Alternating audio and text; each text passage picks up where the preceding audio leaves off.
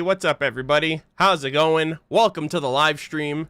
Hope you guys are doing well. Sorry for starting so late. I had some issues with my channel, and I started stressing out. I was actually supposed to go live at 5, and then I pushed it back to 6 because I had to add some more things to the to the clips. I didn't even get to like rename my clips, so they're literally like RWBY Volume 8, Chapter 6, clip number 102 or whatever. So normally I put like a little rename just so as I'm going through them I know the sequence of events that are going to be changing. But yeah, so that's going to be a little different. How do I sound? How does everything look? Welcome everybody. Thank you guys for tuning in. I appreciate it.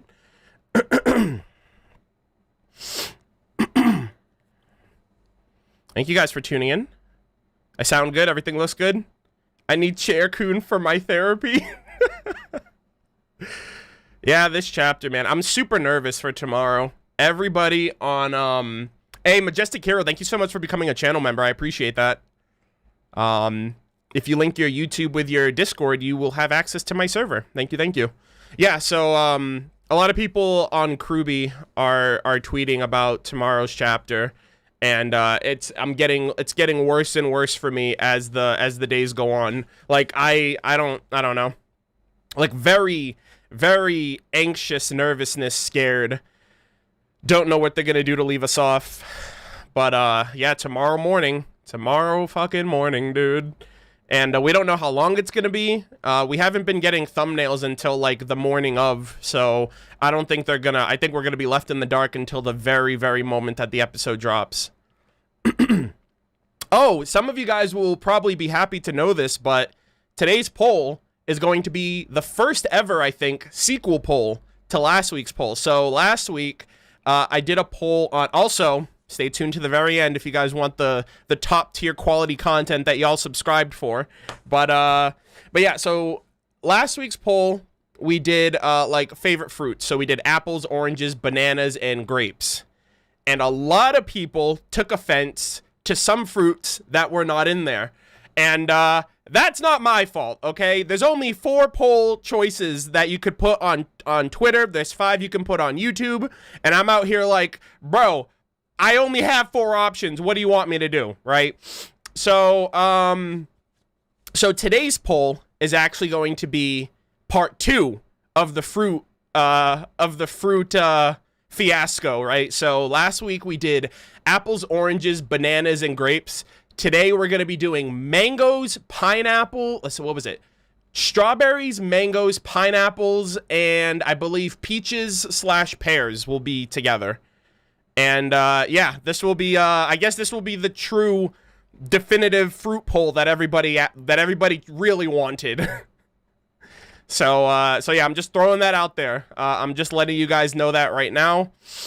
So you guys can let that stew in your brains for a little bit. Gate Deshawn mentioning RWBY. I did post a community poll just like a couple days ago. I don't know if it was yesterday. No, it was Thursday that I think it was Wednesday night that I posted it. Wednesday night, Thursday morning that I posted like a poll pretty much outlining the plans that I'm going to be, and changes that I'm going to be implementing. And I did refer to Red versus Blue, so I highly recommend you go and read that if you haven't. I assume if you're asking about RWB, it's because you haven't read that. So yeah. But yeah, thank you guys all so much for tuning in. Crunchy Chris, thank you for the $5 super chat. I appreciate it. Hun SD, we're all mad down here. Thank you so much, buddy, for the $50. I really appreciate that. That's very generous of you. Also, Joseph Frazier, thank you for the $5 super chat. Welcome to the stream. I hope you guys are all doing well. You like my hoodie? This is Meg Turney's hoodie, actually. It's her glitched hoodie series. It's her glitched, like, clothesline. Is it weird that I like buying clothes from content creators that I'm not really, like, up to date with? Like, for example, right? I don't know how many of you guys are on Twitch at all, or know about Twitch, or know about, like, Twitch culture, or Twitch content creators, but, like, I don't watch Pokimane, like, at all. Like, I don't watch her content. I don't believe I follow her on Twitter or anything, but she came out with like a clothesline, and she came out with like a part of like one of the things that were in that were hoodies. I probably own like 20 hoodies. Easy. I probably own more than that, but I think I own about 20 hoodies. I wear a hoodie in every single one of my videos, and I love hoodies. So like I don't even watch her, but she came out with a really nice hoodie, and I'm like, I'm gonna buy that. So yeah, I don't know why, I just do that. Same thing with Meg Turney. I don't really watch her streams. I'm not really following like what she does on like her social platforms or whatever, but I saw like she had a clothesline one day. I saw her tweet about it, and I checked it out, and I'm like, what do the hoodies look like? This is probably, no bullshit, this is probably my favorite hoodie that I own of all of my hoodies. It just the texture alone is really comfortable. And so yeah.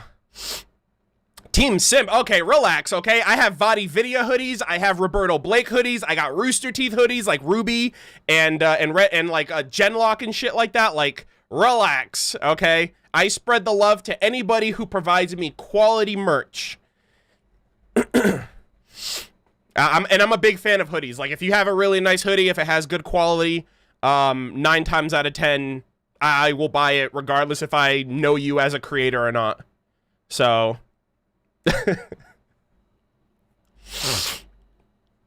but yeah, so I appreciate the compliment. Compliments to Meg Turney for her established brand and all the work and content that she puts out. And yeah, her hoodies are great, so I bought one.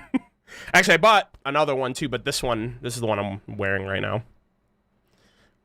When did the stream start? I'm late. We literally went live 9.5 minutes ago. You are not late. I'm late. So I apologize for that for everybody who's been anticipating this discussion. Let's see. Kita, thank you for the $50 super chat. I guess you can say RWBY went out with a yang. Yeah, something like that. Something like that. I appreciate the super chat, Kita. Nice to see you again. Brandon Frazier, if I have to donate to get noted, wait. If I have to donate to get noticed, I will, but it's pretty daunting this week. I broke down more times than Yang did than I did for Weiss. Oh, okay. Well, first off, I appreciate the super chats, but don't ever feel like you need to donate or whatever to be acknowledged. I understand everyone wants that chance for me to like read out their comments and respond to them efficiently. It's just not possible, especially with these live stream discussions that pretty much peak in the thousands every week. So I do appreciate the super chat. I really appreciate the support for people who are willing and able to get to show that to me, but be responsible with your money and just be responsible and don't feel like you have to do that because you don't. I appreciate it nonetheless, Joseph. D'Anthony, no one is allowed in my Cinder simp club. I am fine on my own. Yeah, Cinder popped off. We're gonna talk about that. Like, if this is the new and improved Cinder, I am kind of interested to see where they take this. I really hope it's not like a one and done thing for the sake of the plot. But yeah, we have a lot of things to check out and get into. Chris V, thank you so much for the $5 super chat. Yo, we have a lot to talk about this chapter, but also I'm not to be that guy, but fan mail video. Yeah, so I mentioned the post. I have a lot of things that I have to focus on after RWBY, but yeah, I definitely have a lot of things to catch up on. So yeah, videos following RWBY. I've outlined my plans. After Volume 8, we're going to be working on the Oscars, which is going to take about a month to put together.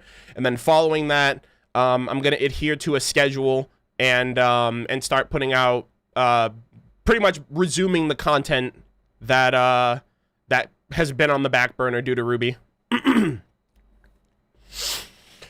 Oh, man. Chat, y'all are making me anxious for tomorrow. There's some people that are like, hold on, where's the comment? I literally just... Oh, yeah, someone says, it's so scary just knowing the finale is tomorrow. Yeah, Donut Freeman. I like that name. But yeah, I'm, like, super, super nervous. Your hair is its own creature, bro? Yeah, I have to figure out... I just don't know what I want to do with it. My hair's never been this long, Jerry. Like, I don't know. I'm acting up out here. I need to figure out what to do. Yeah, I need to figure something out. It definitely, like, is getting out of hand for sure. But yeah, a lot of people say they like it. I kind of like it too. I just need to give it some structure. Let's see. Not sure how active I'm gonna be this stream, but if I have to leave, I'll leave a comment. I left a comment on your chapter 13 reaction. It's about the upcoming Ironwood and Winter fight. Hope you check it out. Yeah, I did read your comment. I do, like, pop in there and just try to give everything a glance. I try responding if I can, but yeah, I mean, I appreciate it, and tomorrow's reaction is I'm gonna be really extensive about talking about the Ironwood and Winter turnout, because I honestly think one of them or both of them could die. I said that in my reaction. I can see it going. I can see it going any of which way. I can see Ironwood killing Winter. I can see Winter killing Ironwood. I can see both of them just fighting on Atlas, and Atlas falls, and they don't get out, and they both die. Yeah, I can see a lot of turnouts for that. So, yeah, like in this episode too, like body bags for days.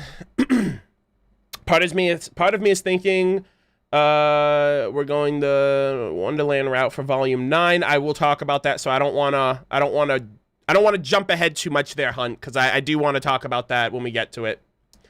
Why Arnold? I'm late, or I'm early, or you're just late? No, I'm just late. I'm just late. I'll be honest right there, Mary Dawn. I appreciate you tuning in. Thank you. Where the fuck is Maria and Pietro? They are on Amity Coliseum, and they have no choice, I assume, but to wait for that thing to, like, land in the freaking tundra or wherever.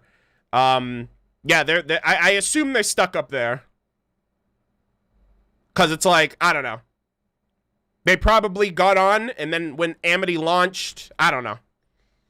I have no idea where they are. And if they're not on Amity, then maybe they're somewhere else. They're out of the picture. We can't have the senior citizens dying on us, too. Okay, so I'm gonna get through these last 3 super chats, and then we're gonna shift gears to the actual discussion, because I've been live for about 15 minutes. So I appreciate the 900 of you that are currently in here. Thank you guys so very much for the support and for tuning in. We have one more live stream discussion, which will most likely be happening on April 2nd, which I believe is on Friday. Yes. So, April 2nd, I'll be doing a live stream discussion of the finale chapter next week, because April 1st, which is when I would like to do the live streams, is Rooster Teeth's, I believe, 18th anniversary.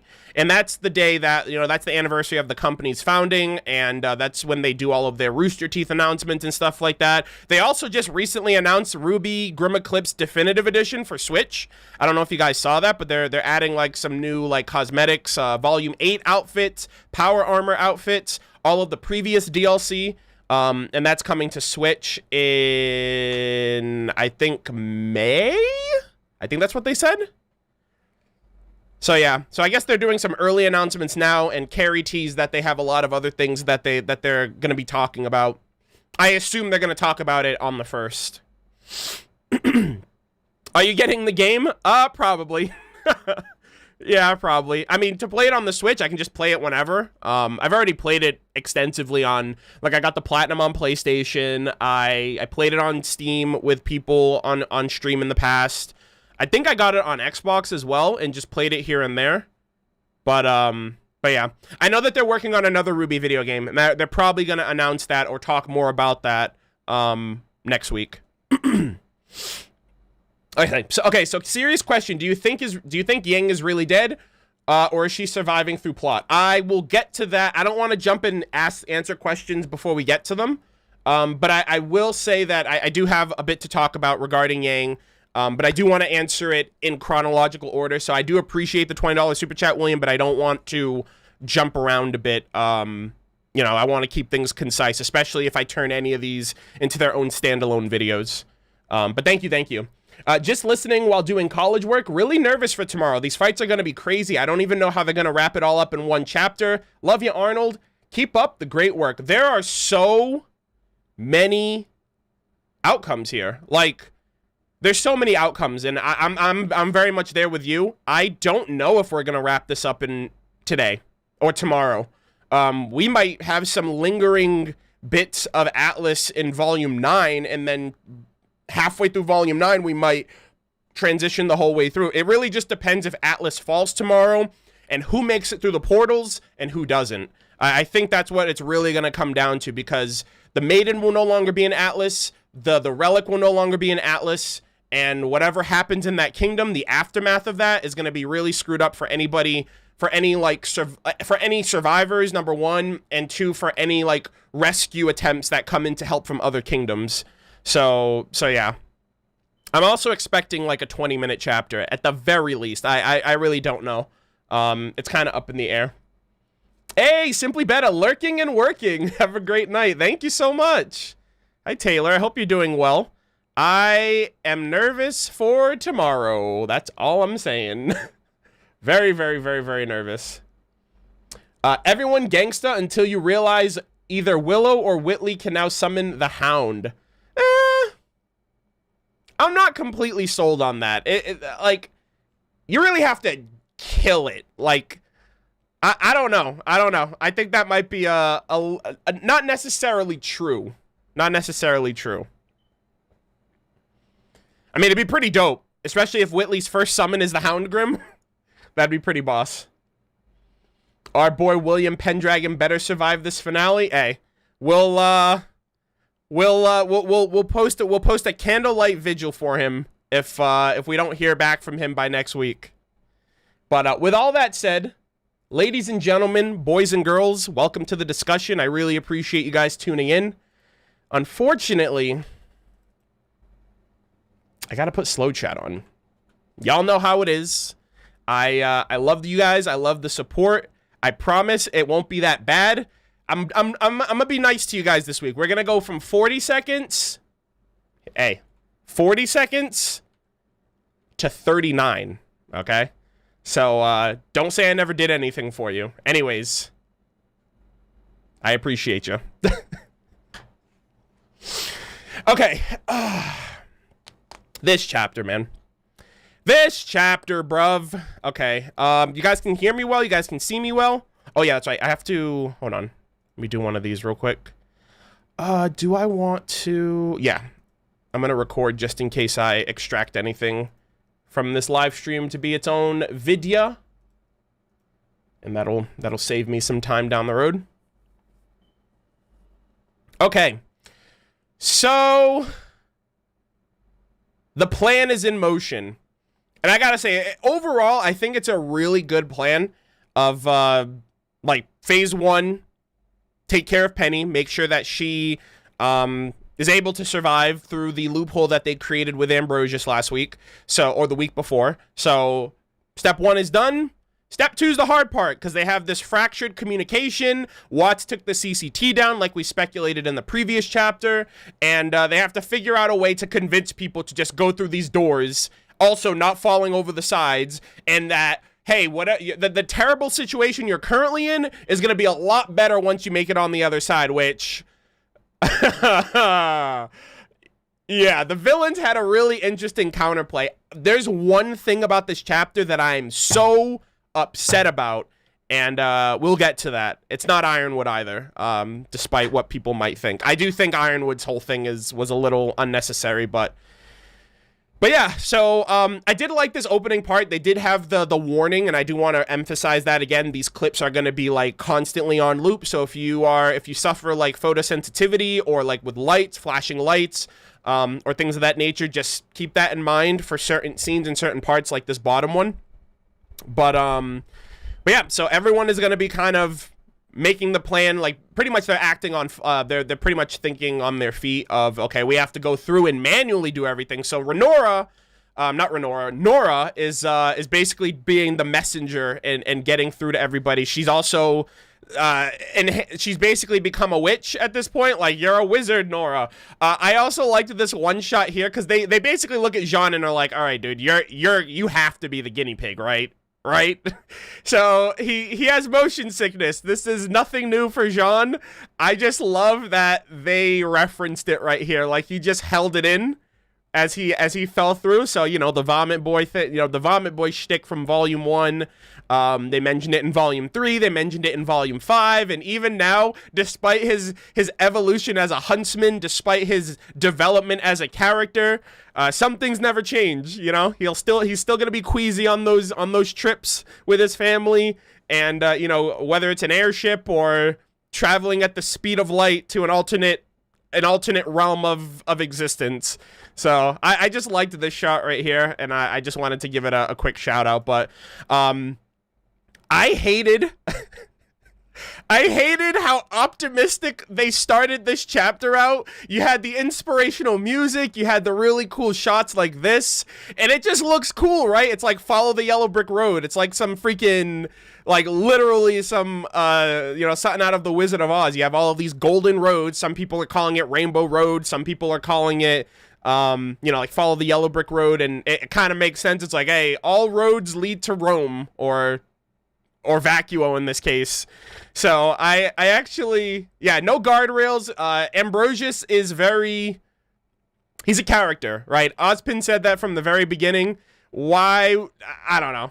I easily think that's, you know what I mean? He's very, also the schematics that they gave him, I don't think the schematics they gave had like guardrails either, because some of them did, but some of them didn't. Like the one, like, because if you saw the scenery of the Atlas military compound, the AMC, the Atlas military compound, like some of the areas that they were walking through were just like, hey, make sure you don't fall off the sides. And so, yeah, this is an interdimensional OSHA violation. It's that I think of that one cut from Brian David Gilbert from Unraveled. It's like violation,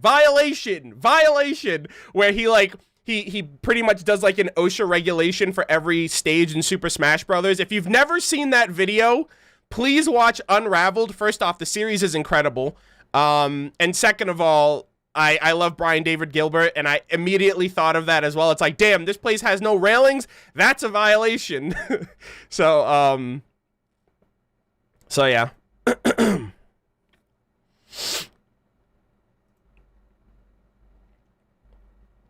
All right, so let's see. All right, so the plan is focus on the people first and foremost, and it's so, oh, man, the communication just got even more splintered as the chapter went on, because everyone was on the same page right here. You would expect that like Team RWBY and company had the same idea too, but like Penny didn't go through the portal.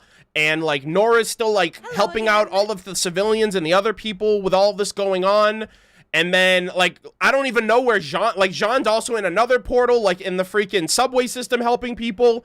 So the fact that like Team RWBY's doing one thing, Nora's doing another thing, Jean's doing another thing, Cinder and Neo are acting up. You got freaking Oscar, Ren, and Emerald who are stuck halfway across the planet at this point that can't go back through the portal, and it's just an absolute fiesta all around. It was the perfect counter plan, and I'm really upset about the question, because I was really hoping we'd get the same level of payoff that we did for the Lost Fable. I've been talking about that for weeks at this point. Actually, no, I've been talking about it an entire volume, like for the last 2 volumes, ever since we got the second question. I was like, okay, what can they do with the third question? You know, there's so many possibilities. There's so much that we can get, so much information we can get out of this. But like realistically, it makes sense that in order to like guarantee that their plan worked, you would have to like, realistically, there's no other way to align the villains with the ally, like with the protagonist, unless they knew what the protagonists were up to. So I think for Cinder, especially, who came up with that plan, right? That little pep talk from Watts helped her out. I think that was a big help. I just think, like, as a viewer, I'm just like, fuck, man. Like, man. Like, I don't know. I hope that there's some, dude. I can't, and they don't know. Well, I guess they now know because Cinder mentioned it. She was like, I had a little help from Jin, so they must now know that there's no more questions left. And that means we can't get Ambrosius and Jin interaction like I was always hoping, because it, like, Ambrosius doesn't seem to have a cap on how many times you can use him, as long as you just explain to him how you can create the thing. I guess that's the stipulation. But yeah, anyways, I'm jumping up a little too ahead of myself. This was a really funny moment too. He like went through at the perfect time. I know that there's some people that are like, oh, comedy being thrown into like a serious situation takes away from it. I get that. I just thought it was still pretty, you know, I just thought it was funny regardless. It's like, all right, Jean, you literally chose like the worst time to come through, and like all the civilians like, what? Like, how are we gonna go? Like, if it wasn't, like, obviously this is why, like, Jean and Nora have to go through to be, like, to convince people, like, yo, I'm a certified huntsman. You can take my word for it. Y'all need to get through this portal or you're gonna die. So, I don't know. I mean, it's an acquired taste, I guess, but for the sake of just being a funny little bit, I thought it was funny. We still don't know what the first question is. Yeah, I honestly assume it has something to do with Ozpin. Like, Ozpin had to have been the first question. He's the only one that's been using this relic, for all of the centuries that he's been alive. And I don't know. I honestly think maybe his first question was like, what happened to Summer?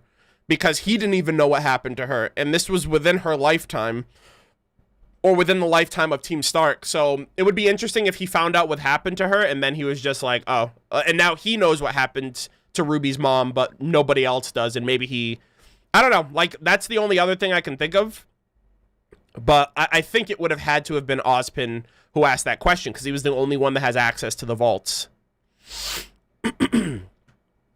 And he used the question before he sealed it away, in his words, right? So this was probably before he utilized the vaults to hide away the relics. I think it was from Raven, since she turned back on Ozpin. I don't think it was Raven, because you have to consider that Raven didn't even know, like, she didn't know the vault's location. She didn't understand that, like, her opening the vault alone and her reaction to it just told me that that was a first-time experience for her. And she had no idea what she was getting herself into. I genuinely believe that she might have been the Spring Maiden, but she wasn't always the Spring Maiden. And she became a Spring Maiden after she left Ozpin. So I don't think that, because she mentions, like, you know, they found her, they found the Spring Maiden, like, she found her at some given point, and I doubt Raven was the Spring Maiden when she was still aligned with Ozpin. So yeah, I don't believe for a second that she knew what the relic was, that she knew where it was, that she knew how to get it. So yeah, that's just my take on that. I know a lot of people are hungry for Raven Watch 2021. I know y'all are still like, y'all want Raven to be, like, I just don't see it. I don't see Raven really being relevant until maybe like the last arc, you know? Or maybe if Cinder feels cocky, having 2 or even 3 Maiden powers to go back to Raven for a rematch. But I really don't see Raven being around for a while. I mean, I could be wrong, but then again, you know, There's so many ways that they can go about it. Also, I'm going to change this shot here because Jean just keeps getting pelted in the head with that same rock. Let's see. Let me read some of these. Hey, what up, Vexed? He found out what happened to Summer and never told Yang or Ruby. Yikes, LOL. I mean, he didn't tell them about, like, the second generation of people. Like, he didn't tell them a lot of stuff. So at the time, I completely understand that. Maybe now, but now he would have to find, like, the right time to, because I don't think he knows about the Hound having silver eyes, because that was like a little one-to-one moment that Ruby and Yang had in the room, in the manor there, a couple chapters back. So I don't know, maybe.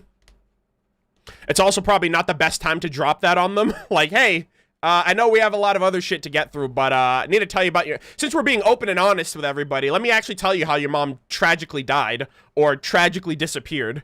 So, yeah, I mean, if there's a better time and place, if that is in fact the question that was asked and he was the one who asked it, I think now that they have like this solidified trust with each other, once everything has died down, maybe that would be a good thing to consider. Also, thanks for tuning into the stream, Vexed. If we can't have Raven, you can't have CL. Well, guess what? We're pretty much on the same page there. I don't think CL will ever be in this show again unless she got restationed to Vacuo the same way that Cordovan got restationed to Argus. You know, because there are Atlas troops in like stationed in other kingdoms. Unless that's the case, I'm fine with that. I'm completely fine with that. I've already given, at this point, CL is just a meme. She's a meme that lives in my heart, and if it happens, I'm gonna be so excited, but I'm not gonna be, I mean, I feel like I'm doing this every week. I feel like I'm bringing up CL every week as like oh my god, like I have to hold on to hope. Realistically, I'm like, I'm always gonna remember that character exists, even if it's never in the show again. So, or sorry, that's weird. Unless she's never in the show again. I just called her an it, like, what the hell? Let's see. All right, let me get through some of these super chats really quick, just because I feel like they're piling up. So I do appreciate it. I do appreciate it. 13-piece bucket. The bucket represents a gift. Have this. Thank you. So that's a funny name. I appreciate that. Thank you so much. Hydro, sup, dude? Sorry I'm late. LOL. Also, Jean will always be Vomit Boy. Thank you, Hydro, for the $20 super chat. Yeah, I mean, I like the little callbacks and references. It always reminds me of, like, how he first was when he came off the airship in Volume 1. It's like, bro, you are way in over your head right now, boy.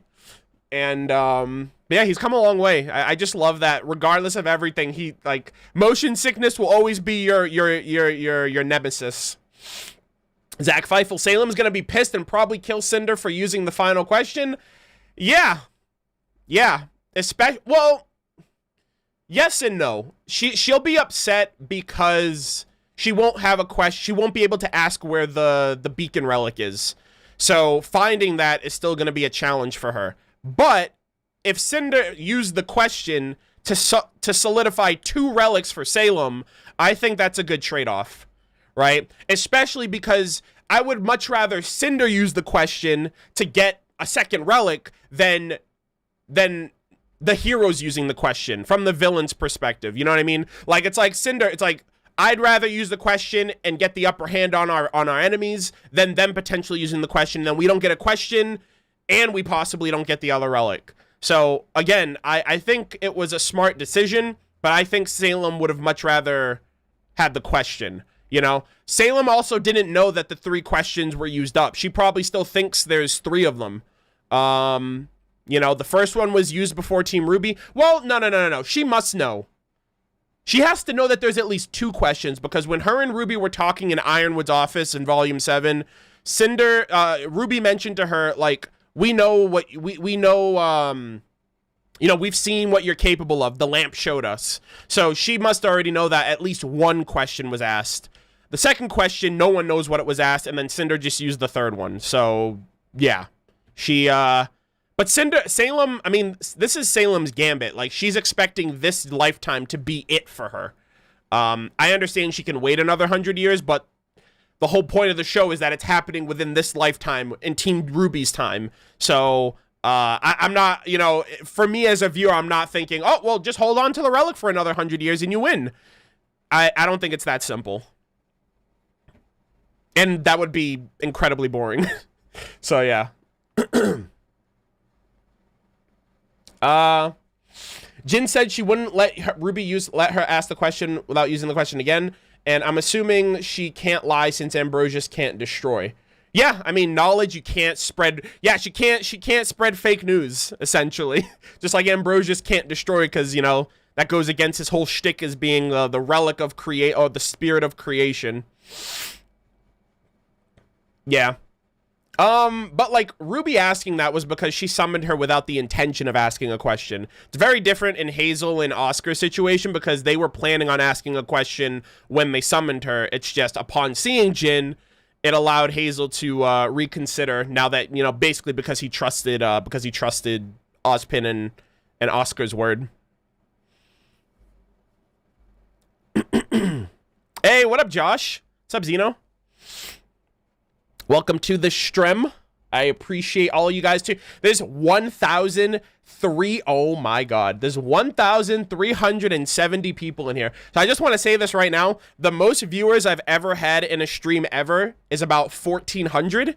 I think that was the Lost Fable chapter, actually. It's funny, we were talking about that a little while ago. But yeah, the most viewers I've ever had in a stream is 1,400.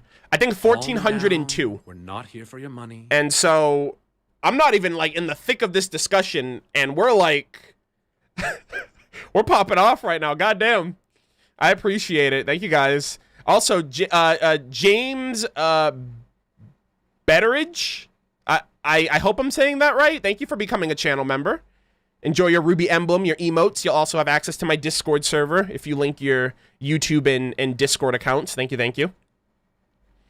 Let's see. Was the first question now when he asked how does he destroy? Oh, you mean like no. So that was probably the first time he discovered the relic, like the relic of choice, and he asked like, where are the other relics? What powers do they possess? How, like, imagine that, dude. He finds the relic and he doesn't even like ask the question sparingly over the 100 years, so he can like every 30 years ask a question, right? And, you know, every 33 years ask a question. He literally finds the relic. He's like, where are the other relics? What powers do they possess? How do I defeat Salem? And he gets all of his answers in one sitting. And it's like, all right, I'll see you in 100 years. I have to find out where I'm going to hide this thing. Oh, shoot. Wait, did we pass it? I don't see it on my, my thing says we're at 13:55.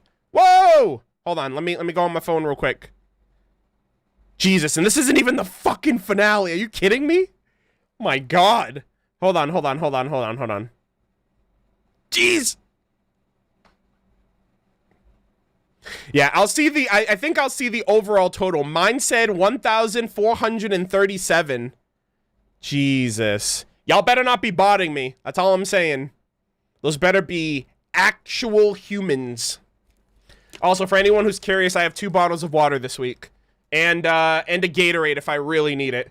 But I don't know if I'll need it. But then again, we're about 40 minutes in, and I haven't really talked beyond this point of the episode. Bro, we hella stressed. Yo, tomorrow, dude. I've never been like more excited and nervous. Like this nervousness, it's definitely like Volume 3, Volume 4 finale vibes that I'm getting. Because for as much as they've given us, like, we got the staff, we got the relic, we have Salem. I mean, there's so many outcomes. Like, Salem could come back. Cinder could get the... Yeah, anyways, I'm gonna pace myself right now. Avril, thank you so much for the $5 super chat. I appreciate the comedic moment. It can be a bit stressful with all the stuff that's happened the last volume, so it's a nice breather. Yeah, I mean, it's like, laugh while you can, because we're all gonna be crying in that finale. So it's kind of like, hey, let's throw them a bone in this chapter, because they're not gonna like how this is gonna turn out. So yeah, I'm just gonna be so overwhelmed when I start the episode, because first off, it's the end of the volume, so it's like saying goodbye to RWBY again. Every year, it's always a bittersweet moment, and I don't know, it's seeing where it leaves us off. It's hoping that, you know, we come out of this like okay, and needing to recalibrate and just wait for it to come back. You know, it's very much a volume 3, volume 4 vibe for me. Like volume 4, especially because Ren and Nora had so many fucking death flags, and we got the like the Knuckle as well. I see it now, 1,438 concurrent viewers. Holy shit, dude. That's my all-time high now. Wow. Volume 8, chapter 13. Thank you guys all so much. I really, really, really, really, really appreciate it. Jesus, that's crazy. Like, and that's like all time. That's like on through YouTube and Twitch. That's crazy. Clifford Williams. I don't know. I don't think he knew what happened to Summer, because remember, Ruby's question was, what was Ozpin hiding from us? That would have come up as well in Jin's question, in Jin's answer. I don't think that's necessarily true. And the reason I say that is because you have to contextualize it with what was happening in that moment. What was Ozpin trying to hide from them in that moment that he didn't want them to get the relic? He didn't want them to know Jin's name. Because another thing too that you have to think about is the conversation that Crow had with RWBY on Amity. He said, who knows what else he's hidden from us over the years? You know what I mean? Like, it doesn't reveal every single secret in Ozpin's entire lifetime, because it's like, that, what the fuck is privacy at that point, you know? But I think in that moment, like, what is Ozpin hiding from us? He's hiding the fact that Salem and him have history. He's hiding the fact that, you know, this isn't humanity's first time around. He's hiding the fact that, you know, Salem is a bit, you know, is the reason for all of this, and he contributed in that, in accepting the God of Light's task. He's hiding the fact that Salem can't be killed. I think that's ultimately what he was trying to hide from them, and that was just all, it was all like, all of those secrets were surrounding the ultimate reveal of Salem can't be killed. So it was just contextualizing that specific thing. But yeah, I think there are definitely other things that only Ozpin knows.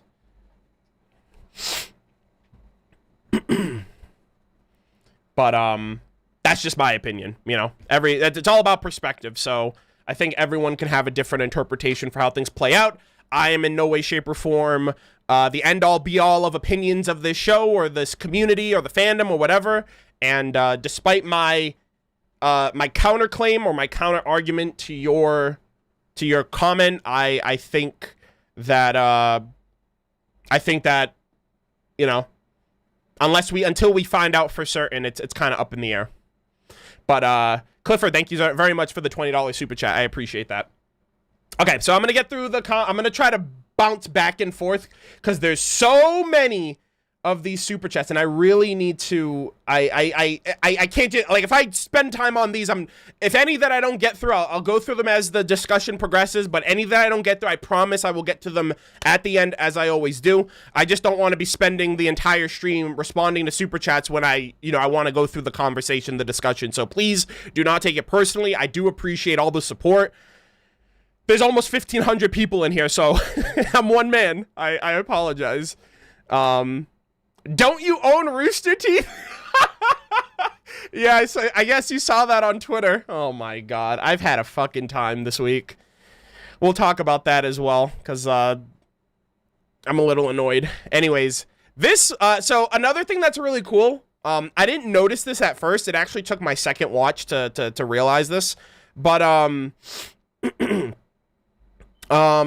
but like at first I was like, what? We were rewatching the chapter in Discord, and someone mentioned like, oh, what's with all these shooting stars? But if you go back to Jean, where is it? If you go back to this bottom clip right here. Oh, wait, is it this one?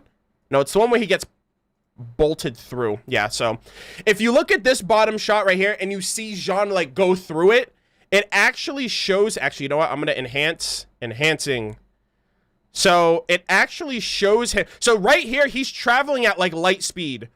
And right there, on the left side, you see him as that beam of light being shot through the portal. So all of those beams of light that you're seeing, those are all the people that are traveling to this central location. So I think that's really cool. And again, it's hard to kind of pick up on the first try. Larissa, how's it going? Welcome to the stream. Welcome. That screenshot, yeah. Just swan diving right onto the plat. Yeah, that was actually a perfect freeze. There you go. That's a better one. Jean with the grace. Yeah. That was just I don't know, that was just perfect timing, I guess. But yeah, so when you come back up here and you see all these beams, these are all the people that are traveling from Mantle and Atlas to these different doorways. So, you know, it's not just like they walk through and they're there. They're kind of being like instantaneously, not, well, the like light speed travel essentially. And we saw that from Jean's perspective. Everyone's just like barreling at light speed through like the cosmos to this location, which is kind of cool. So if you didn't notice that, that's just like a neat little, that's like a neat little detail. Weiss, I love you, girl. I really do. You are best, girl. You're one of the best characters in the show. Top 5 at least. But did you really have to say a one-way ticket to Vacuo? Like, and here's the thing,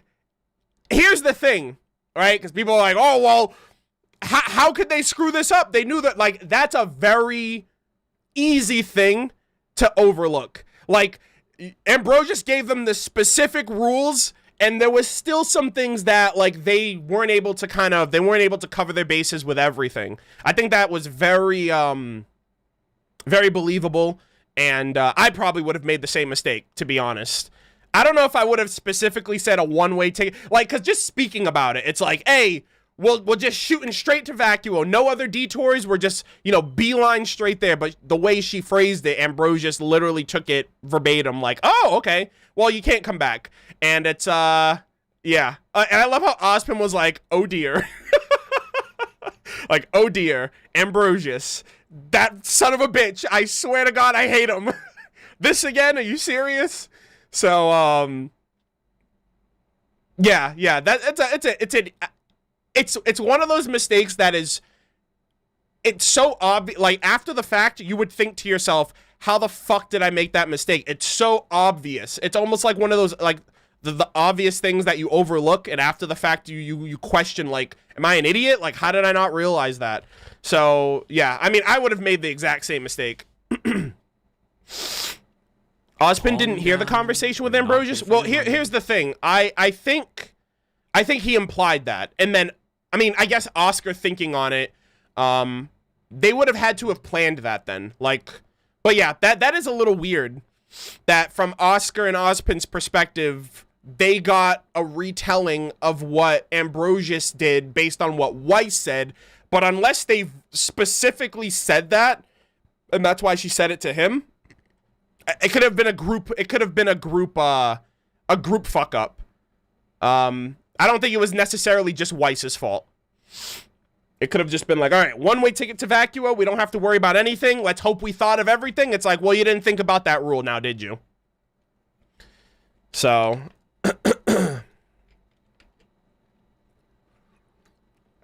here's the thing, too. You know why Ambrosius is a character? Because he probably knows as he's doing this, yeah, this isn't what they want. But because they said this to me in this specific way, this is what I'm going to give them. And I don't want any complaining when it's not what you asked for. So yeah. So we're in Vacuo. Looks pretty shitty. You know, Vacuo is Vacuo, as they've always said. This is where things go from, like, bad to worse. Because they're leaving one terrible situation to be put in a less terrible situation, right? It's like, well, Atlas is falling. We need to get all these people to safety. They go through the portal and they're immediately in danger with Cinder and like the hysteria and all the the negativity that's festering in this middle dimension is just like, cool, no Grim is here. But that's immediately going to carry over when all the people are screaming and crying and panicking and running to this portal. And then they're just going to be hit in the face with a sandstorm. They're going to be scared and like terrified. They're not going to know if they're safe. And then the aura drops from Ren and then the Grim show up. And it's like, it went from bad to worse. You can't go back for backup. You can't tell people on the other side what's happening. The sandstorm is actively affecting your communication, which is the whole thing. They were like, okay, we're going to go through. I'm going to mass people. You're going to reach communications. They're thrown in the middle of the fucking desert for whatever reason. Like, why not go to Shade? Why not, like, and Oscar said they're going to be put on the outskirts of the kingdom. You know, because they don't want to just drop all that negativity in the middle of the kingdom, because then, like, I don't know how good Vacuo's security is, but it's no Atlas. You know what I mean? So, realistically, I think them going on the outskirts was like, hey, we'll send all the Grim on the outskirts so the civilians in Vacuo aren't affected, and if we call for help, the Huntsman can come and help us. We can deal with this out here. Penny was supposed to go through to help them, so that would have helped clear up clear up all the negative, like clear up all the Grim that way as well. But, you know, one thing led to another and things started slowly falling apart. So yeah, that's a single spot in Vacuo. That's what Yang said. I actually didn't go back to see, but like Oscar said in this episode, Oscar said the portal's going to put us just outside of the kingdom, like on the outskirts of the city. So they knew where they were being sent. I just don't think that they weren't expecting the sandstorm. They were expecting Penny to be there a lot sooner. And yeah, like the plan fell apart from one side because Penny didn't follow through with the plan. Penny kind of like got emotional and like did her own thing, which isn't really helping in this case. So yeah. Like I said before, this was just a really well executed plan from the villains. Like they perfectly countered everything the heroes did, like, because they knew what they were gonna do, and they were none the wiser. So, whoa, 1,554 concurrent viewers. Jesus, that's okay. Well, that's an all-time high. Yo, tell everybody. Tell your friends, tell your family, tell your grandma, tell your sister, your brother, your uncle, your mother, your best friend, your dog. Oh, that random person that you follow on Twitter.com. Be like, get in here. We're making history live on YouTube.com/MurderofBirds. Wow, that's crazy.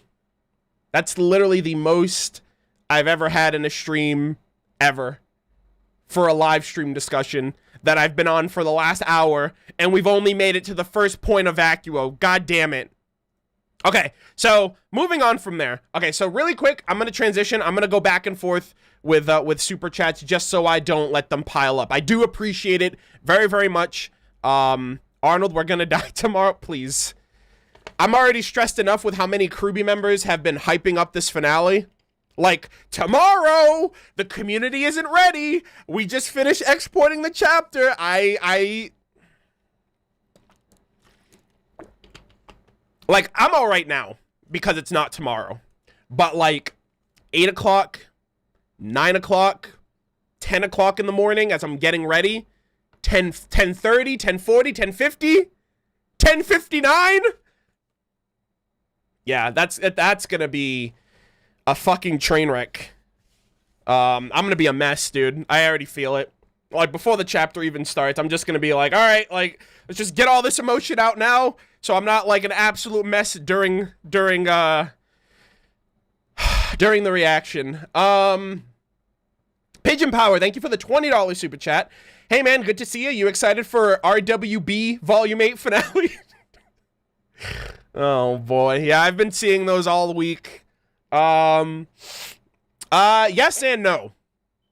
a lot of hype for what we'll potentially get, a lot of fear for what we'll potentially get. So yeah. Yeah, also, Sirs and Madams already know, well, Bruce is the only one that's listened to it, but they've already heard the finale credit song, like the end credit song, and I'm just like, fuck. And we might get an end credit scene? Oh my god. Thank you, Pigeon Power, I appreciate it. Nora using her hammer to fly like Thor is always fun to watch. Yeah, she actually did that in Volume 7 against Team Coffee. I'm sorry, Team Funky. When she was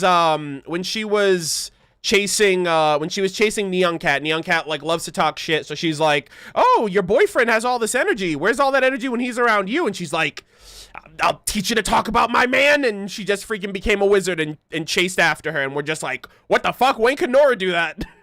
That's her upgrade. That's the Volume 7 upgrade that she got. They added gravity dust into her weapon because gravity dust is the best dust in the show, and that's how she's able to do that. I'm calling it right now. I'm making an executive order, ladies and gentlemen. As some of you guys know on Twitter.com, I have inherited Rooster Teeth Productions and RWBY as a whole. I pay for all of I basically write their checks week in and week out. According to some people. Go figure. But yeah. Nora has gravity dust. That's... Yes. Moving on.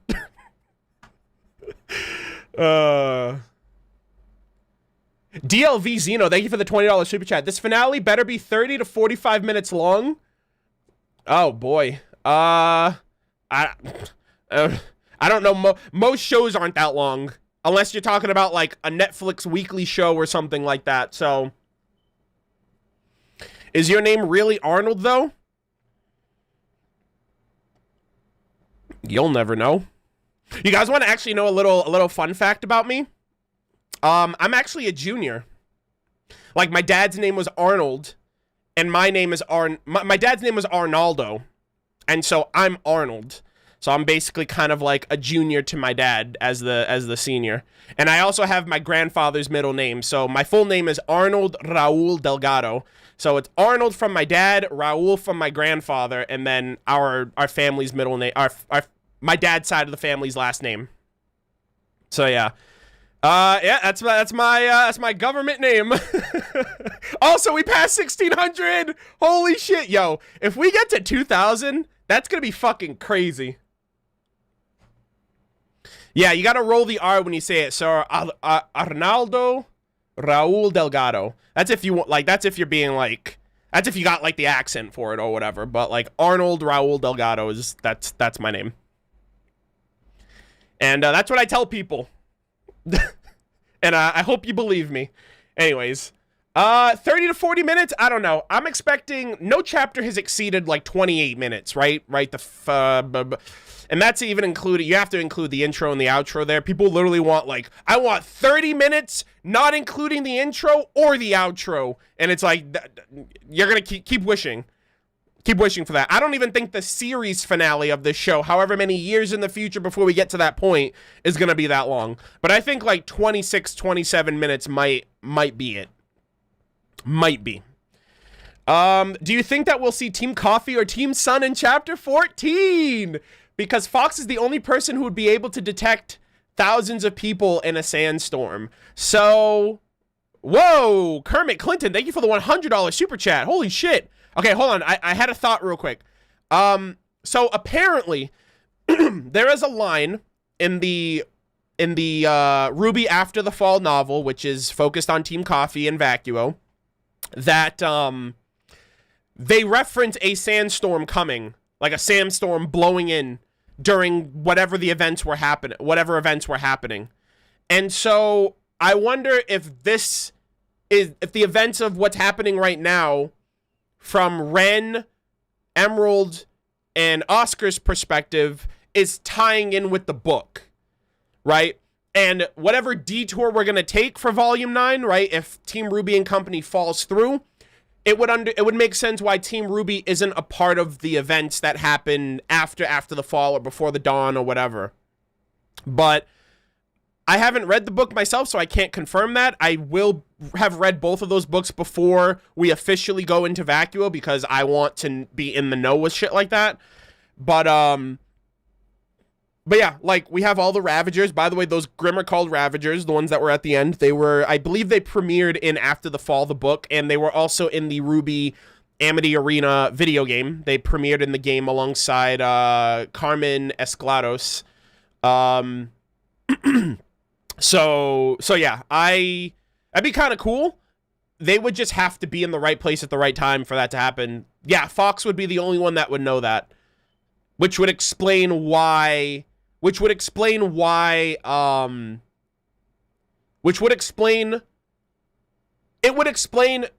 aid coming to help them despite them not reaching out because of the storm.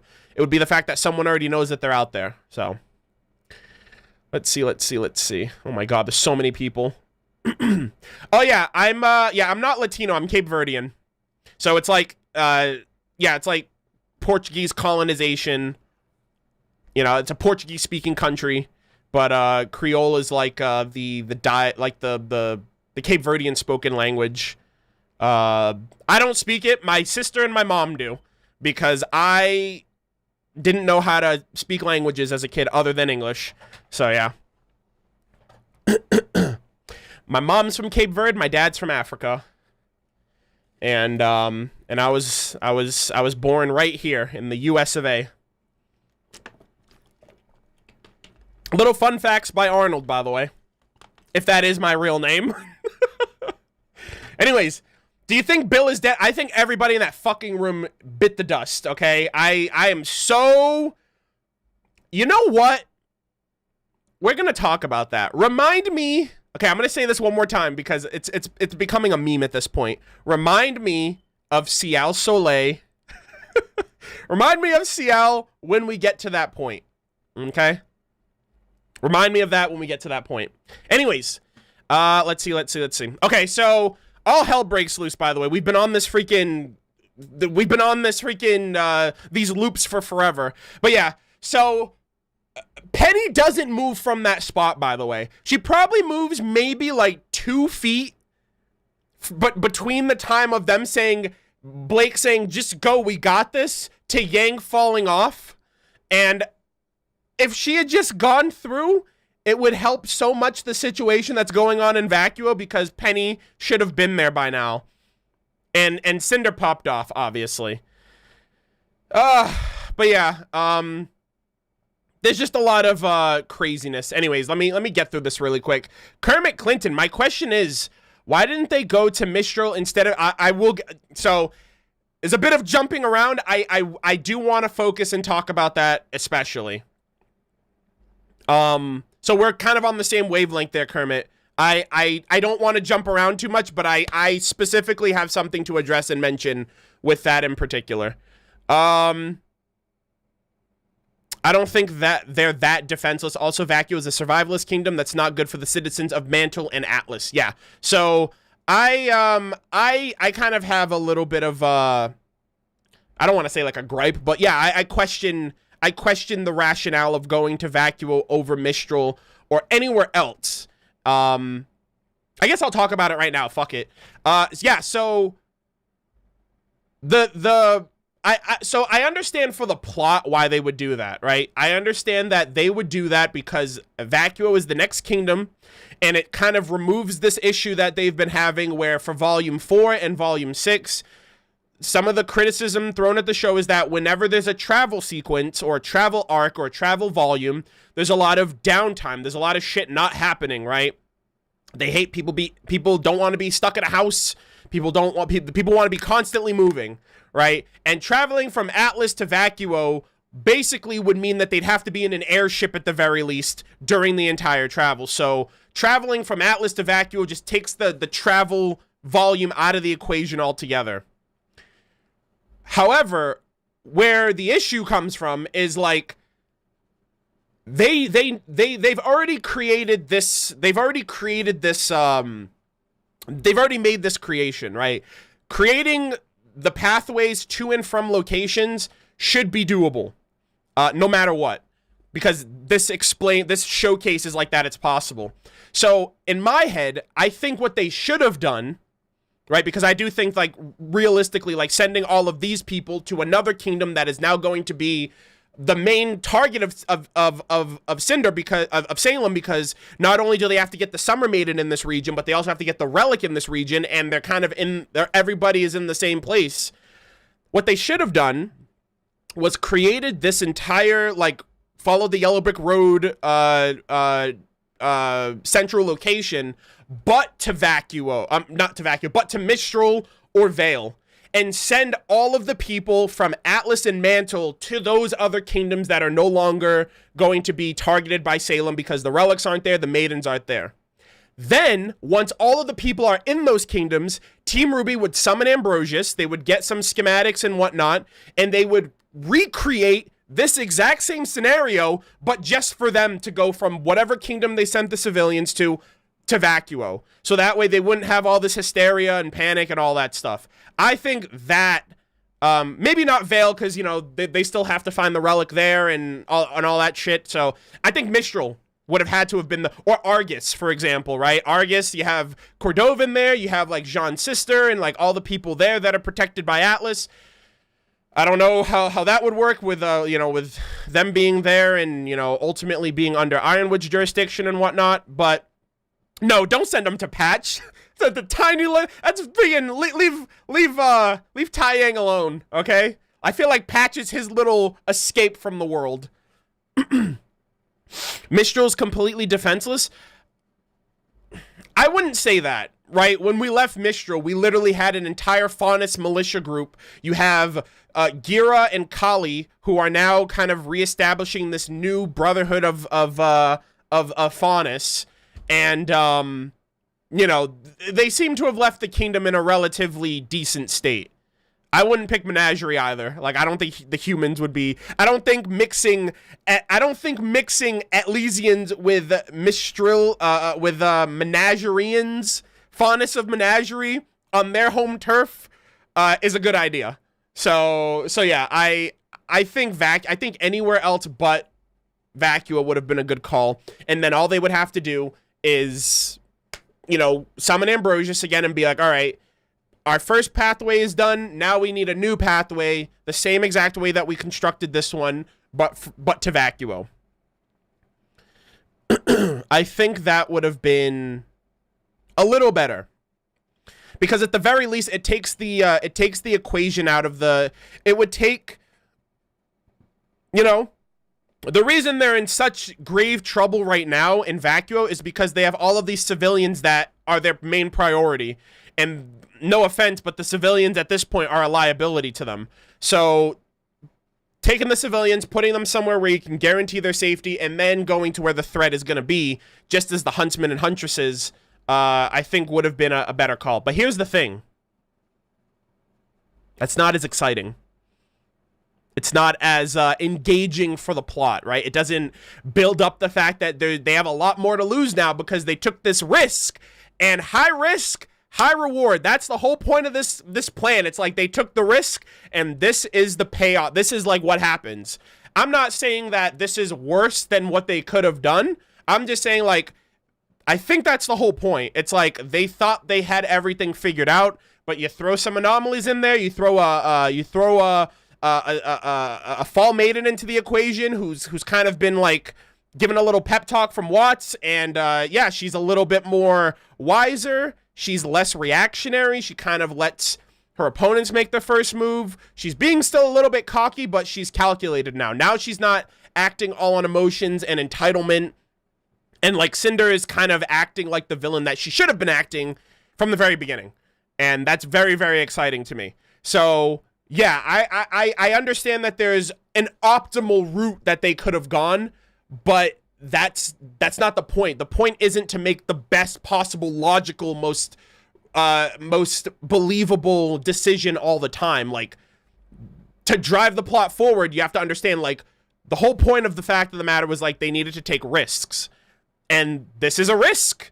It kind of worked out in some cases, but now they're paying for it. And I think that's like the whole point of this. You have to take, like, I guess you gotta take the good with the bad in a sense. I don't think you can just look at every decision that's made and say to yourself, they should have done it this way. You also have to ask yourself, well, what does this decision do moving forward? What does this do for the characters? What does it do for the plot? What does it do, you know, for what's happened, you know, for I guess maybe lessons learned? And it's like Yang said the whole thing. It's like, these aren't sure things. They're risks, and we need to start taking them. And this is a risk they haven't considered. And from the last chapter to this one, the whole thing they were getting off about was, you know, we go to Vacuo together and make sure we thought of everything. You can't think of everything. And now the villains have thought of everything in contrast to you guys. And the difference here is that Cinder doesn't give a shit about people. She'll fucking blow people off the edge. Don't fall, by the way, as dozens of people just fell to wherever the hell the void takes them.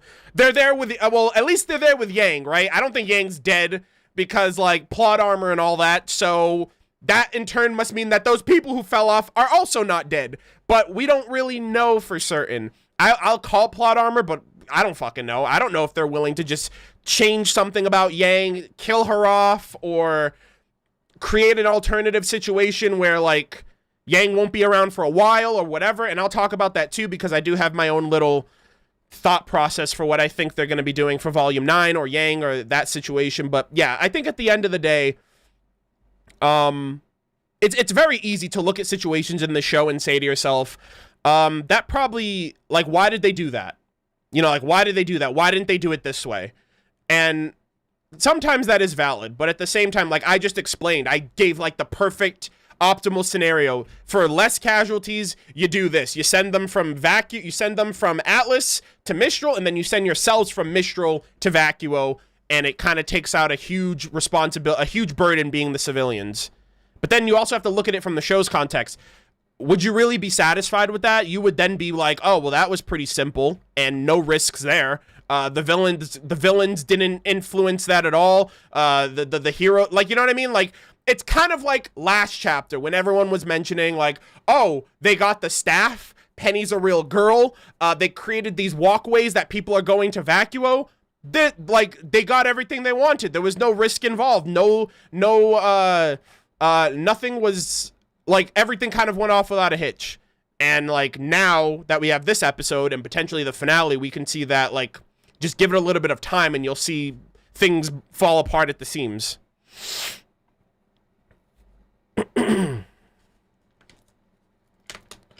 There's also time constraints, yeah.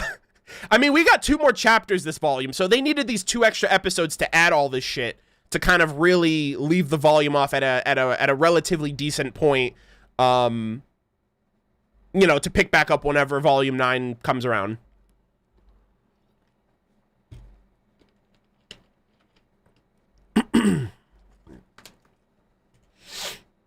But yeah, long story short, I think I don't think the optimal decision is always the best one. Logically speaking, it is, if you want everything to be neatly approached with minimal resistance, but at the same time, these characters aren't infallible. They're not perfect, and I think this is a big part of that. They literally thought they had all their ducks in a row, that nothing was going to go wrong, but you see it falling apart right before your eyes. And then on top of that, you know, there's going to be a lot of loss from this. Penny could potentially die. All of these civilians, Yang, everyone is split apart. Atlas is still falling. You still don't know who's going to make it through the portal. You don't know who's going to make it to Vacuo. You got people in Vacuo that are now getting eaten alive and carried away by these other Grimm, and you have the sandstorm, and you don't have enough people to protect them. So yeah, like, these people are now, like, everything that's happening right now is a direct result of Team RWBY now saying to themselves, this is the plan that we're going to put forward, because this is a better alternative than blowing up Mantle and protecting Atlas. But all of these lost lives are going to fall on their hands, and that might take a toll on them as time goes on. So I just think it's important to apply those things, and at the very least, see how things play out before you start casting stones. But that's just me.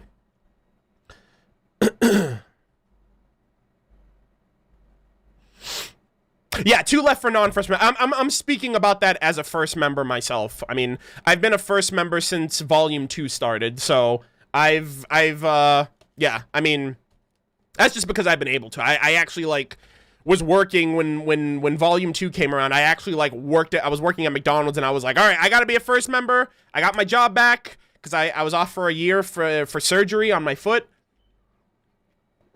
And yeah, I was like, I care about this show. I care about this company. I'll work it. I'll bust my ass off for a Rooster Teeth first membership. Yeah.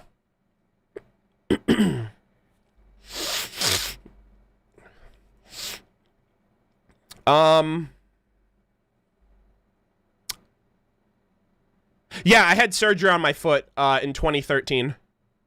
Was it 20? No, it was 2014. So this was right before Volume 2. But yeah. All right, give me 1 second, chat. I don't think Cinder knows the lamp had question limits. Oh yeah, that's for certain. That's absolutely for certain. And she's probably gonna be pissed when she's like, all right, I need the, well, no, cause, hold on, let me think about that. Yeah, because Neo wouldn't know that either. Because Neo was in the room with them when they said Jin's name, not when they explained that there was only one question left. So yeah, it's gonna fucking, like, you know what? Cinder's gonna be shitting bricks. Here's another thing, too. Cinder's gonna be shitting bricks because she probably thinks that the relic has, like, a bunch of questions. And she's gonna take the relic from Jin, and she's gonna say, you know, she's gonna be like, Jin. And then Jin's not gonna summon. And then she's gonna be like, Jin! And she's gonna start freaking out because she realizes that she just fucked over Salem's question. And that's going to open up a whole can of worms. But the thing there is that, like, I remember when Jin was first summoned for the characters, and I understand that was her introduction, and maybe that's why they went the extra mile with her explaining herself, but when she was first summoned for Team RWBY, she was like, you know, I am Jin, a being of the god of light to aid humans in the pursuit of knowledge. You're actually in luck, as I still have 2 questions this era. So she still decided to give the full introduction, despite the fact that she already answered a question during this last 100 years. So I'm just surprised that they would just jump straight to a question without giving the villains that same due diligence, that same courtesy, if you will. You know, to be like, hey, my name is Jin.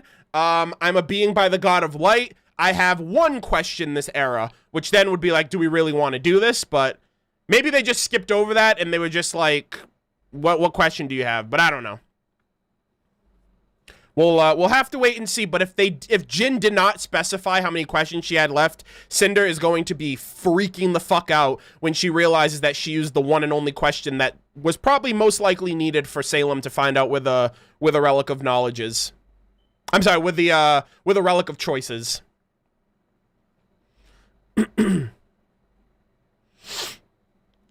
Yeah, Salem can wait. It's just the fact of, like, does she want to wait? You know, she's going all in for the first time ever.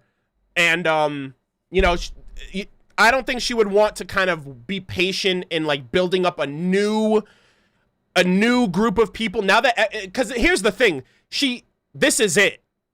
The world knows about Salem now. The world knows about the maidens and the relics and everything. Like, they revealed all that shit during the initial broadcast and the secondary broadcast from RWBY this volume. You know? And so, realistically, like, it's going to be so much harder for Salem to convince people now because people know of her existence. Whereas before, Salem made herself off to be this force of nature that people had to believe in order to get the things they want. Now they know that there's this malevolent force that's existed for thousands of years that have been affecting the Grimm, manipulating things behind the scenes, and is ultimately trying to destroy and divide humanity. So at the very least, I really think this is Salem's last chance at really trying to, unless she lives for long enough, but fairy tales live on forever. Like, people are going to be talking about this woman for eons, and it's just going to be a millennia before generations go on so long that Salem herself becomes a legend, and then she can start influencing society again. But yeah, I don't think that it's going to be as simple as, like, oh, I'll just wait 100 years and try again. Maybe it'll be that long before she can ask the question for Jin, but in terms of getting a new Tyrion, a new Watts, a new Cinder, a new Hazel, you know, new comrades, new, like, people that she can, you know, she doesn't have Leo Lionheart anymore. that's going to be very difficult for her, I think.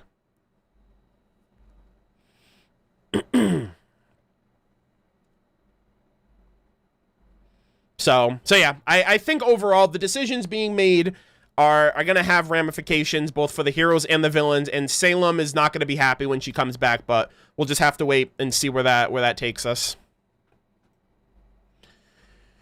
My God, there's 1,600 people in chat. I just want to say really quick again, I know I've been rambling for the last hour and a half. I really, really, really, really appreciate all of you guys who have tuned in for these discussions week in and week out that I've been doing these every volume since I started in volume 4.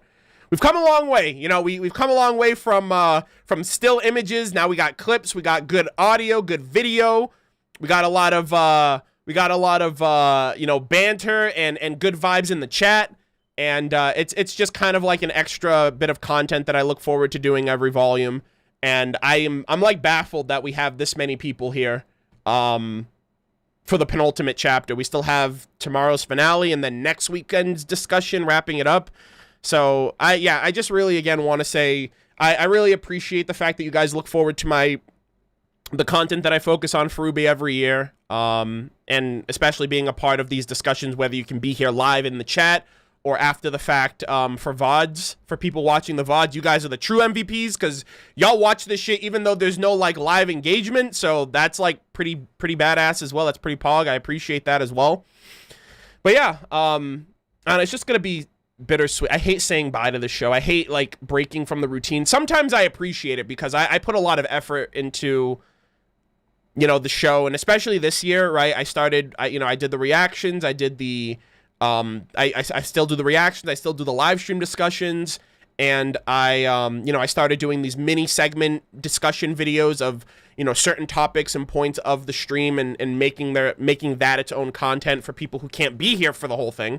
And then, you know, I put out a shit post yesterday of RWBY Volume 8, Chapter 14, spoilers, Atlas Falls, and I debated so many people. Oh, God, I got so many people with that. And it was honestly because I played Genshin, and when I made it through the third act, I saw like the Jade Chamber falling, and I literally said, oh, this is how Volume 8 ends.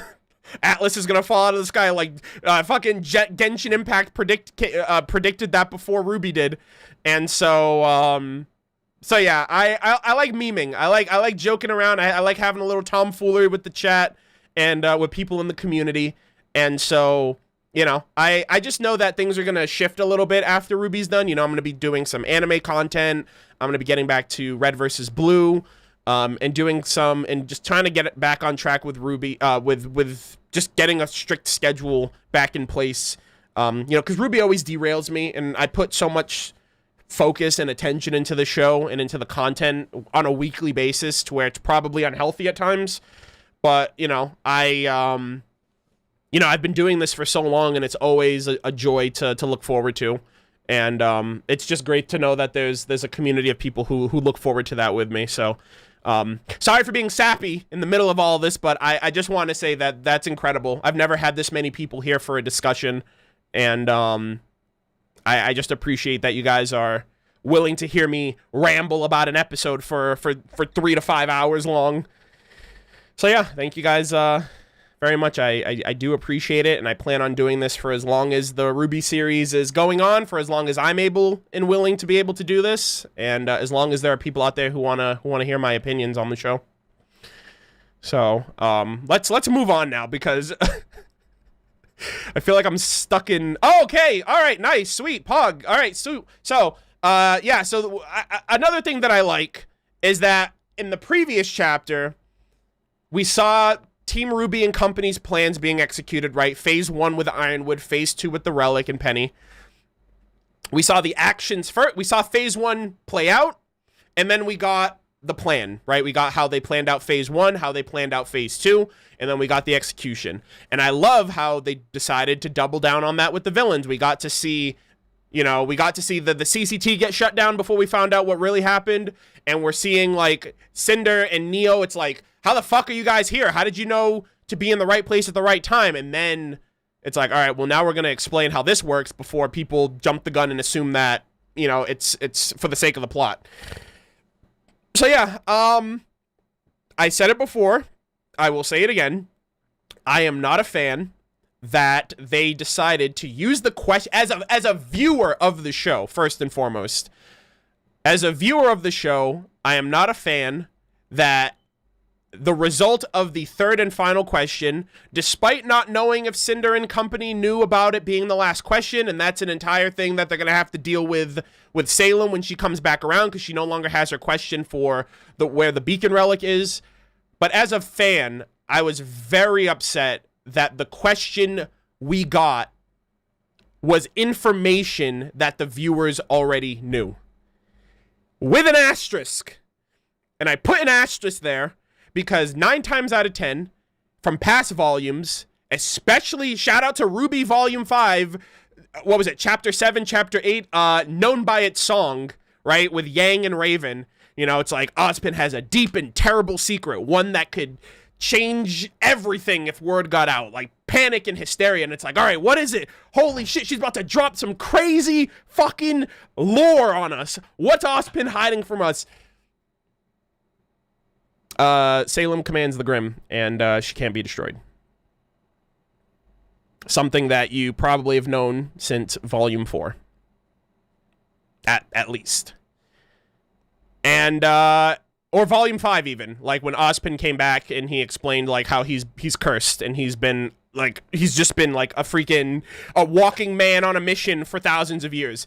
And so that was very disappointing to be like building up something. And I get it, because in universe, Yang and Weiss didn't know that. So like, what did they decide to do? They took that criticism from Volume 5, and what have they usually done? Anytime that characters relay information that the viewers already know, they usually do it off screen. But then you also have those people that are like, how do so-and-so know about this information? Because they didn't show it on screen, because when they show stuff on screen that the viewers know, the fans complain. When the characters in show don't relay that they have the information that the characters know about, they complain that the characters aren't expressing that they know information that the viewers know on, but then the viewers get upset because it's information they already know. You know, you see how that vicious cycle like develops? It's like you're damned if you do, you're damned if you don't. So the reason I put an asterisk here is because it's what they do with the information that matters more. Yang and Weiss learning about Salem did nothing really, other than because once she got back to Yang, once she got back to like Crow and RWBY and Ozpin and all that information would have been delivered to them regardless. It's just the fact that they found out about it 10 minutes before they met up with the gang. So that information didn't really change anything. Cinder and them asking about RWBY's plans that we knew of from the previous chapter makes sense in universe because it provides the villains a way to get the drop on their enemies. And I think that's okay. I'm torn about it because, like, I mean, you guys know, I've been talking about this since volume 6, like the third question, what can they ask? There's so many theories, so many speculations. And the worst offender of it is the fact that we got such a payoff from the second question. What's Ozpin hiding from us? 26-minute backstory on like the history of Remnant, Ozpin's backstory, Salem's backstory, the gods, the relics, you know, like it was such a fanfare. Like, holy shit, if this is what we're getting from question 2, I can only imagine what question 3 is going to give us. And so, yeah, as a viewer, I am let down by that because it's like we could have learned so many other things. Here's the thing, too. We always knew that Cinder was going to be, we didn't know, but we didn't know, but we did know. I think every person that analyzed the intro, you know, myself, you know, that Kaito Dan, Phoenix Knight, Kallaxin, I think everyone who's talked about the opening has mentioned that one scene in the intro where everybody freeze frames and it's Cinder that's walking, and we all came to the conclusion that that was most likely a reference to that, you know, when you summon a relic, you know, when you summon Jin, time stops for everyone but the user. And yeah, you saw Neo in there, you saw Emerald in there, and maybe Emerald was just, Emerald was waving. She was like, bye, bitch, I'm going to the good guy's side. We just didn't know that at the time. But no, realistically, I think, like, that was subtly foreshadowed, and we've been saying that for a while, but I don't think we ever really considered, or at least I didn't really consider, I was like, maybe Cinder's gonna ask a question, but I never really thought what question she would ask, other than asking for herself where the beacon relic is, because if she can get the beacon relic as the Fall Maiden, that's leverage that she can use against Salem if she decided to break off and do her own thing, right? If she decided to go rogue because she is the Fall Maiden, and if she defeats Penny and gets the Winter Maiden powers, and then she goes to Vacuum and gets the Summer Maiden powers, and then she goes back and rematches Raven and kills her and takes her powers, she'll have all 4 relics. She'll be able to access all 4 vaults if the relics aren't taken out already. And then on top of that, she would also have the beacon relic, which if you read the Fairy Tales of Grimm, you know what that relic does, and it's pretty fucking broken if you ask me. Yeah, she would basically be a force for Salem to have to deal with. And the story behind all of that is basically Cinder's entire build-up as a character. Because of Salem, you know, without Salem, she is nothing. But because of Salem, because Salem told her about the relics, because Salem told her about, the maidens, because of Salem, Cinder is now everything. And I thought that's where they were going. And that could still very well be where they're going. It's just Cinder didn't ask about the beacon relic. So I was just like, what the fuck could they ask now? And it's information that we already know. But like I said, asterisk, because it's the perfect counter. It puts the villains in the same position as the heroes. It explains how they were able to counter them so effectively in the last chapter, right? With Watts taking down the CCT, because they acted like they knew what was going to happen before it happened. That's because that was the case. So again, I know that I'm like hammering this home a little too hard. I might be, but I'm torn, because as a viewer, I don't like that was the question, but like in universe, it makes complete sense. And it's a smart choice, and it's a choice that I think Cinder wouldn't have made if Watts didn't like take her down a notch or two in the last couple of chapters of basically like bringing her ass back down to earth and being like, you're not entitled to anything just because you suffered. And you're not smart, you're not tactful, you're not, you're not worthy of any of this shit. At least you're not trying to be. And this chapter is called Worthy. And I think her coming to terms with all the stuff that hasn't gone her way, she's learned a lot from that. She's learned that she has to work with her work with the people in order to achieve, like, she can't do it by herself. You can't fucking 1v the world, essentially. You know, so the fact that she admits that she can't get anywhere without Watts and Neo says a lot about her development now. Apologizing to Neo is an even bigger fucking shock factor for me. I was like, the words "I'm sorry" came out of her mouth. It's taken her so long to say that. She should be saying that to Emerald first and foremost, especially since she saw Emerald in the question flashback. But yeah, she's she had a little bit of humble pie, and I'm glad that if anyone was gonna serve that to her, it was gonna be the good doctor himself. So I appreciate that. I understand that they're trying to reform. I think I was gonna say redeem. They're trying to reform Cinder. Like, she's the Fall Maiden. She should be the most threatening factor of Salem's entire arsenal. But so far, she's been a disappointment. So far, she's been all talk, all bark, no bite. She's lost against Raven. She's lost against Freya and Winter and Penny on numerous occasions. She's been, like, fucking bodied by Ruby Silver Eyes multiple times. And like, she hasn't learned her lesson. She hasn't really learned to be humble in anything. She just thinks, I'm going to take what is mine. I'm going to try again. You know what I mean? Like, she just keeps doing the same thing over and over. So, I think this is a really great first step for Cinder Fall. I really want to be talking more, how do I word this? I want to be able to speak more highly of Cinder as a competent villain moving forward. And it's so easy to fucking rip on Cinder. Like, she's been in the show since episode 1 and now she's doing, like, it's so easy because, like, like she just makes it easy as a villain. Like, what have you done? You've done nothing. I haven't liked Cinder in so long, and then like killing off characters that I enjoy, like Pyrrha, like that just makes it even worse. It's like, well, now I dislike you as a character, but I hate you as a villain, you know? So it's kind of like double down at this point. So yeah, I understand the question. I'm a little upset by the outcome, for the fact that there's really no new information being presented. But I do appreciate the in-universe applications to that and how it works for the plot and all that stuff.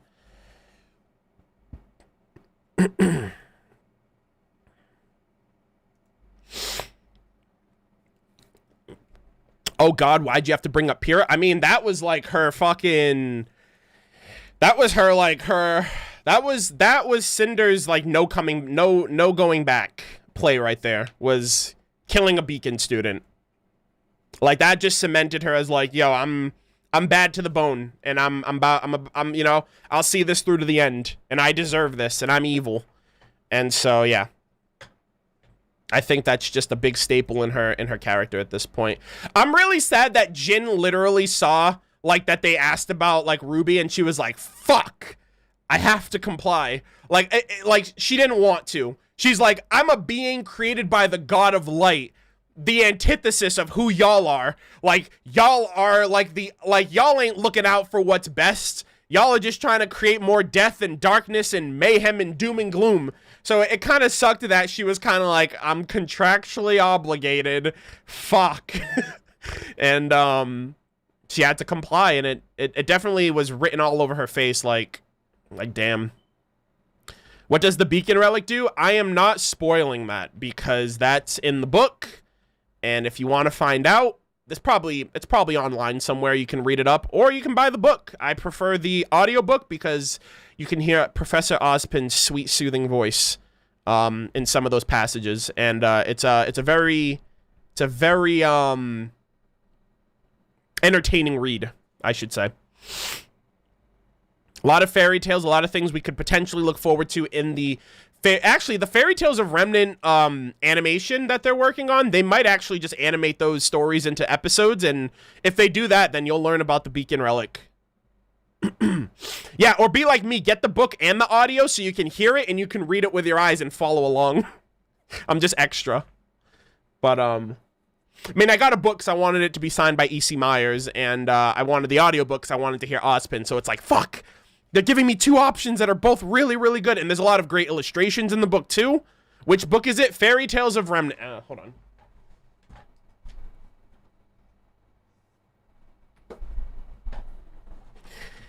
It is this book right here. RWBY, Fairy Tales of Remnant, by your boy E.C. Myers, who also wrote RWBY After the Fall and Before the Dawn. It's $15. This is a $15. No, this is not the RWBY Bible. Also, yeah, Chair Queen says, what's up? This is not the RWBY Bible. This is just an extended lore about a bunch of different fairy tales that have a bit of truth to them, from the perspective of Professor Ozpin. And it's really, really good.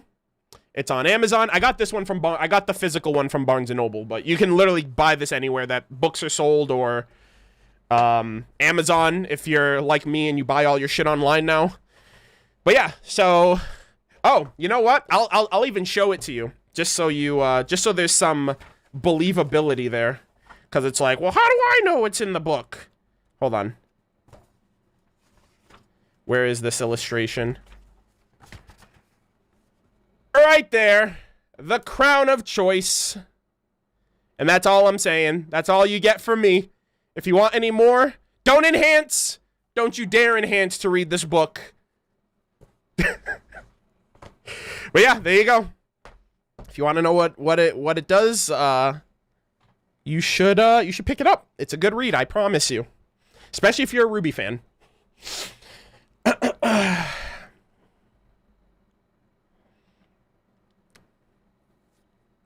Screenshotted free words.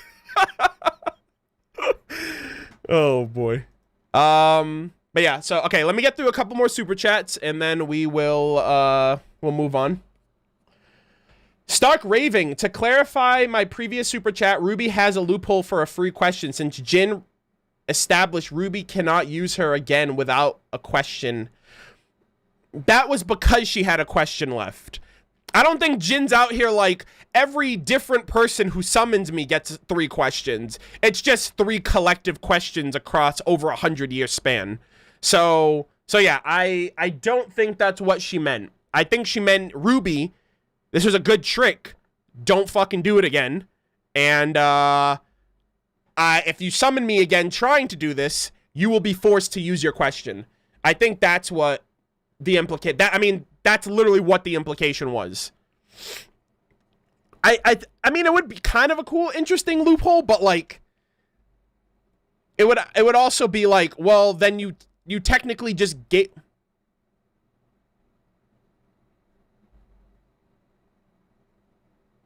Let me think about that. Okay. I could see that because if you take her wordplay into consideration, she does say, Ruby's like, I don't have a question for you. And Jin says, I know. And just this once, you know, and though you do not seek knowledge, just this once, I will offer it freely. But I don't think that's her saying, I will offer you a free question freely. She's saying, the following words that come out of my mouth is a word of advice. And even though you didn't ask me for it, I'm going to give it to you because I'm not a fan of what you just did. And then she says, I will not allow you to summon me again. I won't allow you to summon me without asking a question again. But at the same time, I'm thinking to myself, I'm like, okay, so I'm gonna talk about something really quick, guys. I'm gonna talk about something really quick, and we're gonna go down memory lane to my RWBY Volume 6, Chapter 2 live stream discussion. The chapter that revealed Jin and revealed her questions and all of that stuff. And I got a little into a crazy crackpot theory because in the 3rd chapter, we got something that kind of related to Jin in a way. So in my live stream discussion of Volume 6, Chapter 2, we see Jin for the first time, and she mentions, you know, I'm a being created by the God of light to aid humanity in its search for knowledge. You know, you're in luck. There's 2 questions left. And then, like, Ozpin's like, that's enough. And then he, like, bows his head, and she says, it's a pleasure to see you again, old man.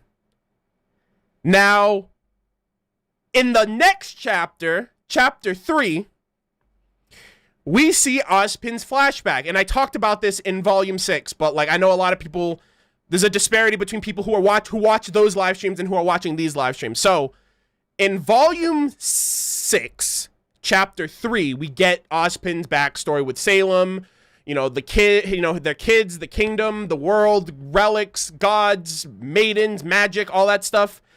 And the thing that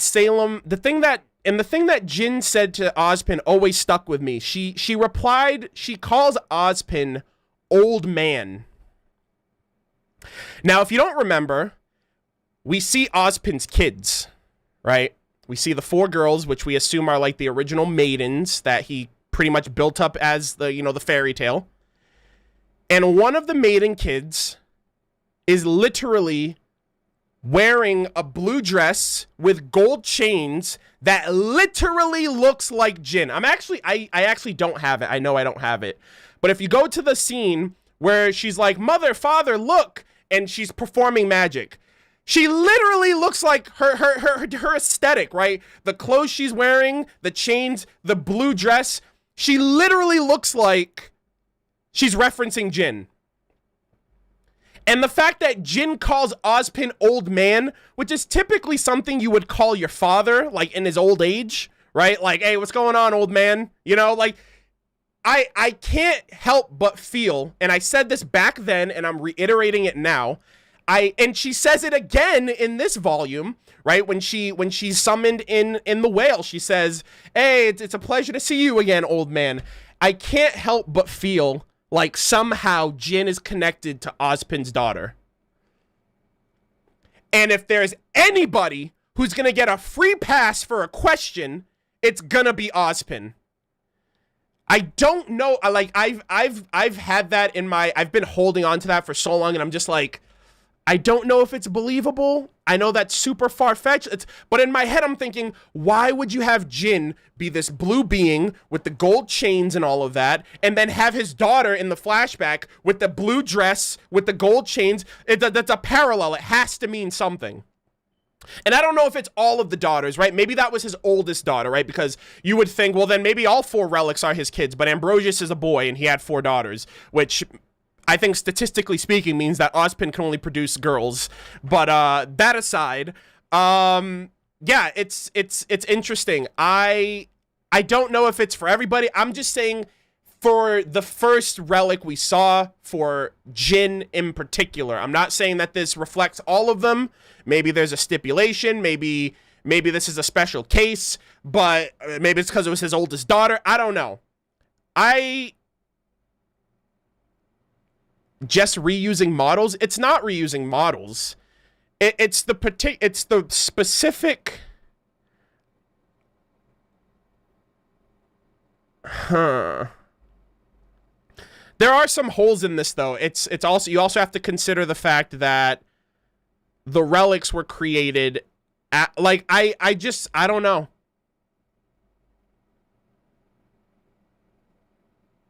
I don't know.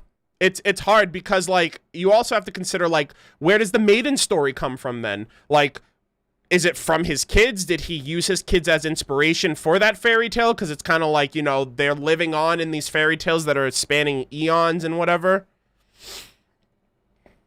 Clothing models? I just think that it's odd. I just think that it's odd that they chose that aesthetic specifically when that literally looks like Jin. Unless Jin is self-inserting herself into the story and she was like, I want this kid to look like me in this flashback. Yeah. It's just a fashion choice. I don't know. I don't think anything. I think some things in this show are deliberate, in my opinion.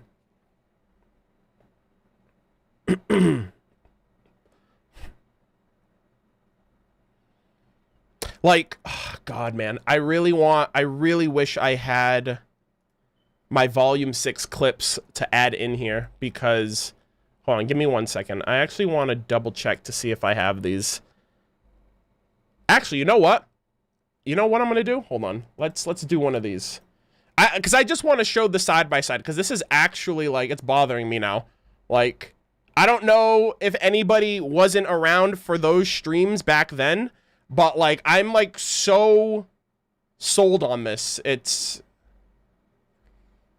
And I've been thinking about this forever. Hold on, let's see. I gotta find it. Volume 6, I think it would be Chapter 3, because that's the episode that it was revealed. I'm gonna mute this. Let me see. Yes! Oh my fucking God, thank you. Okay.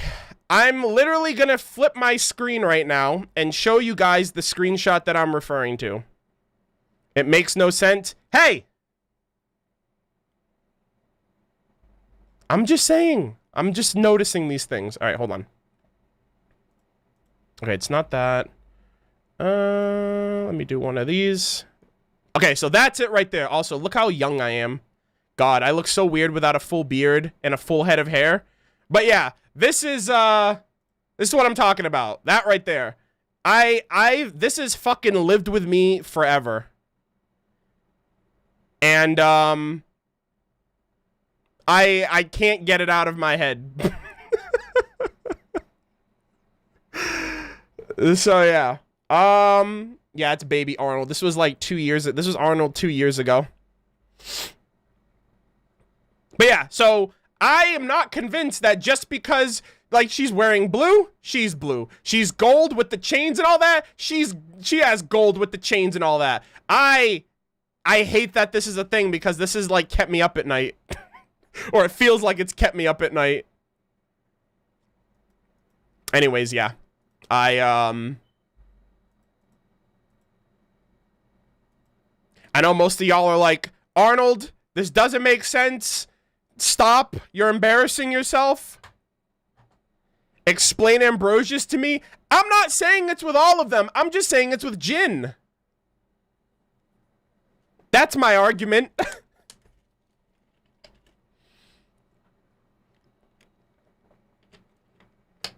I'm not saying it's with all of them. I'm saying if there was anyone, it would have been with that girl, because she's probably the oldest.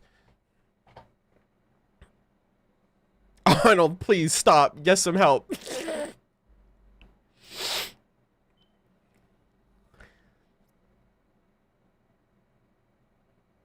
Yeah, so he said fuck his other kids? Yeah. It's like, yo, it's like, I don't know. Hey. That's my story and I'm sticking to it, goddammit. Someone in chat said Ambrosius said trans rights. Hey, you ever think of that? You ever think of that, chat?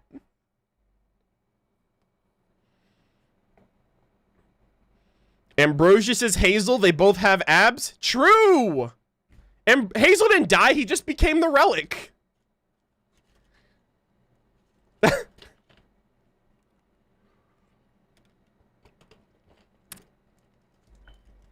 He was transfused into the relic of creation, and he's the reason why Ambrosius is so fucking ripped. Yeah. That's my story. I'm sticking to it. I don't know if you guys realize this. Let me be the first to remind you. I own RWBY and I own Rooster Teeth and Rooster Teeth Animation. So don't test me because I will make this canon just to prove a point. All right? Don't make me do that. All right? I'm here to have a fun conversation, a discussion. But if you push me over, I'll be like, "You know what? Write it, guys. It's canon because I said so." That's a complete abuse of power, by the way.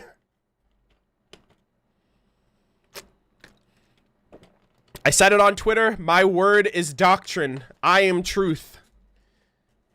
And if you can't understand sarcasm and banter, I feel really bad for you. Anyways, let's move on. So yeah, information that the viewer already knows. Fun, dandy, a joy, a treat. I do like the music that they used. Was anyone else vibing out to that music, by the way? I don't know why. I just really, really liked the music that was playing during this whole sequence. And then it was just building up in the CCT or in the communications room, and then just like, everyone just fucking dies. Yeah, I really like it. It kind of felt like very Cinderella-esque in a way. I don't know. That might have just been me, but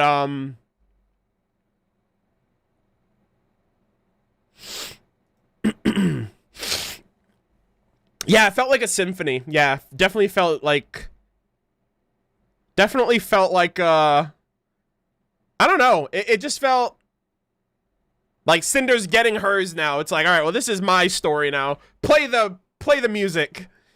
And yeah, I just really, really like this. This was also a great way to get Cinder to understand that Emerald swapped sides. That was another big I think again that justifies the excuse me. I feel like that also justifies the reason why they asked a question that, yeah, we already know, but it just made the most sense in universe for them to do that, and the villains learned more than we did. So, or just as much as we did, I should say.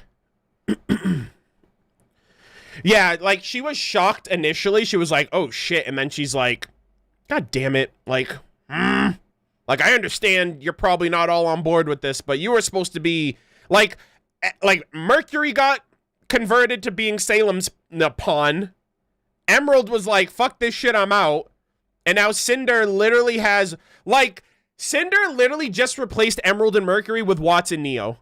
She was like, I'm gonna replace this guy and gal with this guy and gal. And in my opinion, they're probably much more like they're probably more effective replacements for her. But yeah, I just realized that. I'm like, she just got better teammates. Who are actually getting shit done. You know, Mercury's with Tyrion, and God knows how the Vacuo arc is gonna play out. But Emerald hasn't been on board for a while. Yeah, she upgraded. She was like, yeah, I don't need them anyway. I don't think that's true necessarily. She probably, like, imagine her having this moment where she's like apologizing to Neo, and she's taking Watt's advice to heart. I feel like she probably understands a little bit why Emerald would leave. It's like, well, she wasn't in the best situation. Too bad Watts didn't give me this pep talk a couple chapters earlier, like after I got freaking decimated by Penny, because things might have been different. But yeah, I think she, like, that humble pie is gonna, she understands. I feel like Cinder now knows that she did that to herself. She pushed away the people that were willing to follow her and help her, because she was cocky and arrogant, and she, you know.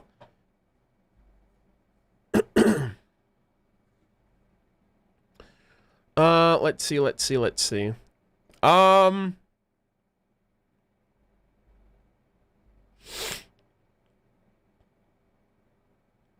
I won't say anything in case, okay, IRGVY, I don't really know how to, RWBY? I don't know how to pronounce that, I'm sorry. I won't say anything in case people haven't watched the episode, but if what happened stays true, I might actually stop. Well, I assume you're talking about the Y being dropped from the show. You know that they've done that every volume, I think, since volume 5, so, like, I think so. So, like, I remember there were theories that, like, people thought something was going to happen to Blake because, like, the B was slashed through her name, and then, like, I made the theory that, like, the Y being slashed for Volume 5 was, like, Weiss getting impaled, and we were like, oh, shit, they're trying to kill off Weiss. And then, like, Adam came back in the picture, and then, like, oh, shit, they're trying to kill Blake. And then Yang falls off the edge, and it's like, yo, they're trying to kill Yang. I'm like, what the fuck? Like, now Ruby's going to be on the chopping block next volume. So, yeah, I would say to be cautiously optimistic, because I don't really know what the hell they're trying to do. But yeah, anyways, let us move on. Yeah, we kind of already glossed over this. Okay, so this is where I wanted to talk about CL. All right. Low-key, kind of glad they didn't bring CL back, because she would have died in the scene. Remember the previous chapter where Ironwood was, like, walking with Winter in the hallway and he was about to shoot Marrow in the back? And I brought up that background soldier girl that's been in every, like, she's been in, like, every other episode for, like, the last 2 volumes, right? She was in Volume 7, she's been heavily showcased in Volume 8, and they just killed her off. I went on about, like, a 10-minute rant that week, that chapter, where I was like, they literally made this brand new character do all of the things that they could have just had CL there for. I'm like, why did you make this character when you already have an existing character who's from Atlas that could fulfill this role and be a referential returning character from Volume 3 that used to be on Penny's squad? And had that happened, CL would have died in this scene.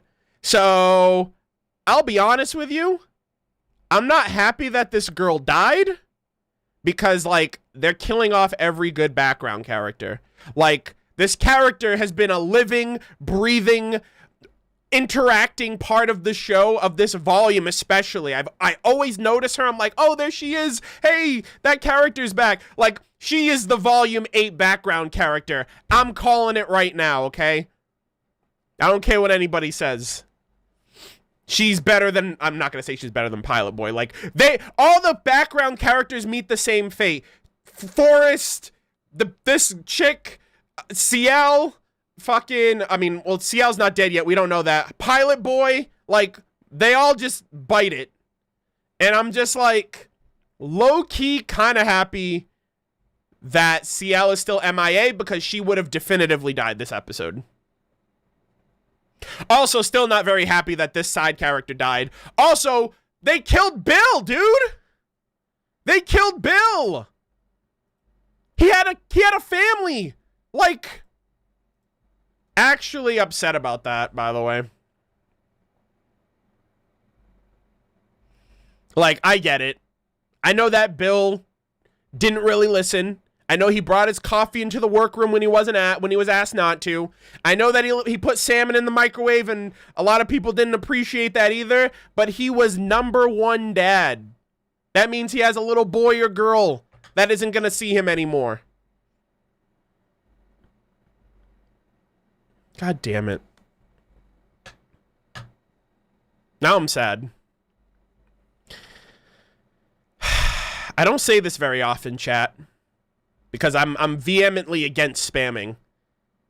But can we get some Fs in the chat for Bill? And this side Atlas Huntress soldier lady. They left us too soon. And let's just hope my boy William Pendragon isn't in there. Cause then we're really screwed at that point. But yeah. But all things aside, I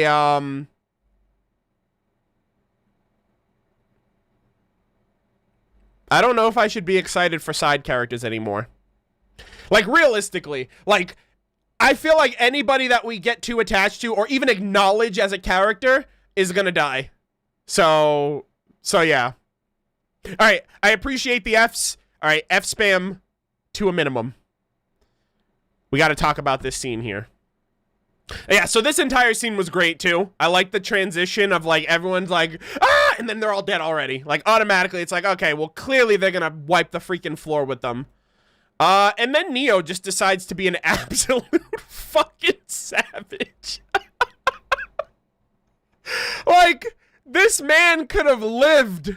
This man could have gone on and told his story to the people of Atlas and be like, guys, I made it out alive. There was this crazy chick who used fire and magic, this crazy whiz dude, and this girl who looked like ice cream. And Neo was like, nah, bitch.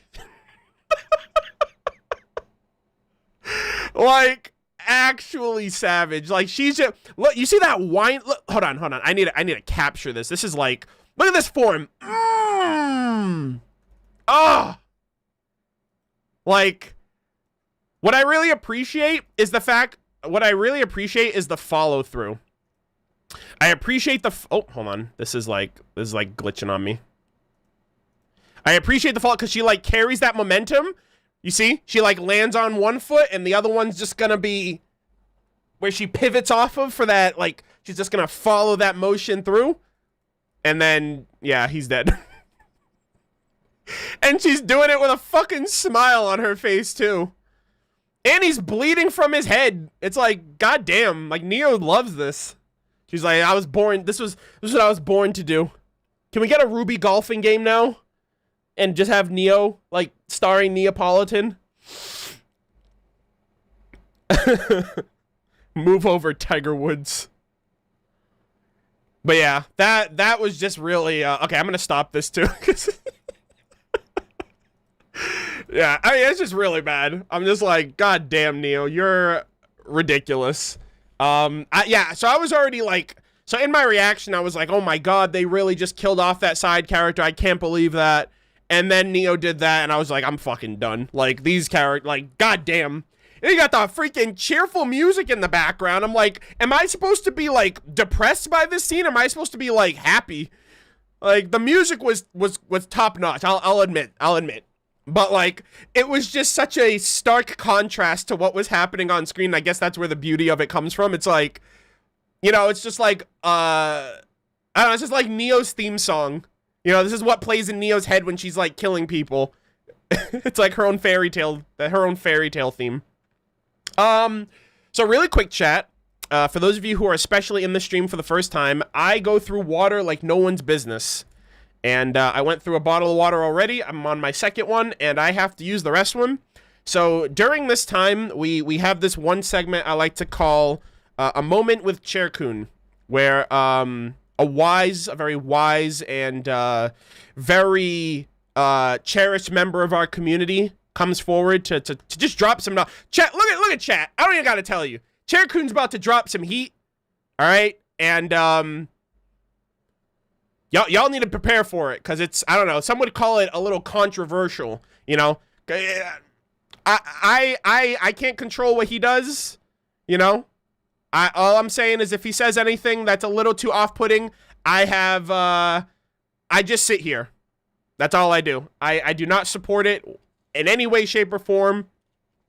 But he had some critiques to throw at Yang for some weird reason. I don't know. You just have to wait and see. I love how I said I have to go to the bathroom as I'm still taking a fucking sip of water. Anyways, enjoy. And actually, you know what I'll do? I'll go the extra mile for y'all. I'll play some good vibes while I'm here.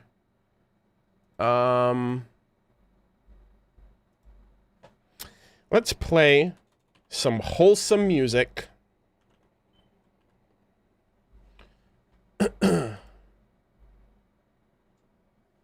Oh, hold on.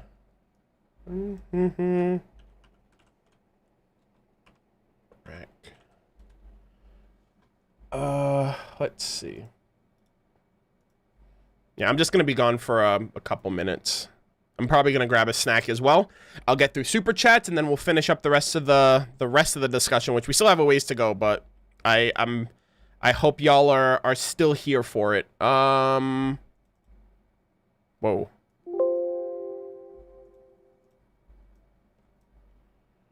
Okay.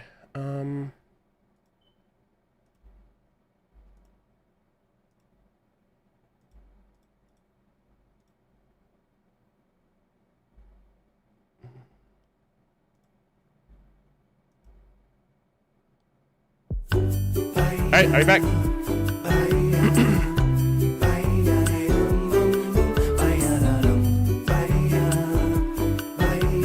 Talk to him, Chair Coon.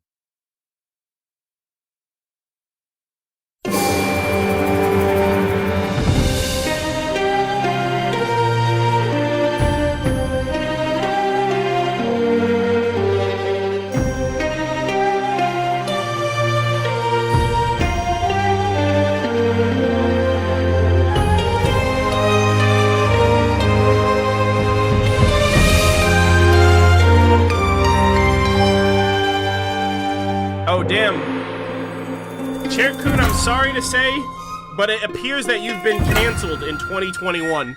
It happens to the best of us. Ladies and gentlemen,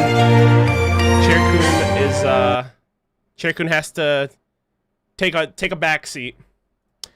His opinions on RWBY are a little too much for the community to handle, and thus he has been canceled for 1 week.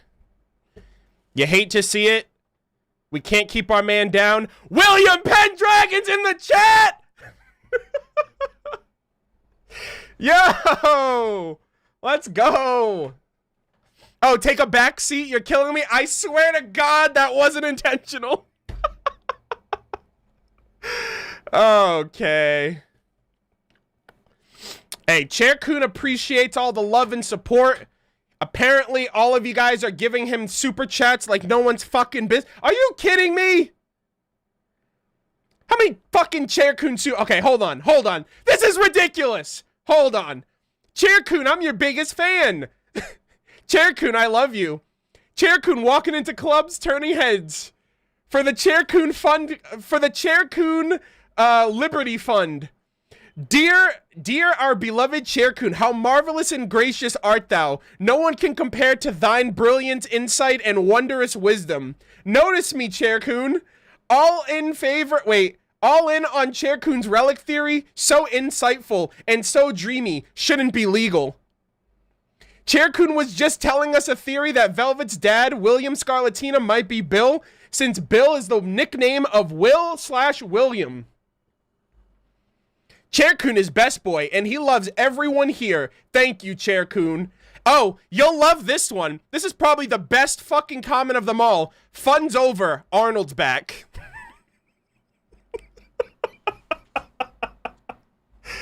What have I done?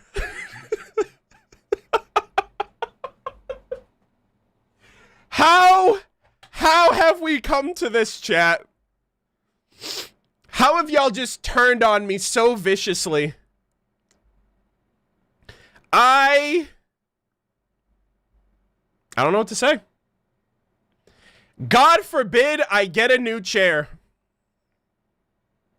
Some of y'all might just fucking unsubscribe at that point. I might get canceled. Oh my god, how did this happen? How is this happening, guys? Like, I left for like 2 minutes to go to the bathroom. I come back, and y'all are simping. Oh, damn, someone was just like, don't you fucking dare replace that chair, you hear me?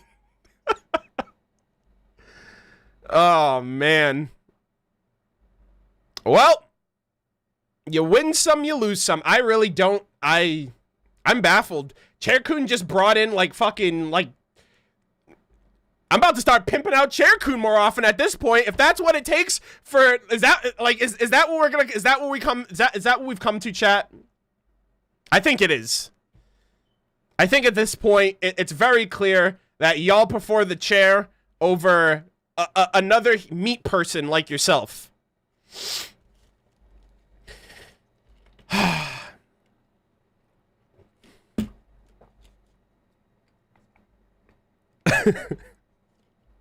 Replace Arnold?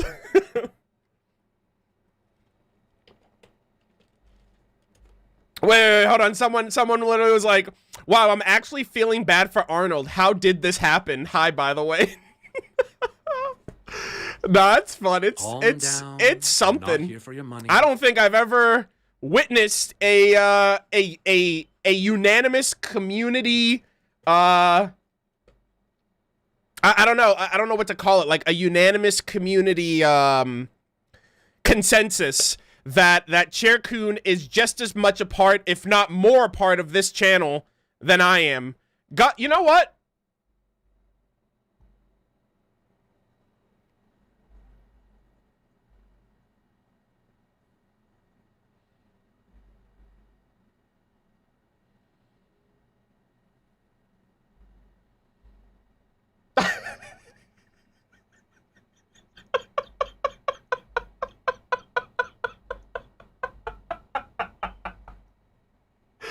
Yeah, that's what I was looking for.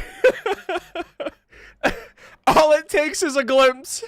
And chat's like, Pog! I have to make a Chair-kun emote now. Yeah, I'm definitely gonna make a Chair-kun emote for during the off season. I have to. Oh my god, dude, a glimpse is all it takes. They're like, is that it? Could it be? The legends were true. If you stick around this shitty stream for long enough, you'll actually find a gem in here. I mean, it's funny. It's funny. It's banter. I appreciate it. Chair-kun merchandise? I don't know about that one, Chief. All right, I don't want DX Racer knocking on my door with a fucking cease and desist like Nintendo or something. But, oh, man, this is too good. Oh, man. Okay, let's, okay, the thirst for Chair-kun is too strong in this chat. We gotta bring this shit down to a simmer. Good God. Anyways, I appreciate it, I think. Chair-kun, it's been 5 years. Your son misses you. Promise you'll come back for his birthday? Oh, this is great. Anyways, Chair-kun's taking a back seat. He's battling some folks on the good old Twitters. And he'll be back next week. In the meantime, let's pick up where we left off. I appreciate the banter from everyone. Man, don't y'all just love Harriet? Isn't she just like everything you've hoped and dreamed of for a character in RWBY? Oh, God damn it, backseat! I swear to God, I didn't mean that. I need to stop. I swear to God, I didn't mean that as a pun. It just slipped out, I swear to God. Oh, boy. Oh, yeah, David, I know you love Harriet. Okay, anyways, let's move on. I need to make sure I can get through this without making another pun. Apparently, I have to actively try to stop doing this because it's osmosis. It's like I've taken a page out of Kaito Dan's book. He'd be so proud of me right now. AKA, meanwhile, it's just Chair-kun telling me all of these, and I'm just like, yeah, that sounds good. I'll use that. I'm just using all of Chair-kun's material right now. Anyways, let's move on.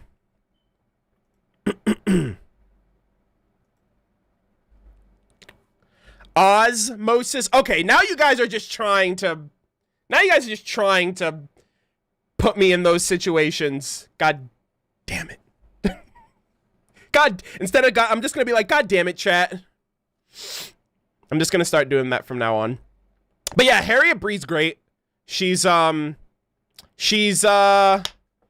don't know, she's just telling it like it is. I feel like a lot of people that don't like Harriet are just jealous that a better character has come around and is willing to say things that other people won't, is willing to look objectively at what the right course of action is.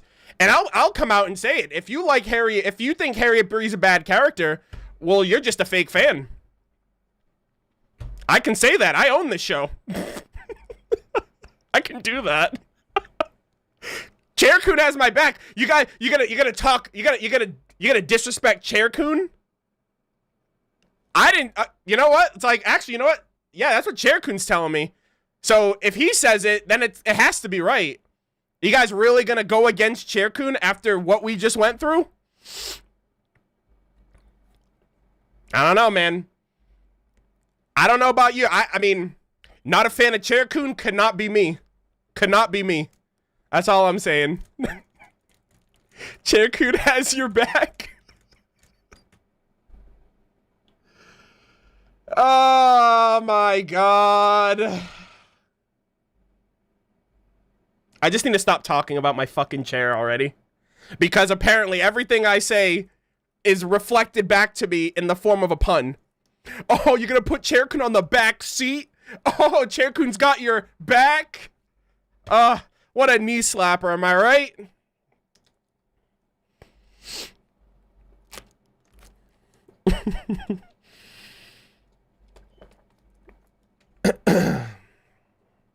Damn. I'm so proud. Ah, boy. What have you guys done to me? How do we get past this? How do I get to the next scene without fucking this up? Also, yeah, Harriet's just like, you know what I heard, or you know what well, yeah, I guess I heard her. I saw this rather on Twitter. Is that it's interesting that hare is a reference to the tortoise and the hare, and, you know, the hare is all about, like, running super fast and, you know, being, like, super competitive and all that stuff. I saw someone say that Harriet, this entire volume, Harriet's been, the number one thing that Harriet Bree has been running from this entire volume has been her feelings. And I was like, that's facts, dude. Like, that's actually pretty spot on. I actually really liked that.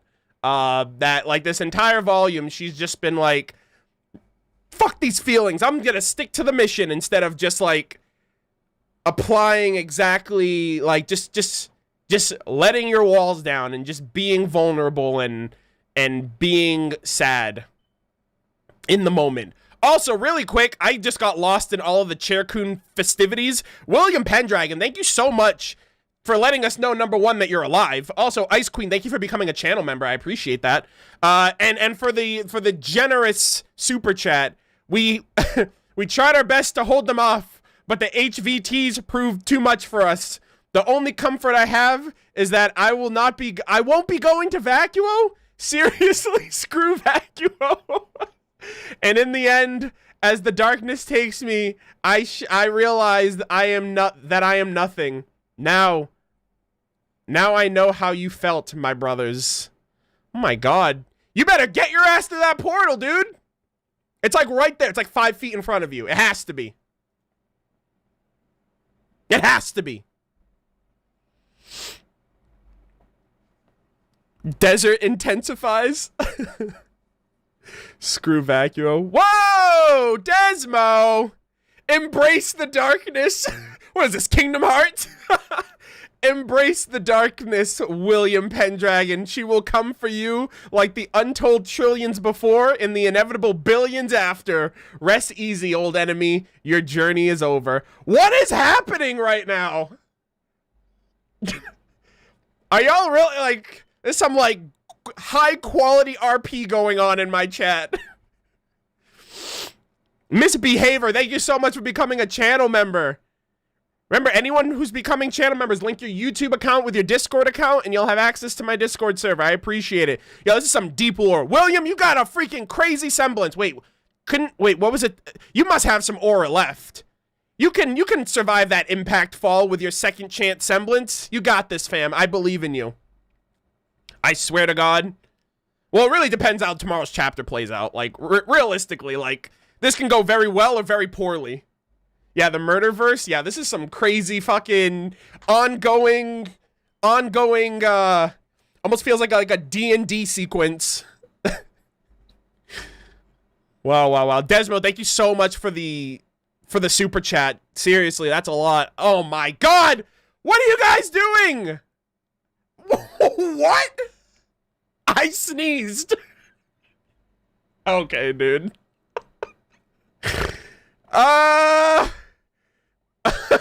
Okay. Alan Endoplay? Is that how you say it? Endoplay? Oh, Endopay. Sorry. What the hell? God bless you. First and foremost, Gazoon-tight. Here, have a tissue. Bless you. Okay, you guys are just fucking popping off right now. I can't make this shit up, dude. What the fuck is happening right now? What is happening?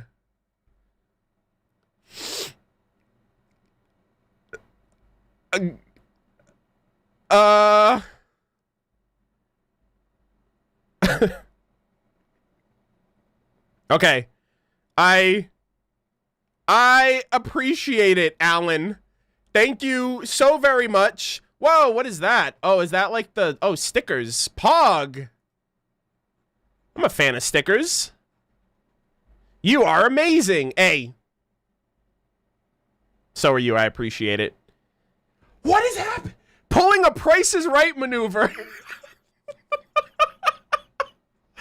Okay, can you guys stop? I'm literally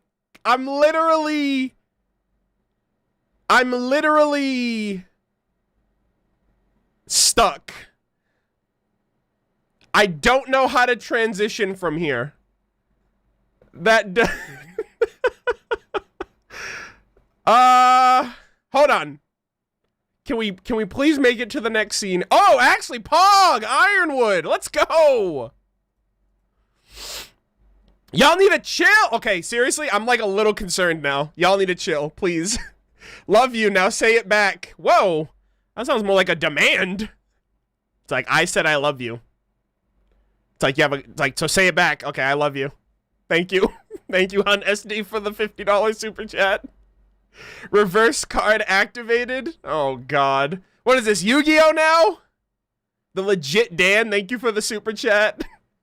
It's the pre-volume nerves. We're just trying to keep it together by supporting you, LOL. Honestly, at this point, I think that's the case.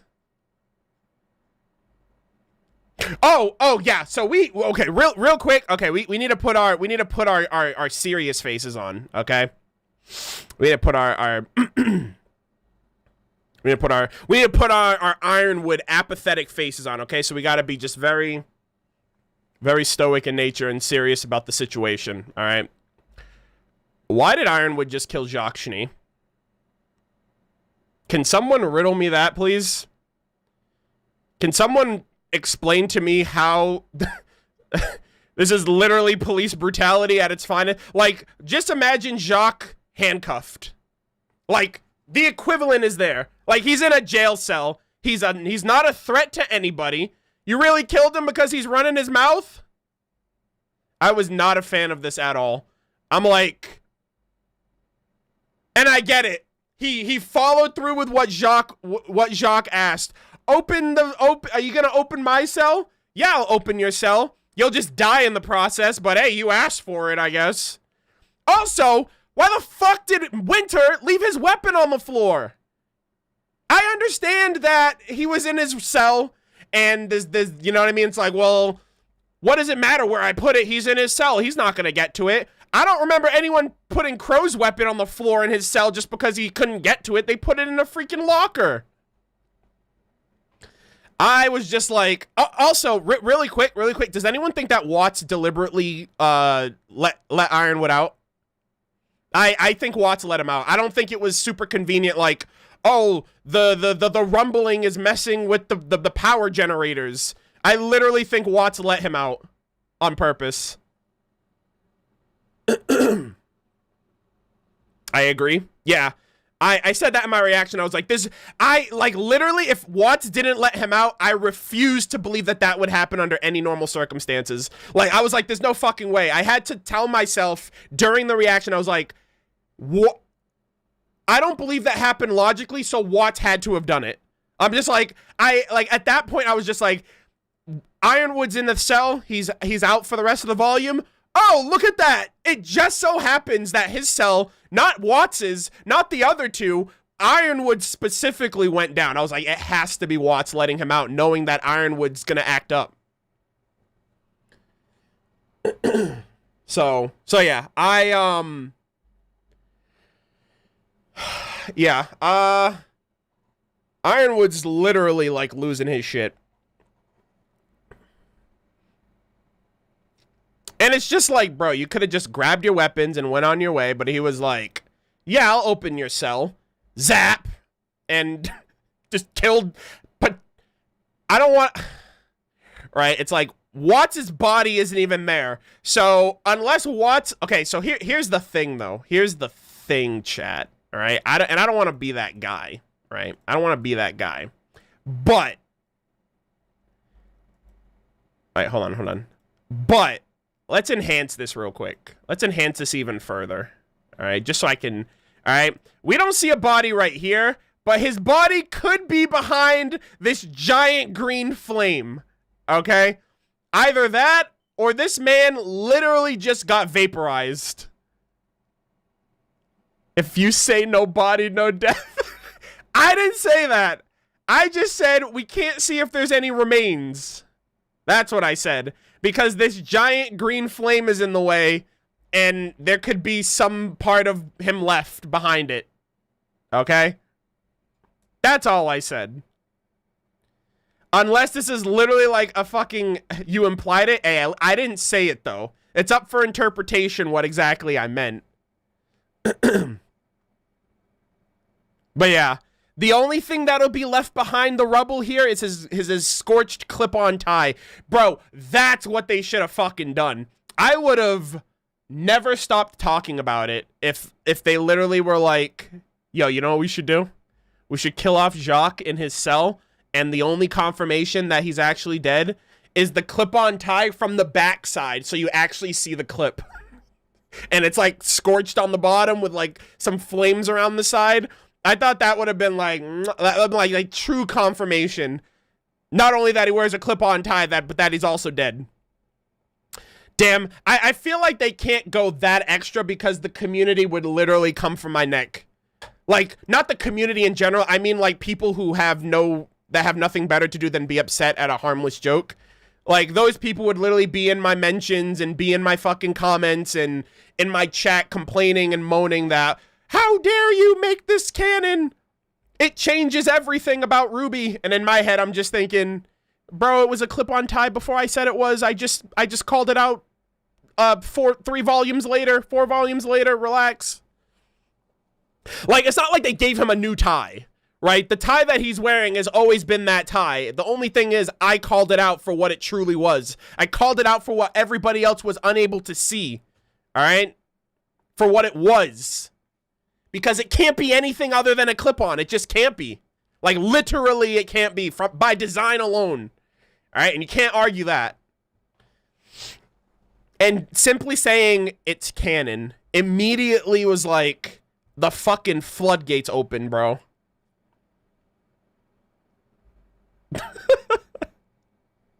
Why are you booing me? I'm right.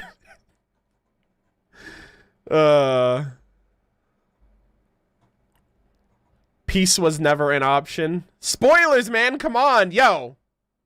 Hey. We talked about this last volume.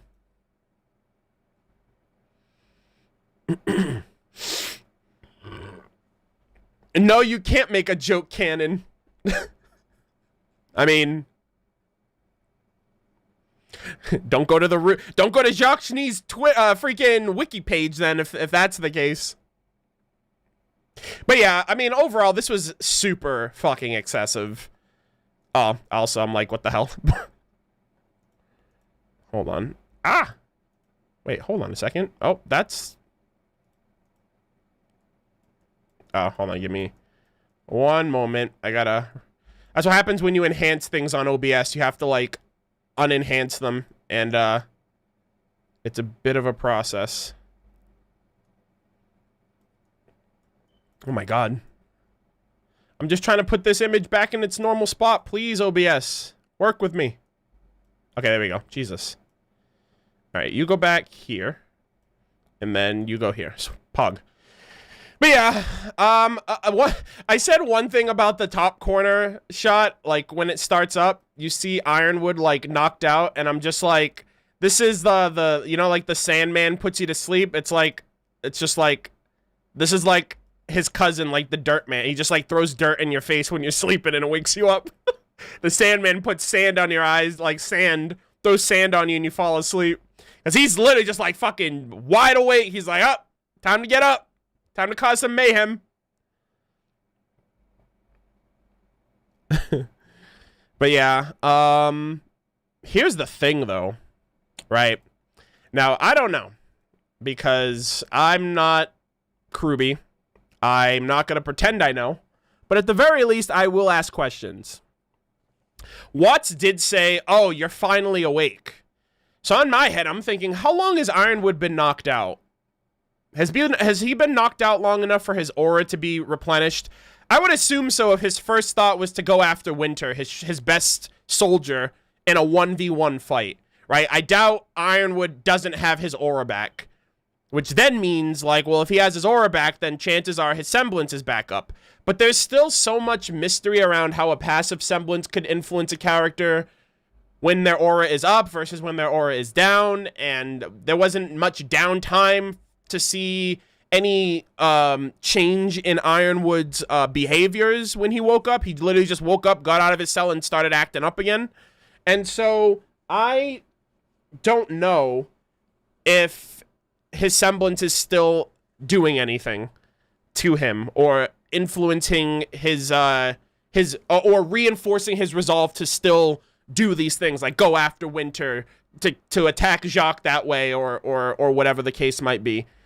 So his semblance doesn't justify his actions. I don't know how many times I have to say this, but I've never claimed that his actions are justified by his semblance. And I don't understand why I have to constantly say that. I've never advocated that Ironwood's semblance is a justification. I've always been of the mind that his semblance gives him the resolve to go through with the actions that he's deciding to go through.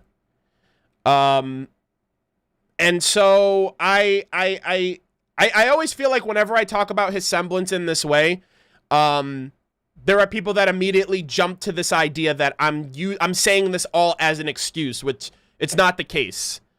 I'm just wondering if there's any influence at play here, because of the fact that, like, we won't know unless the writers mention it after the fact, because at this point I don't think it's going to be addressed in the last episode of the volume. But, like, I don't feel like I have to be obligated to say at the beginning of every time to put out a disclaimer at the beginning of every time I talk about Ironwood. I'm about to talk about Ironwood. Disclaimer. I'm not saying that his semblance is a justification for his actions. If I ever talk about Ironwood's semblance, that should be implied. I know everyone is different and whatnot, but I've been very consistent with how I've talked about Ironwood, and so I don't think that I have to keep going about that, because it is a little annoying.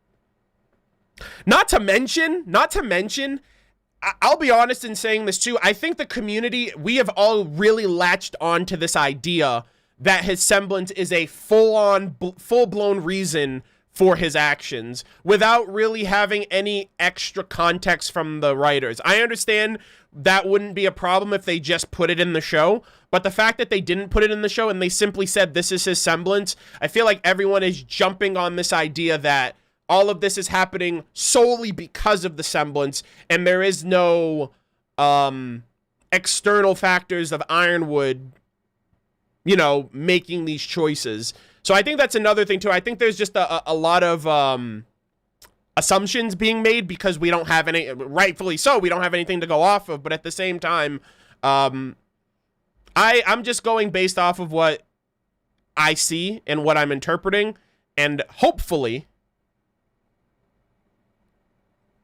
unfortunately, RTX or the Volume 8 commentary at this point, they talk about it, because I put out a video this morning addressing Ironwood's semblance, and the fact that I think they really dropped the ball on, I think they really dropped the ball at not talking about the semblance. Like, the semblance is very important based on his development this volume, and to say otherwise would simply be trivializing all the things that he's been doing. And I think it's just as important to emphasize that in some way, shape, or form, be it from Ironwood, be it from one of his Aesops, be it from Winter, someone that's close to him that understands these tendencies. Even fucking Ozpin, for Christ's sake. He's the one that chose Ironwood to be the headmaster of Atlas, chose to bring him into this inner circle of protecting the world from Salem and all those secrets. And it's just weird that, you know, this is almost like an afterthought. Or it feels like an afterthought, even though this is literally what they've been setting up for Ironwood since Volume 2. It's just like, I don't know.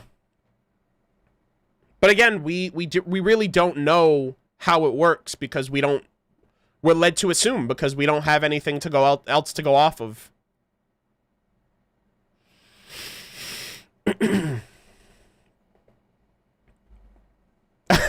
Ozpin has to know. His old ass has to know everything. Yeah, I mean, Ozpin hasn't really been, like, he hired, like, pretty much hired, like, he brought on a Faunus as a means of showing the public that Faunus can be trusted, and that Faunus later turned his back on Ozpin, gave information to Salem, which is probably how Salem learned about the Maidens, realistically, and, ultimately caused so much contributing damage to the things that happened at the Fall of Beacon, and was pretty much going to give her the key to the kingdom in Mistral and got him, and he died for it as well. So, like, strike one for Leo Lionheart. And now Ironwood has basically become his own worst enemy, become enemy of the fucking state, enemy of like, an enemy of the people he swore to protect. And it's like, oh, well, you struck out with the Tin Man 2, Ozpin. Let's hope Theodore doesn't fucking disappoint us as well. You know, it's like, Ozpin, I get it. I mean, maybe this is also a tell of, like, you never know who you can trust, because, like, all these people Ozpin's putting his trust in are pretty much, like, flopping left, right, and center, you know? Ozpin's not the cream of the crop either, you know? He fucking failed as well at Beacon. And so, yeah, like, these... I don't know, I feel like this is just like an old, like a freaking boomer squad over here just falling left, right, and center, and you need, like, the Zoomer generation to pick up the slack. Oh, boy. Anyways, yeah, so I'm not a fan of him killing Watts, if that is in fact the case. Fingers crossed that giant fire moment right there was just, like, hiding it, and it was just, like, for dramatic effect, because it's like, look at this man, he's fucking helpless. At the end of the day, he's not nearly as much of a threat as Salem, or Cinder, or Watts. Wait, did I say Watts? Oh, Jacques, sorry, yeah, Jacques. I don't know why I said Watts. My bad. I think I keep calling him Watts because I'm just looking at his mustache. And I'm just like, who else has a mustache in this show? And I'm instantly thinking of Watts. So, my bad. I meant Jacques. He keeps killing... He killed Jacques, and I'm not a fan of it. Especially because, like, I'm not out here saying, like, oh yeah, Jacques needs redemption. Like, Jacques a piece of shit. Let's be honest. You know, let's just get that out of the way. Jacques isn't the best character, but Jacques is hardly the worst of the worst, and hardly the one that you need to put all of this, like, hyper aggression onto, right? Where was this with Tyrion? Where was this with you know, with the true enemies? You know, you want a vendetta against Crow because you're led to believe that Crow killed. You know what I mean? It's like, you'd rather believe that Crow killed Clover than the idea that the villains just spun the, you know, spun a story, or, you know, made the perspective different. And again, it comes down to the fact that Ironwood's just, like, not in the right headspace. And that works. You know, it works. I put out, again, the video I put out today with Ironwood in a semblance, I included those 2 clips that were from the villains themselves, like them talking about Ozpin is the only person that can get through to Ironwood, and if Ironwood comes to his senses, indicating that they know that he's, like, mentally, like, fatigued from all of this, and they can manipulate that. If he calls aid from Vacuo, they're fucked. And they made it so Ironwood can't trust anybody. And they turned him into his own worst enemy. And so, you know, he's just a madman now. He's just, like, he's just, like, lost to madness. But yeah. So, I saw this scene when I was putting together the clips. I probably had watched the episode, like, 3 or 4 times at this point. And I just said to myself, holy fuck, Cinder just, like, 4v1 Team RWBY. Like, in the top clip there. She literally is, like, fighting all 4 of them, like immediately, like, all 4, like, bobbing, weaving, attacking, dodging, you know, counterattacking. Like, that was just a really, really good sequence. And I'm like, holy shit, this gives me so much hope. As a maiden, period, I expect this from her. I hoped, you know what I mean? Like, look at this shit. Also, the camera's doing a lot for me right there too. Like, hold on, can I? I don't think I can slow this down. But yeah, so she's, like, attacking RWBY. Yang gets a few shots in there. She misses. She's, like, dodging and spinning.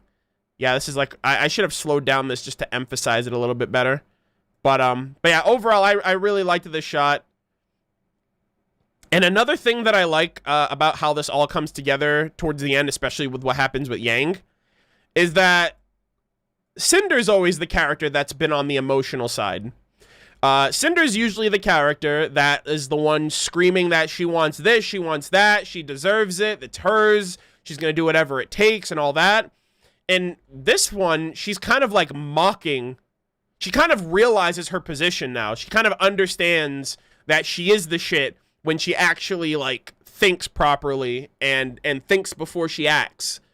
And that's kind of like a lot of the lost potential that's just been wasted on her these last 8 volumes at this point, because no one has told her. And unfortunately, some characters like that need to be like, it needs to be spelled out for them to really apply it. Otherwise, they just keep making the same mistakes over and over and over again. And like I said, I think Watts was the best character to do that for her. Now the flipped is script. I just had a brain fart. Now the script is flipped. Did I say now the flip is script? Now the script is flipped, because now you have Cinder doing these things with the assistance of Neo. And now it's characters like Yang. It's characters like Blake who are acting out of emotion, and Cinder's just there like eating it up. She's just like talking her shit, and she's putting in work, and it's working out for her really well, right? Neo's holding it down. You know, Cinder's kind of popping off. You know, and no one can really get the upper hand on the situation. And so I don't know. I like, that was just very satisfying to see and be like, holy shit, like things are changing before my eyes. Is this a new and improved Cinder? Can we potentially see this character for potential volumes to come? Because this is a character that I really want to see get what she deserves if she knows how to go about it. But yeah, I don't know. I'm a big fan of this entire sequence. Another thing I really liked here, and it's very subtle, but hold on, let me back up real quick. So I know some people were talking about like this scene here, like they don't know if Ruby's silver eyes are activating or if the reflection of her tilting her head is like the fire. But I do think it's still very much her silver eyes, because like even after she tilts her head, like right here, her eyes are still like glowing. So I think she was about to like hit Cinder with like her silver eyes and be like, all right, I need to take this. I need to take her down. Also, I'm just going to come out and say it. I'm kind of annoyed that like RWBY mentioned in volume 6, she was like, when Maria was talking to her about how the silver eyes worked, and she's like, that can't be true. Because my eyes activated at the Battle of Haven, it reacted to Cinder, and at that time they didn't know that Cinder was part Grimm. Now that they're actually seeing Cinder a couple volumes later, it's actually the case, but there's like very little reaction or like fanfare to that. And I get it, everyone's in the moment. But yeah, I'm just surprised no one's like, what the fuck? She's part Grimm? Goddamn. But,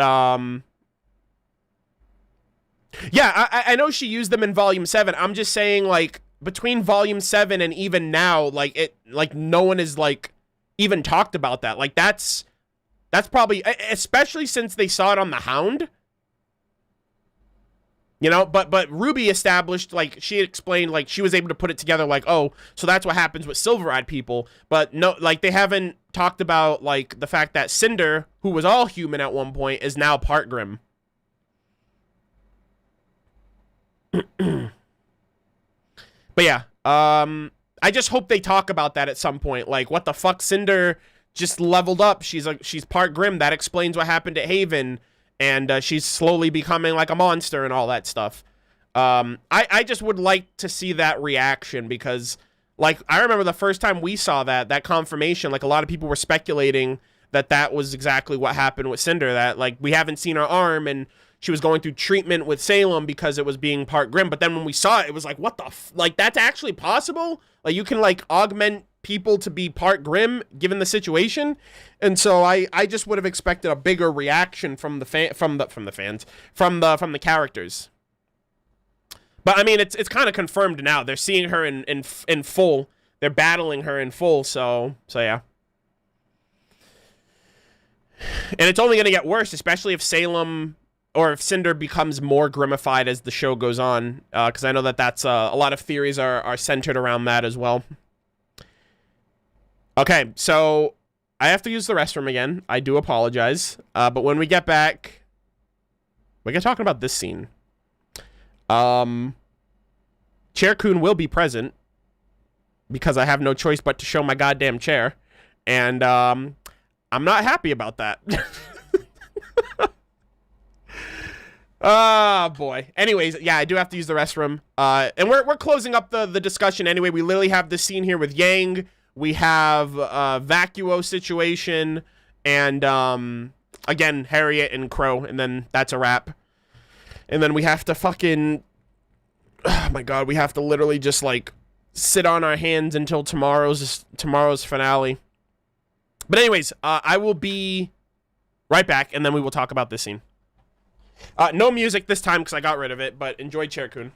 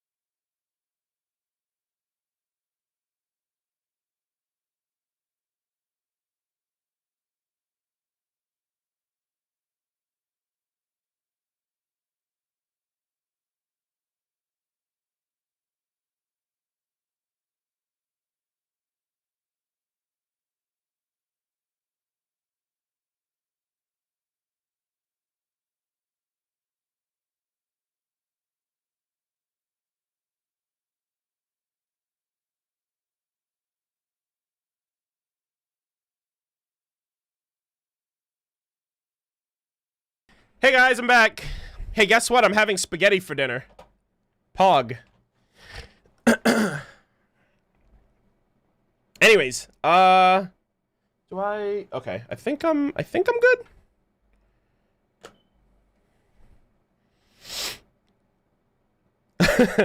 Fuck Arnold.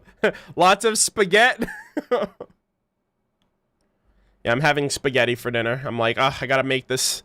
So I'm, went to the bathroom. I'm like, all right, I grabbed everything. I'm literally going to have a late dinner because this discussion's probably going to go on for like another 30, 40 minutes at this point. And we still have the true content of this discussion to get through. Yes, this is a book of The Cat in the Hat. You want to find out what I'm talking about? Stick around to the end. Anyways. So, this happened.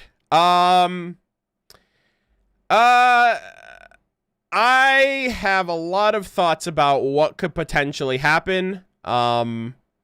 This is a very interesting situation we see ourselves in. Did I cry? No. I was literally just shocked. Like, I was like, Ambrosius literally said last chapter, don't fall. I get it. But, so, this scene happened. And the floodgates are now open because people think Yang is dead. Some people think she's protected by plot armor and nothing bad'll happen. We don't know what the fuck this void is that Yang and tons of other people just got blasted down through because of Cinder. But there's a few bits of pieces and nuggets of information that I think can imply what this Volume 9 detour that Carrie subtly mentioned in that interview can pertain to. Before that, I do want to present some, I don't know if counter arguments is the right word, because everyone watches this show differently. Everything applies things differently, but I guess I'll just apply what I see a lot of people talking about for this scene. First things first, this scene is playing out in slow motion. So a lot of people a lot of people have this idea that, like, why didn't RWBY react fast enough? Why didn't Weiss react? Why is Blake the only one that did something? How did Yang lose her semblance in one hit? What's Cinder doing? She's just floating in the air while this is happening. This is all happening in slow motion. So, like, hold on. Like, I don't know why, but I look at this situation and I'm just like, this is all happening almost on top of each other.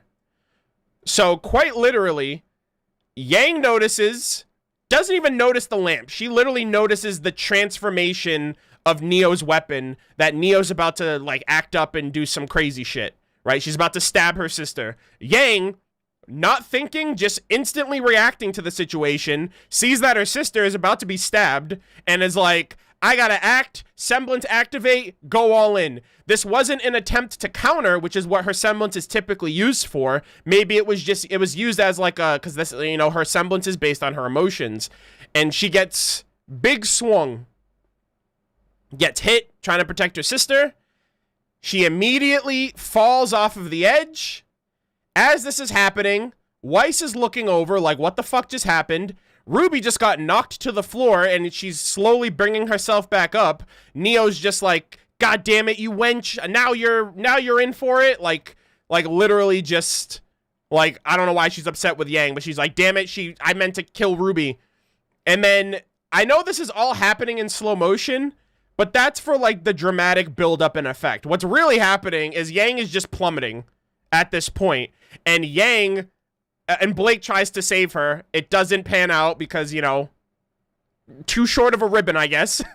If it was just like a few seconds, like if it was just a few inches longer, she would have, like, her weapon would have just, like, impaled Yang's ankle and might have saved her.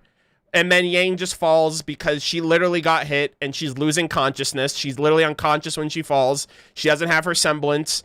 And, like, you know, people are also saying, like, well, why didn't she, like, shoot herself to the left or right? Like, Yang's out of it. She just got, like, I don't want to say fatally injured, but, like, hit to the point where she's like, her semblance took the, like, her semblance took the hit and her aura broke for it. And then she fades into the nothingness, which you can literally see her, like, fucking dematerialize in real time. Like, I'm gonna enhance this shit just so, like, she's literally dust. That's Yang right there, by the way. Literally broken down into dust and has gone into the ether where we don't know what the fuck she's gonna pop out of or what's gonna happen. And to most people, they probably could have just killed her off. And yeah, Yang just witnessed one of her friends die, essentially. Just witnessed Yang die after Ambrosius specifically said, do not fall off the edge. He didn't specify why, but if I was giving that knowledge, or if I was giving that information by a relic from a being of a god in a realm that I don't know what the hell's going on, I would take that shit to heart. And so yeah, like, that's the first thing that I want to just address. Like, that's how I view the scene playing out. Yet RWBY gets up, is like, Yang just literally fell off the edge, noticed that Blake couldn't save her in time, and she's just like, what just happened to my sister? Instantly, Neo starts attacking her. No time to react to what the hell's going on. You still have Neo to worry about. Now Blake is acting, you know, Blake's emotional and like feral as fuck because she just watched her teammate get killed, essentially. And then you have Cinder going up against, and then Weiss decides to take the fight to Cinder. And so, like, all of this is really just, like, happening instantly. I think the slow motion is why a lot of people are thinking, like, these characters should just be able to drop, you know, respond at the drop of a hat. Especially for, like, a tense moment like this. It's more like they don't want it, like, it's like, rather than accept the scene that happened and played out, they're from what I've seen, people are looking at all the reasons why this shouldn't have happened. And again, that kind of is denying the story that they're trying to line up for you. And so, like, to me, it's like, I understand what they're doing here, and I can see the response of, like, why RWBY didn't immediately jump in response, because, like, she got pushed over, and then she, like, looks up, her sister's gone, she's getting up, she's like, Yang, what happened? Oh, shit, Neo's attacking me.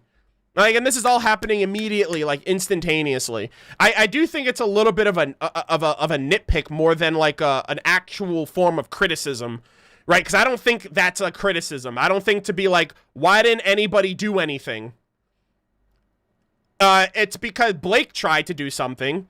RWBY was literally knocked over and, like has to get up and just assess the situation and still has Neo on her back.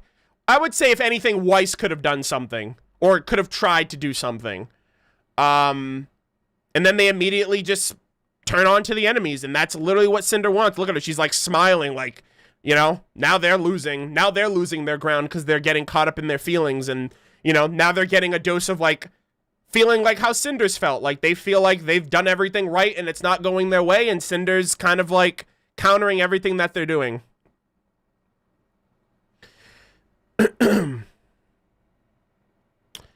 Let's see.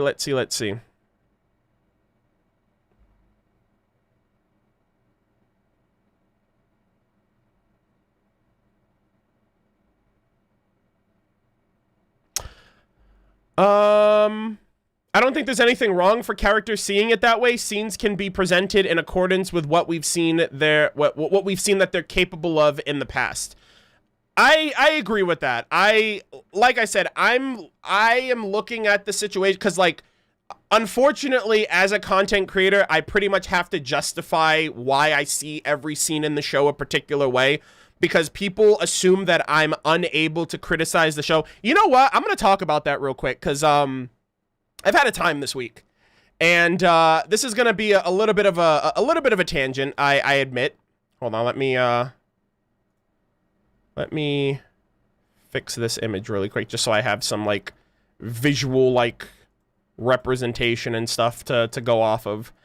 But yeah, so I feel like I'm gonna go on a little bit of a rant here because this has happened in the last couple of videos that I've uploaded, and this is probably the best way that I can reach the most amount, like, the vast amount of people who actively are watching the content that I make, right? There's 1,600 people in here. So at the very least, if you're watching my live stream discussions, which this live stream is 3 hours in, chances are you watch my reactions, and chances are you watch my my, like, mini discussion segments if you aren't here for the whole thing. Y'all, for the most part, aren't who I'm talking about. But this notion that MurderofBirds watches RWBY, and he watches it very blindly as a passionate and positive fan who only says good things about the show and never says anything bad about the show, that pisses me off so much.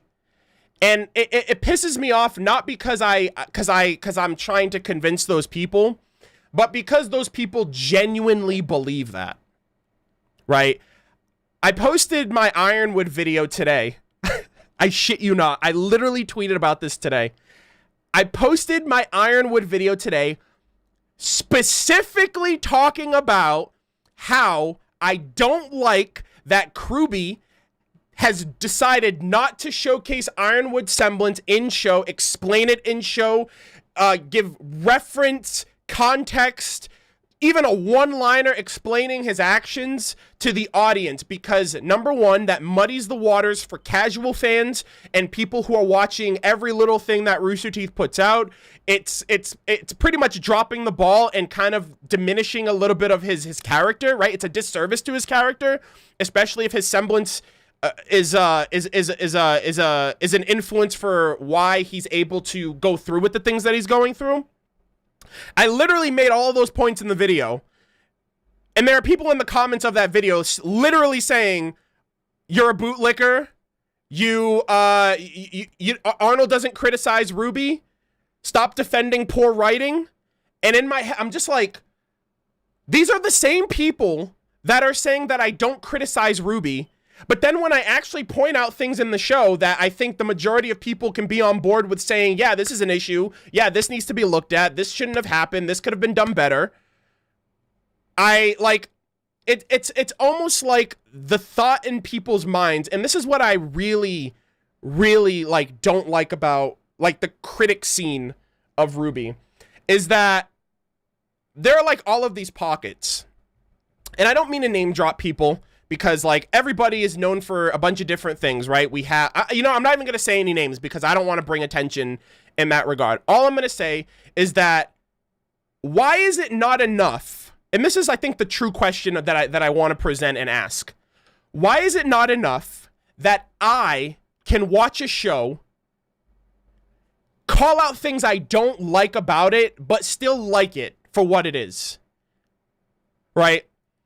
I really do struggle with this idea in my head because eventually I kind of really have to like make assumptions because I'm like, how is it that I've been covering the show from the beginning, from volume 1. Yes, I enjoyed the show. Yes, I watched the show. I talk about it all the time. Do you guys realize that my reactions are my first ever initial watch of the episode? Like, the last thing I'm caring about is what is wrong with the show when I'm watching it for the first time. I couldn't care less about bad writing or whatever when I watch the show for the first time. That's gonna ruin it for me. I don't want that. Like, I want to immerse myself. I want to enjoy the show for what it is. I want to laugh. I want to cry. I want to pop off. I want to get hyped. I want to look at fights and semblances and hear great music. I want to immerse myself in the show that I fell in love with and that I continue to enjoy year over year. The problem that I have is that people have a problem with me enjoying the show because I'm a big creator.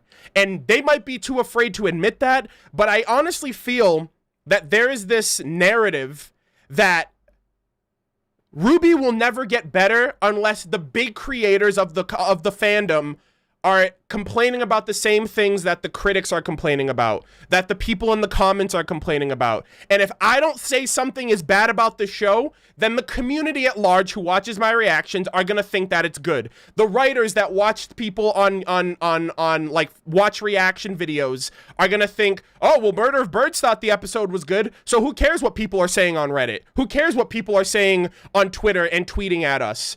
These are the same people that will bitch and complain and be incredibly rude to RWBY about criticism because, well, at least what I said was right. But then they turn around and they get mad at me, who does criticize the show, but in a way that doesn't take away from the enjoyment. Like, I really am starting to get tired of it because I hate this idea. And another thing, too, I don't know about any of you, but I don't really see criticism the same way that a lot of other people do. I don't think it's our job as fans to tell RWBY how to do their job. I really don't. But at the same time, simply going on Twitter and saying RWBY's bad, writing is shit, RWBY doesn't care, they're lazy, that's not constructive criticism. And the example that's always used is, well, you don't have to be a chef in order to criticize food, so you don't have to be a writer in order to criticize writing. But at the same time, out of all of the critiques that I've seen in the show, I've never seen someone bring forth an idea of like, okay, this was bad. In my opinion, this was done poorly. And it ends there. It's not like what it should be is this is what I experienced, this is what I watched, this is what I took away from it, this is where I think it's not great or where like things were done really poorly. But this is how things can be better. You getting on social media and complaining to RWBY that this episode was shit because the characters aren't doing anything, but you're not providing any type of solutions, that's what it takes. That's why having a little bit of, what's the word I'm looking for? Having a little bit of experience, I think, goes a long way in providing good faith criticism. Because you're identifying an issue or a problem or something that you think needs work, but you're knowledgeable enough to not just get on Twitter and because you can, complaining is so fucking easy. I'm complaining right now about other people complaining about me not complaining enough, and it's fucking annoying. But you know what's really, you know what's even harder than complaining? Coming to me, civilized and level-headed, and saying, hey, Arnold, I love your content. I love the fact that you're passionate about RWBY, that you that you pop off and you enjoy the show. Your first reactions are always a joy and a pleasure to watch. But I also think that there is some room where you could provide content for a subset of the community that might want to hear your more critical aspects of the show, and maybe you can do that in the form of a review or a post-volume discussion, or even break down episode to episode what weren't the best, like, shining moments of an episode, to give that impression that you don't simply just only like the show and only have good things to say and give off this perspective that the show is bad. You want to know why no one does that? Because that would imply that they actually give a fuck. Most people just want to tell you that you're wrong, say why they're right and you're wrong, and leave it at that. And I don't know. I like, it's really starting to wear on me, because it's like, I can do all of those things. And this really goes out to those people who leave who follow me on Twitter and are subscribed to my YouTube channel and only ever leave comments when they have something opposing to say, something that goes against, like, you only tweet on my tweets when I say something that you don't agree with, or you have something immediately opposing to say, because you're not here for any type of dialogue or interaction. You're just here to prove that I'm wrong, you're right, I'm a bootlicker, I'm a simp for the show, I think it's perfect, there's nothing wrong with it, and I'm possibly, like, damaging the show more than helping it by not being toxic, by not caring what other people say about a show that I've been watching long before any of you guys knew who I was. It only became a problem when I became known. And I don't know. I also think that there's room for enough of us where I don't have to be critical. Why do I have to be critical? You know what I mean? Why is it not enough that there are people out in the community that provide that content? Why do I also have to reinforce to you that the things that you're thinking are valid? They are valid because you watch the show. Clearly, you wouldn't, if you really didn't care about RWBY, you wouldn't be watching it. I honestly feel that. I think that as much as people bitch and moan about the show, it's either sunk cost or deep down they like the show. They liked the show and it's not working out for them, but they're holding on for hope, and they're hoping that it recaptures them like it once did. Maybe that'll happen 5 years down the road. Maybe it won't happen. I ultimately would say it's probably healthier for you to just let something go and to have tried. You know what I mean? Like, if volumes 1, 2, and 3, and 4 were great for you, but volumes 5, 6, 7, and 8 aren't for it, you're not vibing well with it, I don't think sunk cost is much of an interpretation when you have to also think of the fact that we're probably going to be going another 8 volumes. Are you willing to settle for another 8 volumes of something you're genuinely not enjoying? And I don't mean that like if you don't like the show, then stop watching it, because everyone's entitled to that. What I'm really trying to present forward is, I hate this idea that people think that I'm the end-all be-all. People look at my channel, they look at my content, they look at my opinions, and they think that because I'm a content creator that I'm this influencer, which I fucking hate that word, by the way. Because influencer implies that you guys in the chat and you guys watching this VOD, and you guys potentially who are fans of mine, can't think for yourselves. It implies that I'm able to warp your minds to think about this show the same way that I think about it, in a way that you guys are too stupid to think for yourselves.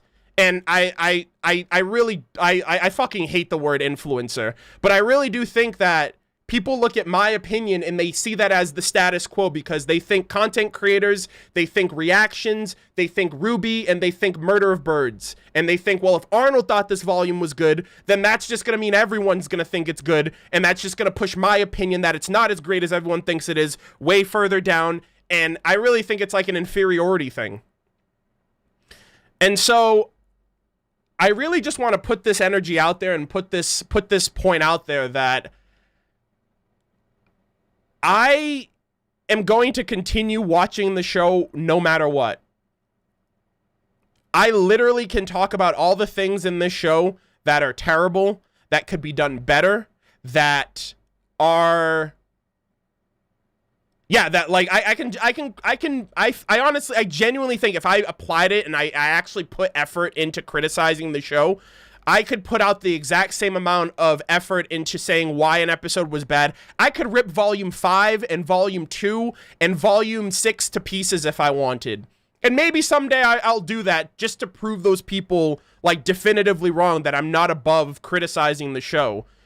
The thing is, though, you would know that I criticize the show if you actually watched my content, which you don't. And I'm saying that directly to those people, because the same person that commented in my video today that like, they didn't even watch the video. My whole video was me complaining about the fact that I'm pissed off that Ironwood semblance isn't addressed in the show. It creates an issue for casual viewers. It muddies the waters between people who know about it and people who don't know about it. And it's a disservice to his character. And you got comments like, bro, why are you defending poor writing? Did you watch the video? You know what I mean? I don't know. This will probably be uploaded as its own fucking video too, because, and like, this is like a genuine thing to those people who are self-proclaimed critics of RWBY. Why is it not enough that I can be in my lane enjoying the show for what it is, and you can be in your lane addressing concerns that are different from mine? Why is it not enough that I can criticize the show and at the end of the day still say, I'm excited for the next chapter, I'm hyped for this finale, I can't wait to see what this show does in the future, I'm here for it. It's like if you criticize the show, you can't like it still. And if you do criticize the show, then you're demonized for it. You know? I'll be honest, I'm not really great at criticizing. I love watching, I'll be fucking dead ass honest with everybody. I love watching Fat Man Falling, Vexed. Eruption Fang in his recent years has been very, I don't know, very nonchalant with his reviews. But for the most part, I watch these people not because they rag on the show, but because they approach the show from a perspective that I'm not very well versed in. I watch their videos and I'm just like, actually, you know what? That is, I have to apply that because we're watching the same show and they're seeing it in a way that I'm not seeing it. But at the same time, I'm not going to just be like, well, you should probably say better things about the show. The one thing that I'll say that I detest is the fact of anyone that actually throws out actual insults to Miles and Carrie, which you see a lot. I see it in my comments. I see it on Twitter. I see it on Reddit. I see it in Discord servers. People are very, very brave to say things about people that they've never even met before because of a show that they have no control over writing. And I can understand, like, critiquing the writing of these people, but to literally say that they're lazy, that they don't care, that they're ruining Monty's show, like who, like, where the fuck do you get off saying that? That really tells me that you're just looking to cause problems and you're looking to just be negative for the sake of being negative. I think there is good faith criticism out there. But a lot of people who think that they're providing good faith criticism really aren't. They're really just looking for a void to shout into. They're looking at someone to be upset with. And unfortunately, I'm usually the brunt of that because whether it's my comments or whether it's my Twitter, people always have to look at me as this golden standard of this is how the fandom looks at RWBY because this guy doesn't say enough bad things about it because you guys can't think for yourselves. You have to think the same way that I do. And I'm sorry for this ramble, by the way. I just really, really, really am kind of like done like with it all together. And I just want to put out this video because, again, people are out there assume that I don't criticize the show, that I'm incapable of saying bad things about it. Yeah, Kruby, you fucked up. Miles, Carey, Eddie, Kiersey, why didn't you put Ironwood semblance in the show? If that has any major influence in the fact that Ironwood is making all these decisions and we found out about his semblance out of show, but his mental state kind of implies that there's more going on there, yes, I do think it should have been in the show. I don't think that they're stupid people that don't know how to write. I just think that this was something that should have been considered more, you know, over whatever else they felt took precedent over that. And so, yeah, I'm going to stop rambling. I'm going to finish the rest of this because I just really wanted to say that that's been like on my mind all day since this morning. And like, realistically speaking, if you think I don't criticize the show, just be honest with yourself. Just say you read the headlines of my videos, you imply for yourself, you make assumptions that I have only good things to say about something, and you're unable to kind of do due diligence to just see for yourself if I have any bad things if I am able to criticize the show or if I only have good things to say. Respectfully, of course. But yeah. Anyways, this is probably going to be clipped and uploaded as its own video, probably within the next week, because I do feel like this needs to be talked about, and this needs to be said, because I don't say it enough. I am under no obligation to critique RWBY. All right? I didn't critique the show when I first started watching it. And over the years, I've gotten better about calling things out that I don't think are relatively good, because, yeah, I do think there should be a happy balance between my content, because, you know, there's a bunch of different facets of the community. But this insistence that that people are demanding that to be more critical, or the fact that I don't criticize at all, you really have no ground to stand on. You really shouldn't be talking. Yeah. That's kind of all I want to say. I want to finish the rest of this discussion. Sorry for those of you who have been in the chat this whole time that are like, can we move on, please? But yeah, that's been on my mind for years at this point. And I feel like it needs to be said. And I feel like more people really just need to live and let live. Like, honestly. People shouldn't be getting their feathers rustled if someone in the community says something that another content creator doesn't say. And just because I say an episode is good, that doesn't mean that it's an immediate response that, oh, Vex thought this episode was bad? Well, fuck his opinion because I thought it was good. Like, I don't know where people get that mindset from. It's pretty cringe, honestly. And I don't know. I'm probably just going to start moderating my comments a little bit more, because I can tell good faith I can genuinely tell good faith criticism from someone who's just trying to be an asshole and trying to start trouble with people in the comments. Even on fucking Twitter, which is a friggin' fiesta these last couple of days. So yeah, that's all I'm saying. I'm done talking about it, and hopefully this video will be well received by people in question. Anyways.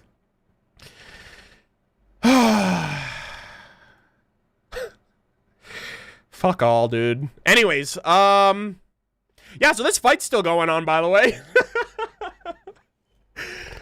I'm so exhausted, dude. Honestly, I'm low-key happy that this finale is tomorrow. That means, I mean, I'm not happy for it. I'm just happy knowing that I can, like, RWBY will just be on a break. And, I can't wait to just focus on other things. And let the dust settle. And then come back to RWBY in the summer when RTX pops off, and when the new RWBY game comes out, and when RTX comes around, and when, you know, we get the trailers, and then before you know it, Volume 9 is going to be here. So yeah, oh yeah, and I have pasta to cook too, so I'm looking forward to dinner after this. Have you been playing Genshin recently? I'm probably going to stream Genshin on Sunday, probably Sunday or Monday. I have to do the Windbloom Festival. I haven't even started it yet. Also, I'm sorry to everyone who's been giving super chats while I've been like rambling for God knows how long. I promise I will respond to every single super chat by the end of the discussion. Because at this point, I probably spent like 20 minutes rambling about criticism overall.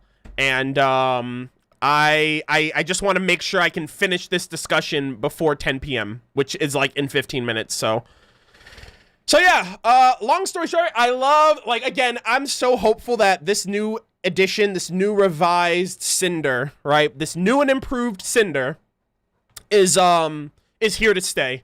I really don't want Cinder to kind of go back to her old ways of just being entitled and just being annoying, realistic. You know what I mean? Like, I love how she took the hit from Penny and she says, "Oh, Penny, I did learn my lesson. However, you and your friends are a little too aggressive right now, and that's going to be your undoing. And who knows that better than me? Because that's the road I've been walking for the last 8 volumes now." So I kind of love that. Like, really, like, she's mentally like a very different person.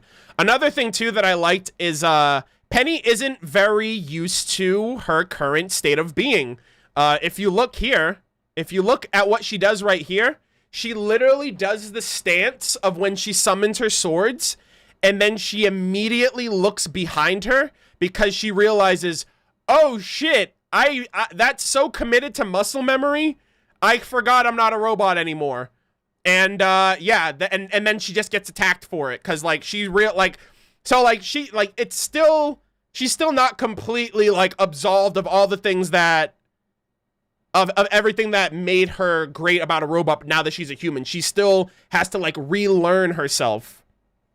And the fact that she made swords with the maiden powers just proves that she still needs that familiarity in order to fight. I actually thought that was her semblance at first. I was like, wait a minute. But then I completely forgot that in Volume 5, fucking Cinder and Raven summoned like giant Soul Calibur, Soul Edge, like giant crystallized swords to fight with. And I always just thought that that was a part of Cinder's semblance, but that actually might be because of the maiden powers that she's able to conjure these weapons. So yeah, it could be a bit of both on top of that too, because her superheat, that's probably why she prioritizes using fire over every ability, and the fact that she's, you know, she's a force of destruction at this point. So does that mean Amber is trash? I mean, Amber's dead. Also, oh, you mean experience-wise? Maybe? I mean, Penny, it's very interesting. Yeah, Penny was Penny seems a little bit more experienced with the maiden powers. But I mean, she knew about, it really just depends on how Amber came in to get the powers. Was it just forced on her? Did she know, like, was she taught how to use the powers prior? You know, because Freya lived her whole life as a maiden, and Raven took the powers from somebody else who she felt would have been hunted her whole life, so she kind of, like, did a mercy kill, and Raven probably studied and learned up on it. I feel like Penny was probably, I don't know. Maybe, I don't know. I couldn't tell you.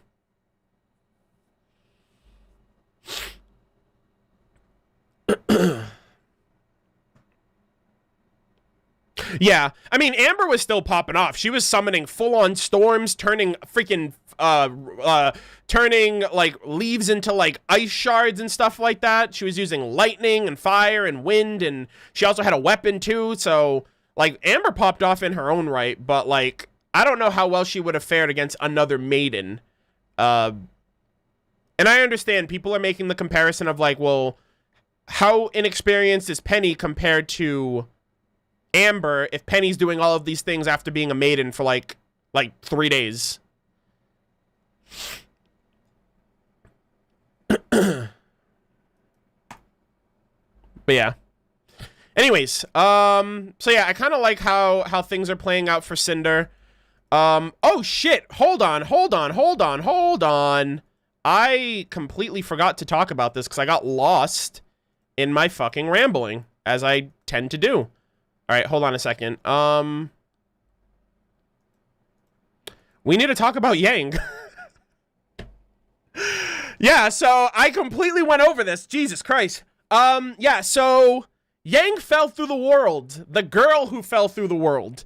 For those who don't know, right? I literally forgot about that. Jesus. For those who don't know, Yang Xiaolong's birthday is on January 28th. They confirmed that at this past RTX. They gave the birthdays for all the RWBY girls. Ruby's birthday is on Halloween, October 31st. Yang's is July 28th. I don't remember Blake's and I don't remember Weiss's, unfortunately. But that's because it's not relevant to what I'm talking about here. So, Yang's birthday is July 28th. This is coincidentally the same day as when the Alice in Wonderland, like Disney's Alice in Wonderland, premiered in North America on July 28th, 1951. And this notion of the girl falling through the world could be that of Alice falling into Wonderland, going down the rabbit hole, if you will. You know, Ozpin mentioned the fairy tale of the girl who fled the consequences of a choice to a magical place and never learned the lessons of that consequence and thus spends her time repeating it. this tells me that maybe Ozpin has been to this void, if you will, because I feel like all fairy tales derive to some extent from him living so as long as he has. And so, Volume 9 could very well be an Alice in Wonderland trippy kind of volume, where Yang falls through this world, and maybe Blake, Yang, and Weiss will jump in after her, because all of them fall in the intro. Yang is the first one. Yang is the one seen falling the furthest, which I think that's a reference to the fact that Yang is the first one to fall, and if they feel like she's not dead, they might jump in after her. And this could turn into like a very loopy kind of Alice in Wonderland, Alice Madness Returns kind of vibe, where, you know, we might be going through the subconscious of our characters, or an alternate dimension, or an alternate timeline. Like, another thing that I think would be really cool is that they mentioned that the girl who fell through the world, when she returned to the regular world, right, when she returned from that place, she was so changed by the experiences she went through in that you know, that magical place that she ran off to. So I also wonder if Yang fell through this void and is in like a parallel dimension, right? Let's just say she's in a parallel dimension that has a different timeline than ours, and the time runs differently. I think it would be super cool if the next time they see Yang, she's a bit older, like a little bit older, and she's gone years without seeing her friends, and she's gone through like a very different type of life experience over those years, and now they have to try to find a way to all get back to Remnant. But Yang, having been gone for so long, having been detached from her friends for so long, would naturally be a different person because of that loneliness. And I'm trying to like grab a little bit of like Alice in Wonderland, right? Because Alice went to Wonderland, and like the whole journey through Wonderland, right? Going down the rabbit hole, seeing the Cheshire Cat and the Caterpillar, and like all of these characters who taught different kind of life lessons that you learn as you grow up. I'm trying to like blend that with Ozpin's perception, or Ozpin's interpretation that this girl who fled to this magical place was kind of like trapped there. And that time alone changed her to when she actually got to come back, she was a different person. I do think that there could be like severe ramifications for Yang, even if it doesn't mean that she's dead. I don't know why Ambrosius was so hell-bent on saying do not fall, because it implies that it's like a perilous thing to do, like you won't come back from it, or you'll die, or something like that. But he didn't specify. He just said like, yo, don't go down there for whatever reason. You know, because there might be something that is unexplainable, you know, because this realm and these vaults aren't even part of this fucking world. So we're literally getting into like interstellar, interplanetary, interdimensional like concepts here. And that's kind of what Alice in Wonderland is. It's all about like figment, like imagery and imagination and all that stuff. And like, you know, tucking yourself away in a dream and stuff like that. I don't know if any of you guys have played the game Alice Madness Returns. That's one of my favorite video games of all time, by the way. It's literally like a dark madness version. It's probably like the more genuine version of the Alice in Wonderland story. And I know I talked about this too when I mentioned like Alan Wake, like the fact that I like psychological thriller games. That's a big part of that too. Like Alice Madness Returns, it's such a psycho lot. Like we could get like a Jabberwocky Grim too, Pog. Dude, that would be so sick, because like that's like a part of the story too, like the Vorpal Blade and the Jabberwocky.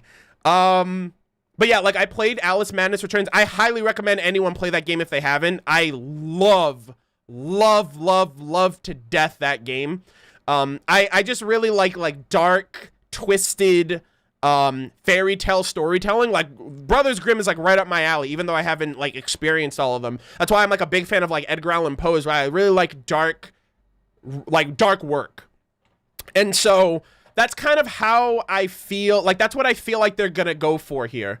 Yang just like got teleported. Yang is the modern day, essentially Yang is the modern day girl who fell through the world. And I wonder, that girl that Ozpin is talking about, I wonder if Yang will come across her in that same world, if that girl fell through the world the same way that Yang did, if she was in a similar situation, or, you know, because who's to say that this isn't like history repeating itself, but in a different timeline, or in a different era for Ozpin. You know what I mean? Like, where did that fairy tale come from? Where is the truth among that fairy tale? And I think it is the fact of, like, an alternate realm, a girl falling through the world, and Yang is just that next level version of that. And so, yeah, I think it would be really interesting, really cool. It would blend really well with Yang being a reference to not only Goldilocks and the Three Bears, but also Alice in Wonderland, because, like I said, their birthdays line up very well. And the fact that they made Yang's birthday confirmed this past year almost implies that her birthday date was deliberate. Like, they deliberately gave her that birthday, not only as a reference to, you know, the song, you know, I burn, I'm burning like the sun in the middle of July, even though her birthday's at the end of July. But anyways, but also because of the fact that Alice, the debut of Alice in Wonderland in North America at the very least, lines up with that same with that same date. So, yeah. So, you know, there's layers to it and all that stuff. So, I really think that would be a very interesting direction to take the story. Weiss, Blake, and Yang decide, everybody else get to Vacuo and figure something out. We need to find out what happened to Yang, because if we squander this opportunity, we'll never be able to find out. You know what I mean? If they close this vault, if they close wherever they are here and just secure the people in Vacuo, they'll never for sure know if they'll ever see Yang again, or what happened to her. So they might very well take the plunge, take that risk, and Volume 9, while everything else is going on in the present for, like, the people in Vacuo and all that stuff, Volume 9 will be Team RWBY's journey to find Yang, or go through this parallel dimension and see what happens. And I think that's the proper detour that Carrie's referring to. I think it would be super, you know what would be like the icing on the cake is if we saw the first couple of chapters from Yang's perspective, and she sees, like, people in her life, or people that are influenced her life in the form of those characters. So she would see herself as Alice. She would see, like, Weiss as, like, the Ice Queen, right? So, like, the Queen of Hearts. She would see Blake as the Cheshire Cat. She would see, like, I don't know, Torchwick as, like, one of the goons or guards or whatever, or even, like, I don't know, like Adam or something, like someone who is like someone who's had an impact or an influence on her life. Maybe Raven actually could be like Raven would be another one too. I just think there's a lot that they can do. If, again, this is all speculation, conjecture, theory crafting going on right now. I just think it would be super freaking cool if we get a blend of that in some way, shape, or form for the next volume, if that is in fact what they're going for.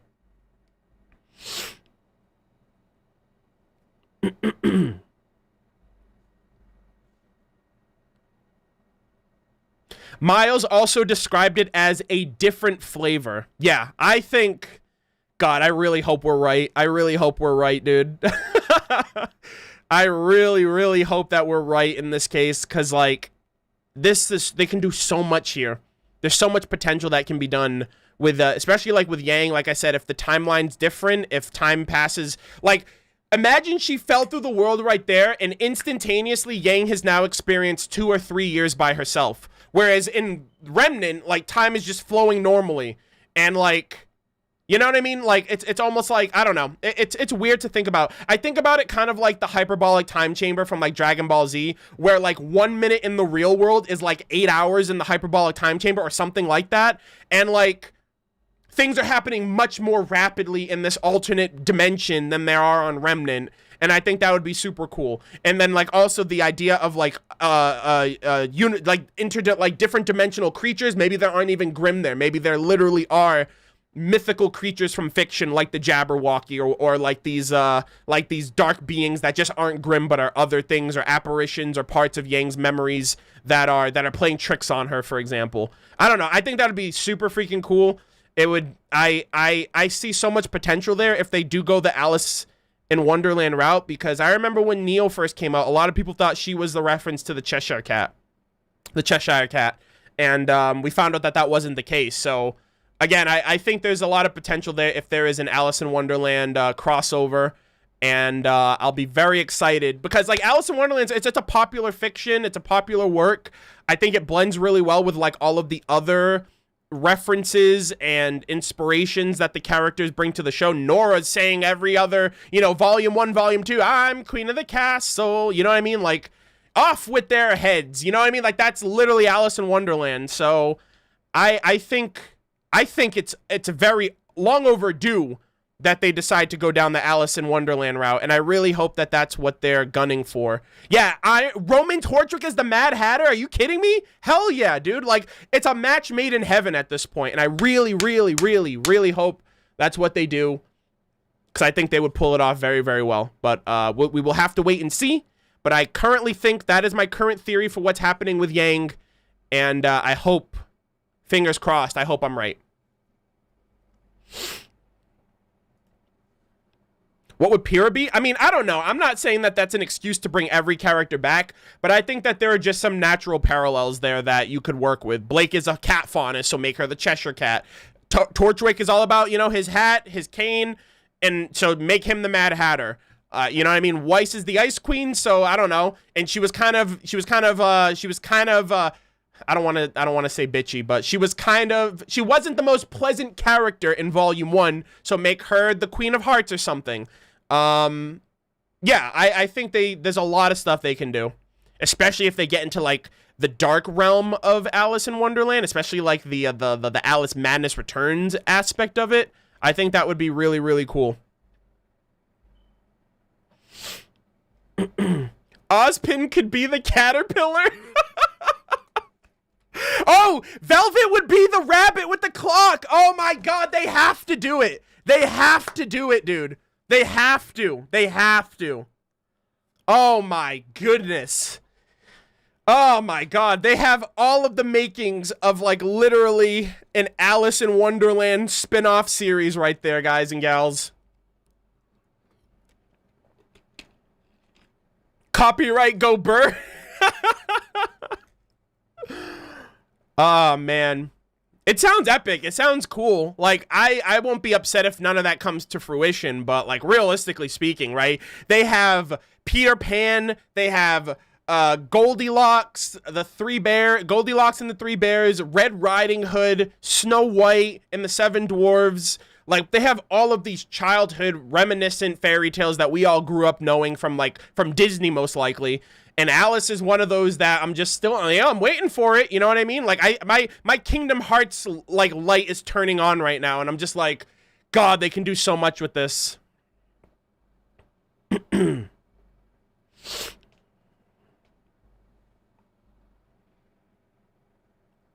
You guys are setting yourselves up for disappointment?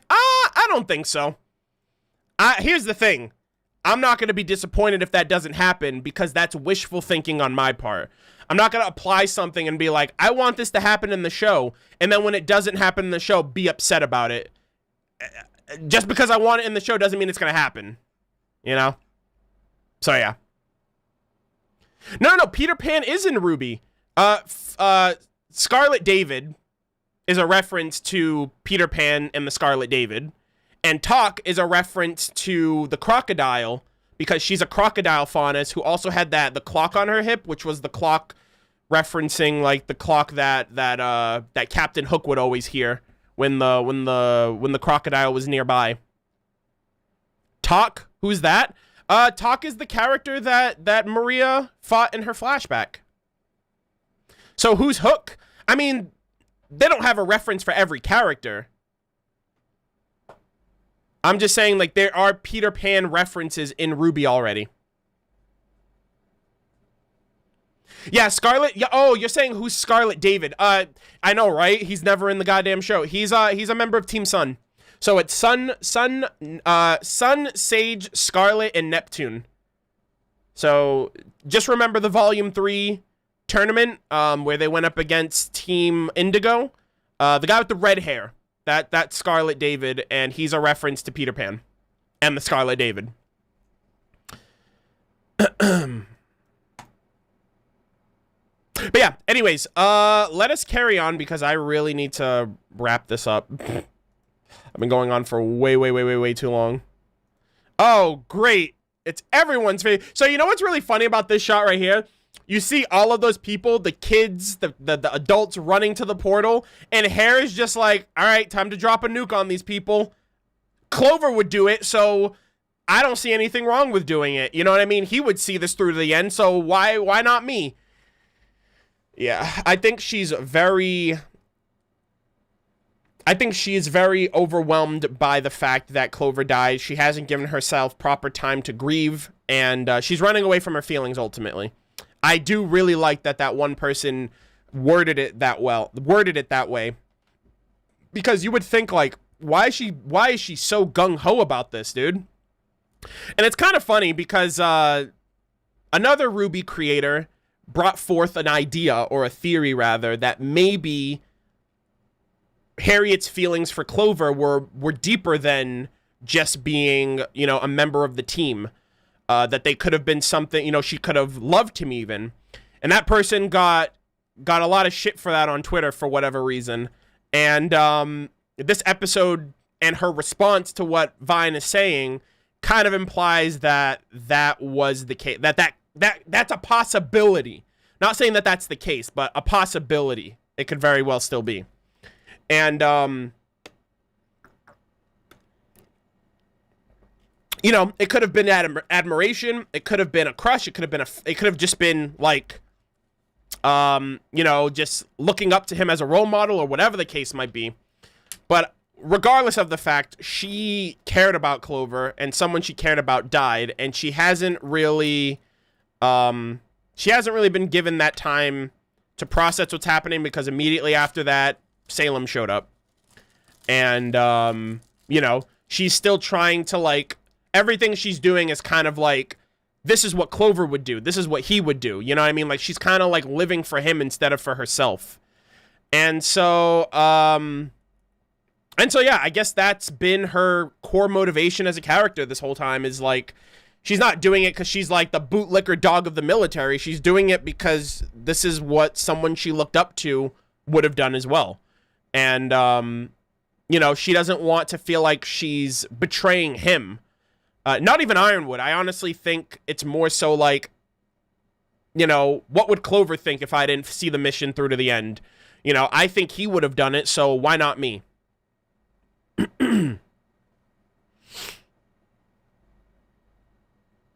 But yeah.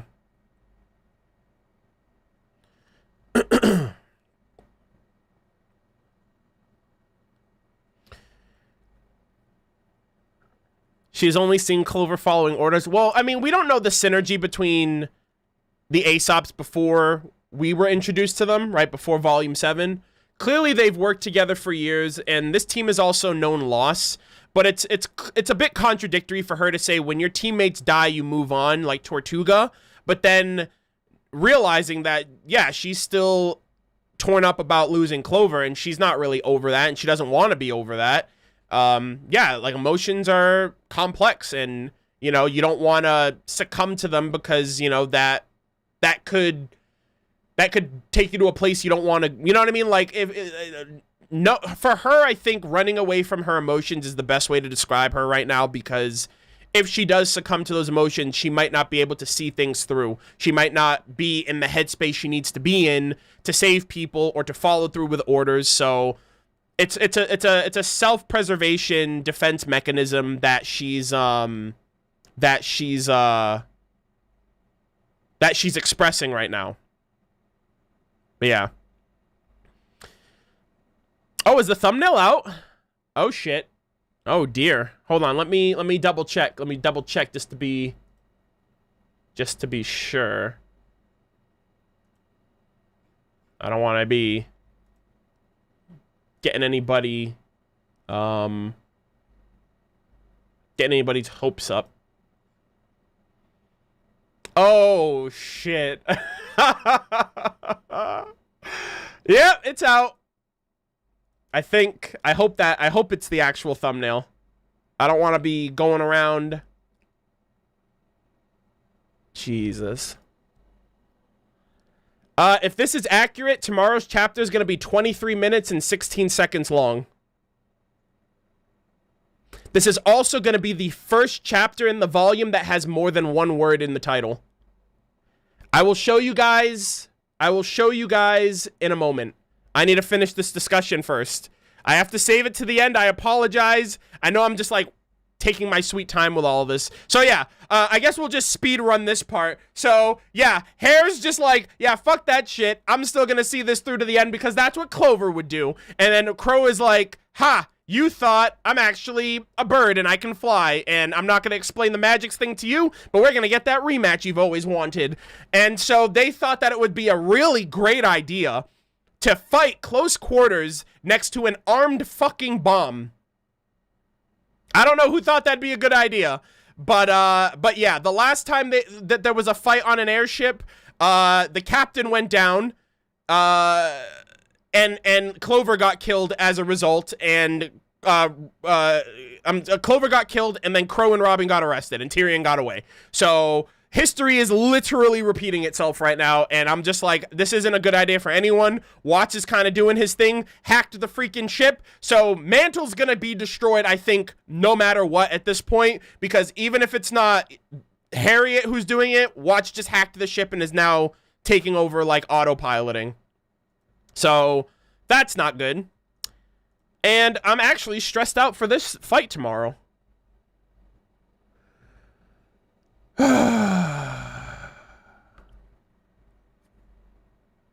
One of them I think is gonna die tomorrow.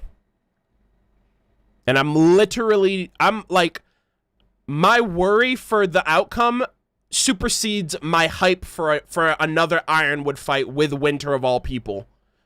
We haven't seen Winter fight, and now she's fighting for her life against the general who kind of built up her whole career. And, you know, it's like master and apprentice right here.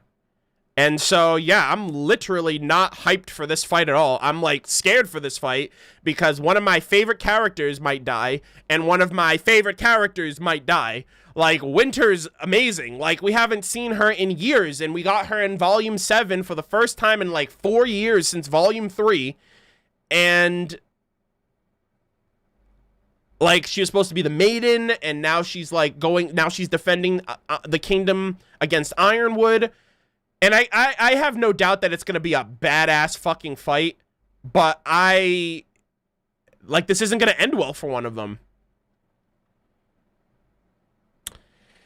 Fuck. All right, hold on. Give me a second. I want to look up this thumbnail on Twitter. Oh, there it is. Thanks, Dan. Appreciate you. Oh my god. Holy shit. Wow. Okay. Yeah, I'm going to show that. So I'll let you guys know before I show it in case anyone doesn't want to get spoiled. But yeah, it's fucked, dude. I'm so, like, I'm literally going to be crying tomorrow before I even record. Meanwhile, I feel bad for Oscar in that shot because that reminds me of every video that I've seen of, like, a dog running into a glass door and just being, like, absolutely traumatized for the rest of their life. I'm pretty sure that's happened to people as well, but that's literally the first thing that it reminds me of. And he wasn't expecting it, and that's, like, the worst thing, is when you come in, like, when you collide with something that you're not even, like, expecting any, like, pushback from. So that's what I thought of. And then obviously it was because, you know, Ambrosius literally takes down exactly what you say, word for word, as you say it, one-way ticket to vacuo. And so they can't go back. And this is where, like, things just splinter off and derail and segue.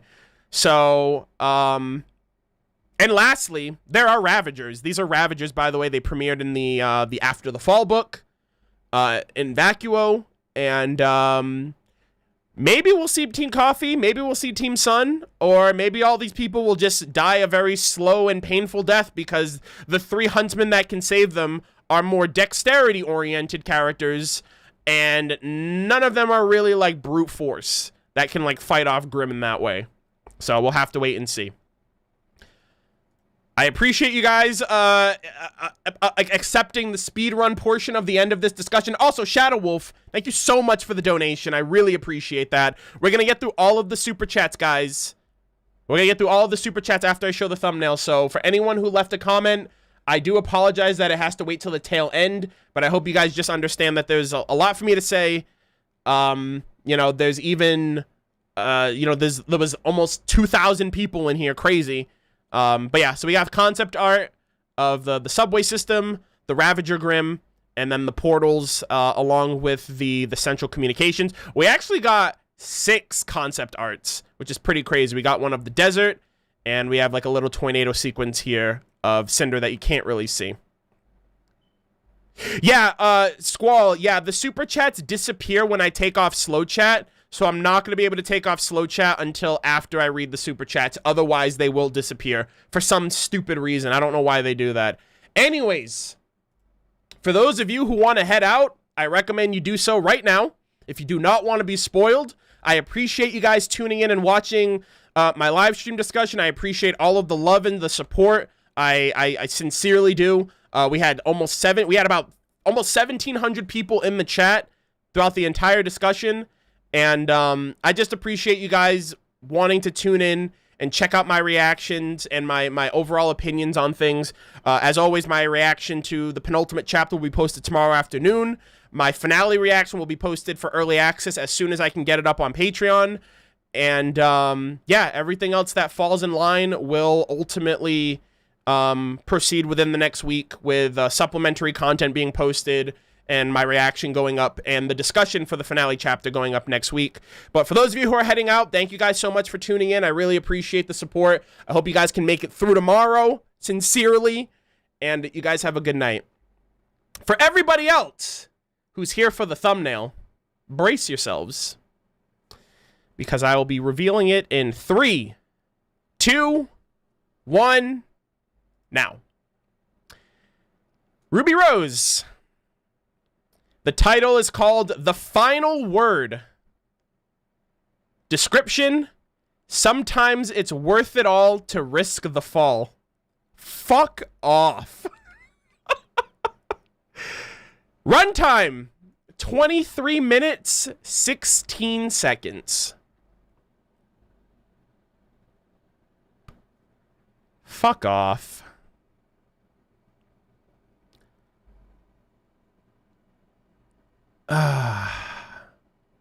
It's also funny that they've been doing one-word titles this entire volume, and then the title of the final chapter is called The Final Word. Which it's like, bro, that's 3 words. Oh my god. So if we take out the intro and the outro, it's probably going to be like 18, 19 minutes, because, you know, the outro might be like a 3-minute song.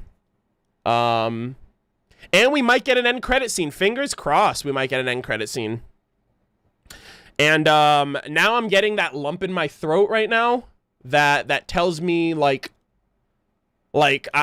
kicks in when I'm very nervous and like scared and anxious. Yeah, this is gonna be crazy. This is actually gonna be insane. I gotta tweet this out and then post it in the community tab as well for people. 23 minutes. That's lit. Oh my god, dude. 23 minutes, ladies and gentlemen. Ruby is just like, I guess we're doing this. I like that thumbnail though. Very simple. Very simple. The last volume, the last chapter of the volume.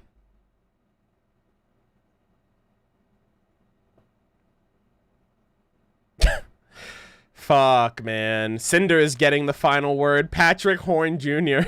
Thank you for the super chat, bud. God, my stomach hurts so bad, bro. I am not ready to record this reaction tomorrow.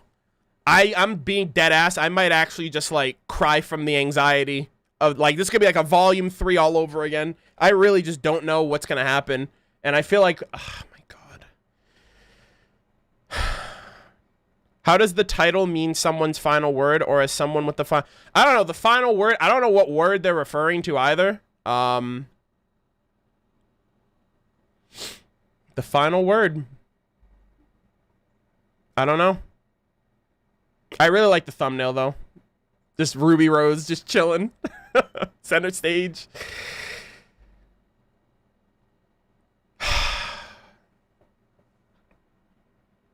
Like, I'm, like, breathing now, like... Because, like, I feel it, dude. I fucking feel it. In my stomach. It's the worst feeling in the world. Kita, thank you for the $10 super chat. I appreciate it. So I'm gonna go backwards on this. Well, I guess I'll go in chronological order for super chats just to make sure that I I nail all of them and I don't miss any.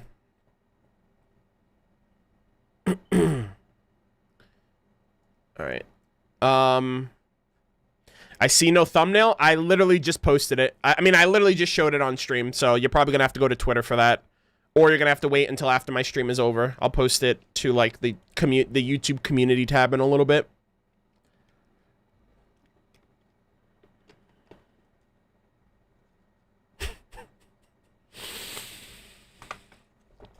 I cannot believe it, dude. This fucking chapter.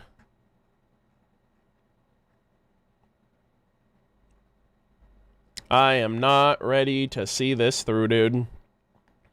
Okay, let me find out where the last... Okay, someone typed in no body, no death. Camry Tabron, thank you for the $10 super chat. I guess that was when I was talking about... That was when I was talking about...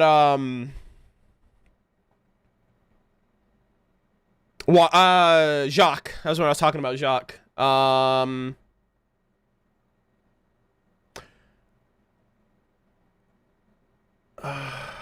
Man.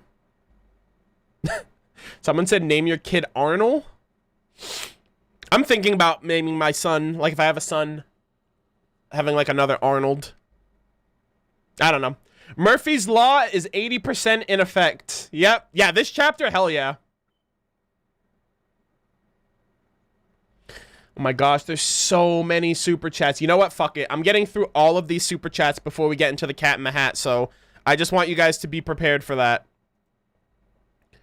Because I don't want anyone to feel ignored, especially with you guys supporting me at this massive level. So I really appreciate it. Also, make sure you give this live stream a thumbs up. I know I'm saying this at the very end of the stream, which is probably counterintuitive, but if you haven't liked the stream, please like it. I'd really appreciate it. It definitely helps in the algorithm, spreads it to more people, and overall, just helps out the channel.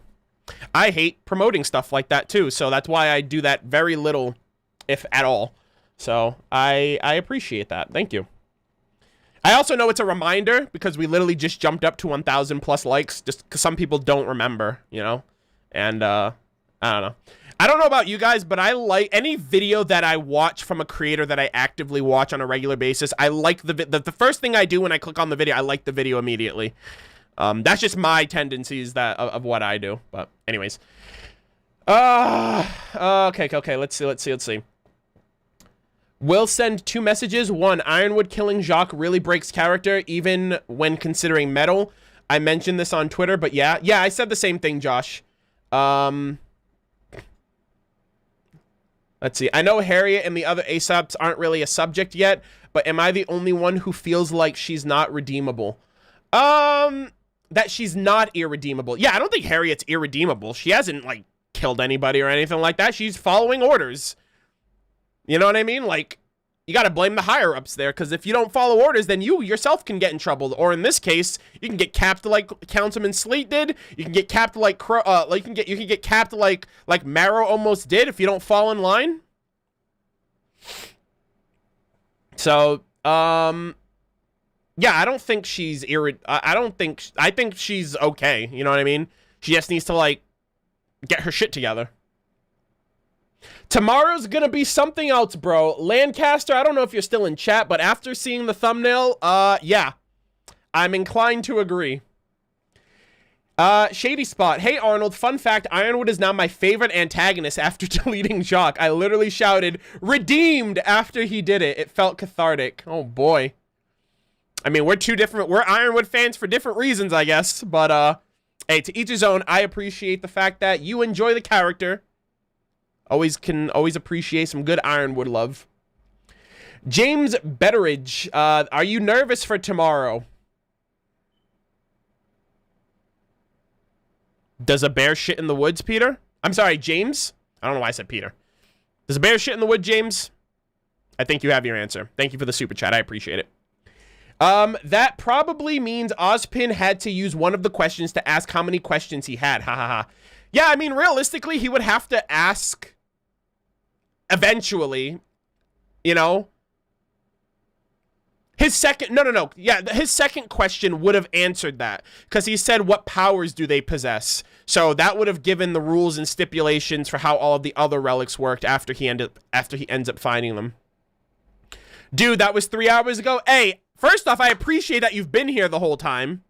Second of all, I understand it was 3 hours ago. I still wanted to make sure that I followed through with responding. I understand the context that you sent it 3 hours ago, but I think reading it now just makes it funnier because it's like I've never been more nervous. So I guess it kind of works out in the end. But thank you so much, James. I appreciate it, and I do apologize if it was a lot longer than you were expecting me to respond to. But I am responding to all of them right now. So if you guys are here, it's been 3 hours? No, it's actually been 4 hours. I've been streaming for 4 hours, actually. So yeah, I mean, welcome to the stream, guys and gals. That's the Murder of Birds experience for you. Ever since 2014. No, 2014. 2016, what am I saying? Let's see. I hate how predictable winter killing Ironwood may be. Like, they ruined his character and just killed him off, just like Adam. I really hope the Tin Boy doesn't die, even though his character sucks now. Well, that's an opinion. But, I mean, I guess. I don't know if you had I guess you just wanted to make that statement, but I don't feel the same way. I think Ironwood and Adam are drastically different characters. Maybe the common thread there is that you liked both of those characters, and the characters you liked just happen to fall under characters that you can't really morally agree with because one's one was kind of one's a radical and the other one's literally losing his mind to the point where it's kind of unraveling him as a character. But I think that's what makes them good characters. They are like, this is where the story's pushing them. You know? Also, it would be kind of interesting to, like, I don't know, for some people, like, do you really want to like a character before you really get their whole story? Because then, like, what if you love a character and then they turn out to be this awful, terrible human being by the end? It's like, ugh, you know, that's a yikes for me, Chief. I think that's how a lot of people feel with characters like Ironwood and Adam, because they built up this, they built up what they feel the character's potential could be in their head, and then when the creator does it in a way that doesn't align with that, you know, it's like, oh, well, now I can't like the character now because, you know, they're no longer the gray or whatever, you know? So yeah, I mean, like I said, epics to each his own, but I appreciate the super chat and your comment nonetheless.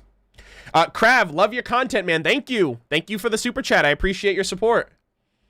Roosevelt 770. Yo, Arnold, it's been a while. Remember the time you streamed Flower or whatever? But all I have to say is, yo, what's up with your cut, fam? Okay, dude. My hair is kind of unruly right now. I understand that. This is the first time my hair has ever been this long, and I really don't know what to do with it. It's kind of just growing out, like, dreading on its own, and I might do something with it after the hiatus, after RWBY ends, because, like, honestly, I haven't really had much of a life since RWBY started, but what else is new? But yeah, lockdown is to blame, but actually I kind of like it, and if I actually kind of, like, manage it a little better, I can probably do something with it. I'll probably have to go to, like, a salon or something, because my hair's never been this long, so I've never really had options to figure out what to do with it. My hair's always been, like, my haircuts before Volume 8 have always been that way my entire life, so yeah, I've never been one to style my hair. I'm actually, like, learning all about that shit now, so yeah, that is what it is. Thank you for the super chat. JW Darkhurt. Hi, Murder. I'm a longtime watcher of your channel, but this is my first time donating. Thank you so much. I'm sorry that it took forever for me to get to it, but I appreciate it very, very much. I'm a non-first plebeian, so I can't stick around, but I look forward to watching this VOD after tomorrow's episode. Have a great stream. Well, I really hope you watched up until this point, JW, and I apologize that you had to watch up until this point for me to respond to your super chat, but I appreciate you. I hope you like tomorrow's chapter for non-first members because it was still pretty good for this discussion, which I'm assuming you watched if you're watching this VOD afterwards. By the way, you're a trooper because not a lot of people stick around for the whole discussion after the fact. So I appreciate you for that as well. And yeah, thank you so much for the support and for the long-time support and for the first-time donation. I appreciate you. Immaculate Toast, thank you for becoming a channel member. I did see that a little while ago. You do have access to my Discord server if you are, in fact, if you do, in fact, use Discord and you link your YouTube account with your Discord account, any channel members on the channel will be able to access my Discord that way. So thank you so much. Asmon Trey, thank you for the super chat. No comment, but I appreciate it. Genzo, my big brain Jin question. What are all the secrets revolving the 4 relics? Like what do they do? I don't really know if there are secrets outside of like their practicality, but it's a good question regardless. So there's no cut corners or nothing missing. The reason there's so many super chats is because we got our stimmies recently. Oh, is that true? Is that Pog? I think mine are coming in. I don't know. I didn't apply for them or anything, but I did get one of them. Like I think it was the first wave or the second wave, but now there's like a third wave, I guess, coming. I don't know how they like that. I don't know. I'm like super fortunate to be in the position that I am where I'm very much unaffected by a lot of like the financial burdens of quarantining and stuff like that, and businesses you know, switching to like online only. I think it's because I'm like mainly online and my content hasn't really been affected as much in terms of my ability to put out content, especially since I work from home. Oh, they use your taxes. Okay. Interesting. Okay, I thought you had to like apply for it or something. But yeah.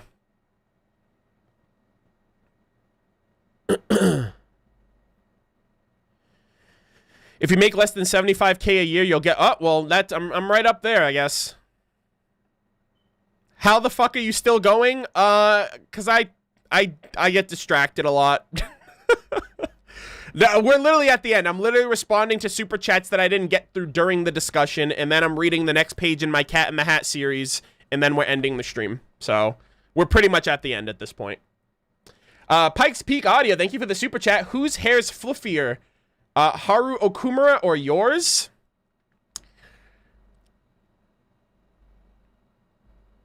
I'm gonna say Haru's. Yeah, I'm gonna say Haru's. Also, yeah, we're gonna do the poll. I mentioned what the poll is gonna be at the beginning.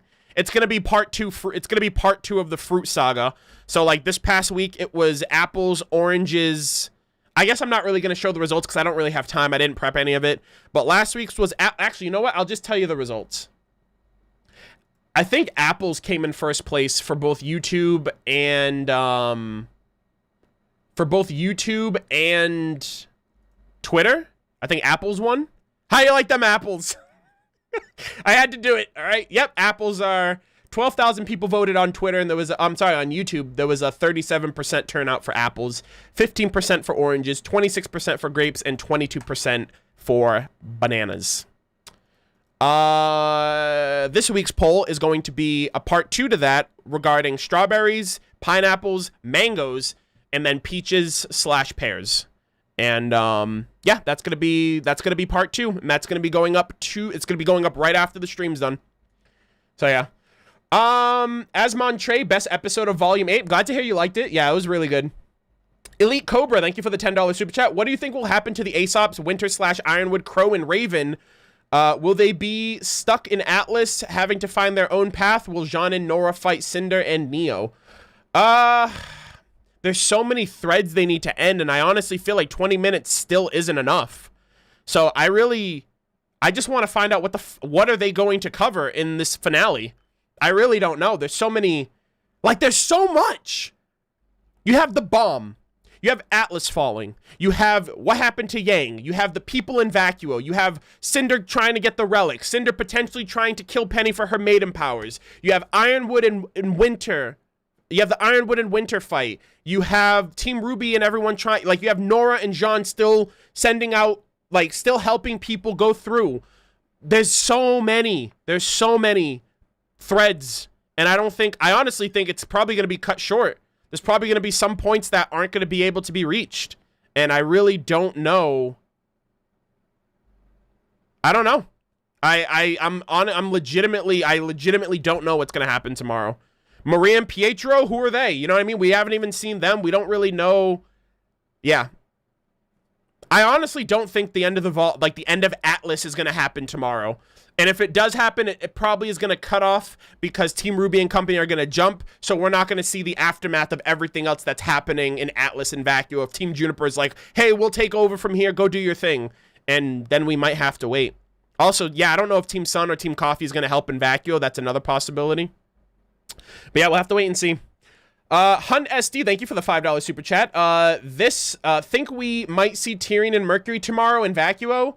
I don't know. Depends if they can get to Vacuo in 2 to 3 days, but actually not even 2 to 3 days. They left like the night before.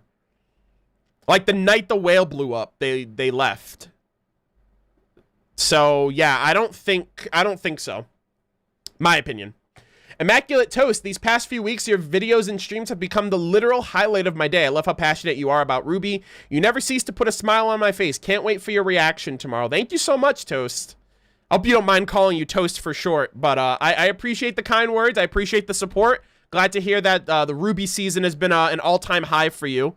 And yeah, we still have tomorrow's reaction. We have next weekend's reaction for the finale and next weekend's discussion. So hopefully you look forward to all of that. And I definitely have videos planned for the off season and, you know, some videos sprinkled here and there as well. So hopefully you'll tune into, you'll enjoy those as well. But yeah, thank you so much for the support, bud. I appreciate you. Blitz of Fury just joined. What did I miss? I cannot explain that context to you because we've been all over the place tonight. All I can say is if you've been here since then, Blitz of Fury, I hope you enjoyed the stream. Clifford Williams, thank you for the super chat. Murphy's Law, 80% in effect. Yeah, I talked about that earlier. Damn, Rockslide said, I came for the chair. Chair Kun says thank you. Okay. Chair Kun says thank you.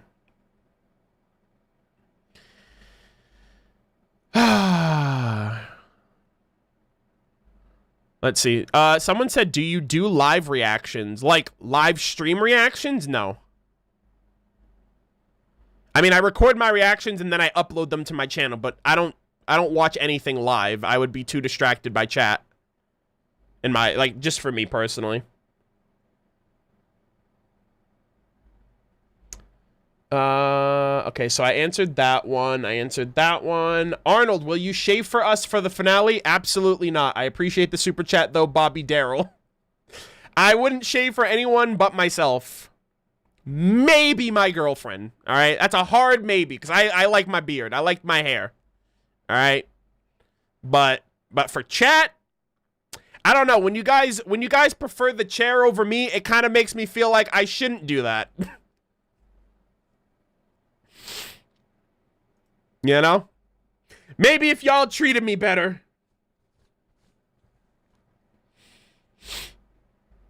Anyways, I appreciate the super chat, Bobby. I appreciate you. Patrick Rose, Neo finding out RWBY didn't kill Roman and finding out Cinder's real motives would be great. This result in Neo going freelance and her actions aligning with humanity's. Cinder always being betrayed is best feeling. Yeah, see, that's another thing too. I wish Neo would have been more proactive in like using the relic for herself somehow to get those answers, because I don't think Neo's ever really gonna find out what happened to Torchwick unless RWBY specifically says it to her and says, hey, Torchwick died from a Grim trying to kill me on that airship after you got married, after I Mary Poppins'd you away. And the only reason Torchic was in that position in the first place, the only reason either of you were in that position in the first place was because you guys were coerced into working with Cinder. So realistically, Torchic died because of Cinder's influence in forcing him to work with you guys, to work with her. So she's the real culprit here. I think that's what should happen. Whether Neo takes RWBY's word for it is a entirely different story, but that's what should happen, in my opinion. Camry Tabron, no body, no death. Yeah, so I did mention that earlier. Where do you think the void leads to? We talked about that. Anime Man 47, R7. I think it might lead to like Wonderland, you know, Alice in Wonderland vibes. Just Am I Jin? I think that's how you say that. Thank you for the super chat. I think Emerald's betrayal of Cinder might have been the spark, might have sparked a flame as seen by her facial expression, to seeing her make the plans with RWBY and Juniper. I mean, I always think she was planning on countering whatever Team RWBY was doing. I think her reaction was like, she wasn't expecting it, you know? And what sucks the most, I just realized this now, is that I can't put slow chat because for some reason when I implement slow chat, it deletes my super chats for some strange reason. So I'm gonna have to get through all these super chats and then release you guys from slow chat, unfortunately. So I do apologize for that. Emerald went through the portal before Cinder acted, so there's no chance for Cinder to confront Emerald or vice versa. You know what I mean? So that interaction is gonna have to be put on the back burner until whenever we have everyone in the same spot again, which is a little odd. Yeah, I think it's super weird, but like I think that's just the result of like my channel has been very like buggy these last few weeks, or the last couple months rather. It's been really buggy. So yeah, that's kind of where I'm at right now, unfortunately.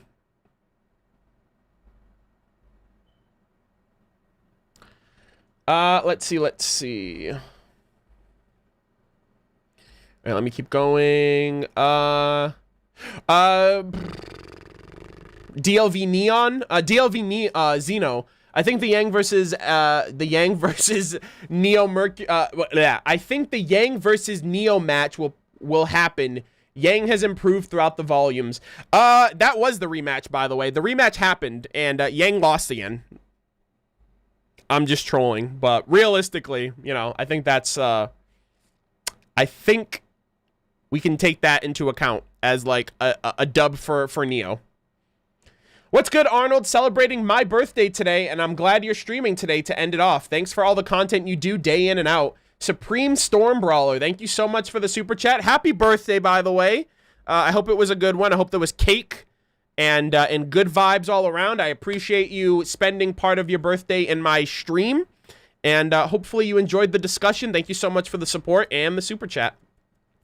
Pikes Peak Audio, Cinder uses the third question Cinder used the third question to prove her villainy. I mean, it was a well-hatched plan. Like, I'll give credit where credit's due. That was a very smart choice for her to make. It doesn't change the fact that I wish it was something that we didn't already know. Henry Torres, thank you for the super chat. DL Xeon, happy birthday. Aw, super chat to Supreme Storm Brawler with the happy birthday. That's nice of you. Thank you. You do realize that Cinder only apologized to Neo so she can get the lamp, right? I don't think that's definitive, and I think that's very bullish of you to imply that my interpretation was wrong because it clearly had to only be interpreted one way. I appreciate the super chat, but Cinder literally said, you know, she learned from the mistake, and that could have been a genuine apology for all we know. You know? And she needs to be on fair ground with the people she's working with. So why not? Why can't it be? Why couldn't it be? You know what I mean? It's like, why couldn't her apology have been genuine? You know? So yeah, I respectfully disagree.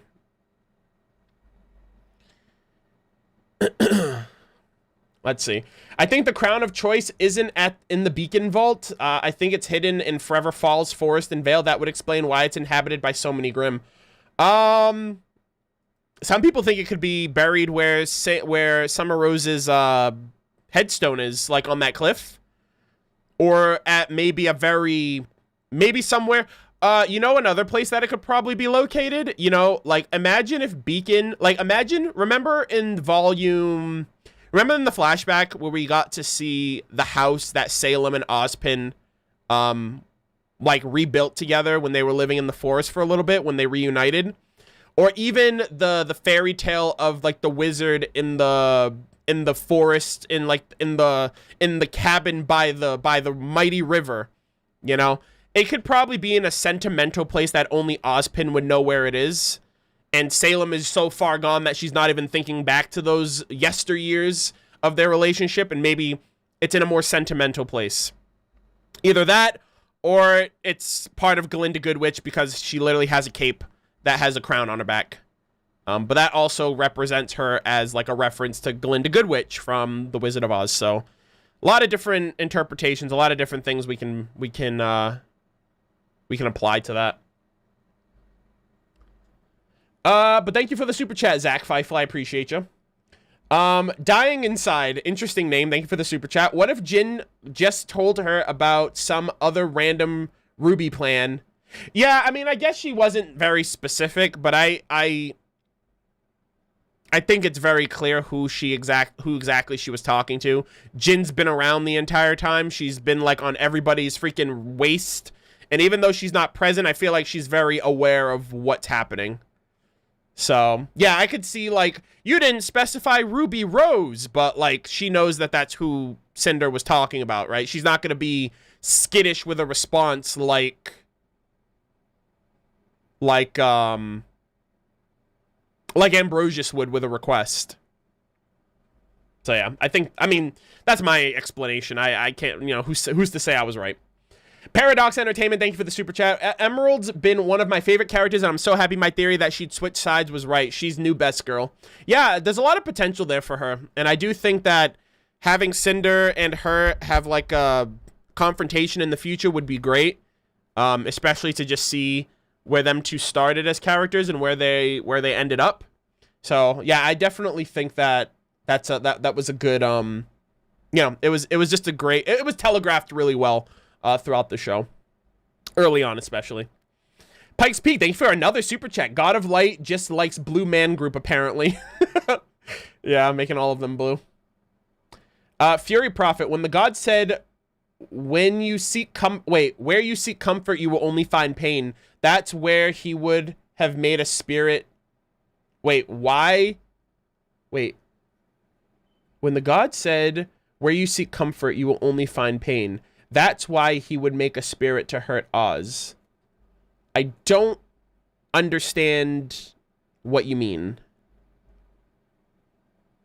I mean, he said that to Ozpin of like, hey, you're going to try to reconcile things with this woman, but she's too far gone at this point.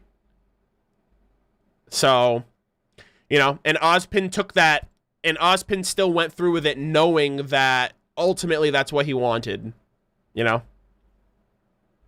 Oh, making Jin look like his daughter? Oh, is that what he's saying? That'd be pretty good. I'm holding out hope. And I swear to God, if I'm right, I'm going to come back to this chat. I'm going to be like, everyone who doubted me, you're banned. I don't make the rules. Chair-kun does, and that's what he says. I'm just kidding. Camry Tabrone, thank you again for another super chat. Something I noticed with Jin and her little friend, Lionheart put that watch on his waist on the statue, and if you look at the girl in the hourglass and if you look at the little girl, it looks like an hourglass on one of the circles. Oh, is that again? You're kind of like referencing the daughter theory that I mentioned. I really hope it's true, just for the sake of it. Like, even if I don't know. It's like, hey, this is a reference to your daughter. I'm a reference to your daughter, by the way. Hi, Arnold. I always miss your live streams, but I will watch it tonight. Looking forward to it. Blake Waifu. Arthur Garcia, thank you for the super chat. Yeah, we're on the tail end right now, but this is going to be uploaded, and, God, it's so late right now, too. Like, God, I'm going to have such a late dinner. And this is what happens when I stream. I take forever to get through the discussion, and then... You know, I mean, super chats today have been crazy, so I just want to do my due diligence. I just want to make sure I get through all of them properly. Shades McGee. Morpheus, are you taking this down the... Morpheus, are you taking us down the rabbit hole with that theory? Oh, boy. Yeah, so I do know now that one RWBY Chibi episode where they talk about that, like the rabbit hole, like the red pill, the blue pill, that was obviously a Matrix reference. I've never seen the Matrix. I only know about the Matrix from the video game on the PS2 that I played, but I've never actually watched the Matrix. So... yeah, a lot of people realized that when I was watching the RWBY Chibi episode and I didn't understand the references they were throwing out. I was like, oh, this is a little weird. But yeah, I played the Matrix for Enter the Matrix for PS2 back in the day. And so I know about, like, you know, bullet time and stuff like that. Like, that game was super cool, by the way. I would literally just play the game as, what I think it was Naomi was her name. And I would just, like, jump off walls and, like, spin kick people and all that shit. And just do, like long freaking slow jump kicks. That was, like, one of the best games I ever played growing up. But, yeah, I never watched the movies. I just played the game. And so, yeah. But that was, like, one of the coolest games I ever played. No cap. The interesting thing is, something happened to Yang was foreshadowed. Something happening to Yang was foreshadowed in many ways. For examples, she parallels a lot of Pyrrha in the 100 episodes video. I mean, I don't think it's, like, character comparisons, but, like, yeah, they definitely telegraphed a lot, especially in the intro, about something happening to Yang, especially in the Ambrosius episode where he says, do not fall. And then everyone immediately clicked and was like, oh, the intro, the characters fall. And then people also remembered that Aaron mentioned that she has, like, this one line where she screams, and people were connecting that to Yang's going to be the one to fall. And lo and behold, that was the truth. So, excuse me. If I remember correctly, Velvet's dad is named William Scarlatina. Isn't Bill a nickname for Will? Yes, it is, Kermit. But I don't think they confirmed or deconfirmed. I don't know if they did or didn't confirm that that was actually Velvet's dad. And if so, that's really disheartening and sad. Let me see.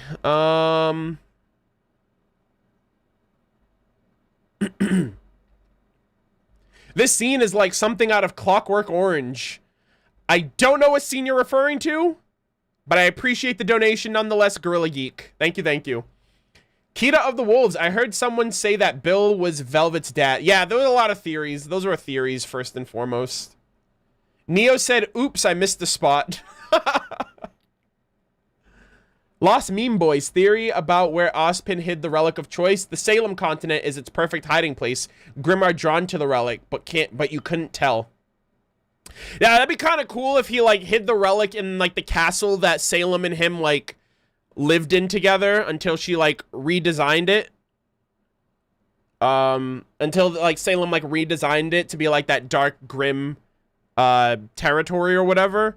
Like, it's, like, in the basement. It's, like, in the attic in, like, a shoebox or something. I don't know. That'd be kind of funny. Neo is best girl. Love her. Hashtag Neo love. Hashtag love your work, man. James Archer, thank you so much for the super chat. Appreciate the kind words. Chair Coon is my biggest fan. Thanks. Chair Coon, I love it. Okay, so this is where the Chair Coon simping started coming into the... We did read all of these, actually. Oh, boy. I just want to say, just in case I missed the segment, but that people need to stop giving Ruby a hard time for not bawling her eyes out while also trying to be assassinated. Yeah, I don't know why. Everyone just, like... they want Ruby to, like, do everything. At all times. And it's like, bro... She's just reacting to the fact that her sister just fell off the side. Like, is she allowed to do that? You know what I mean? Like, is she allowed? Is Chair Coon single asking for a friend? Oh boy. Unfortunately, Chair Coon, he's married actually. I don't know if I told you that. He's married to his work.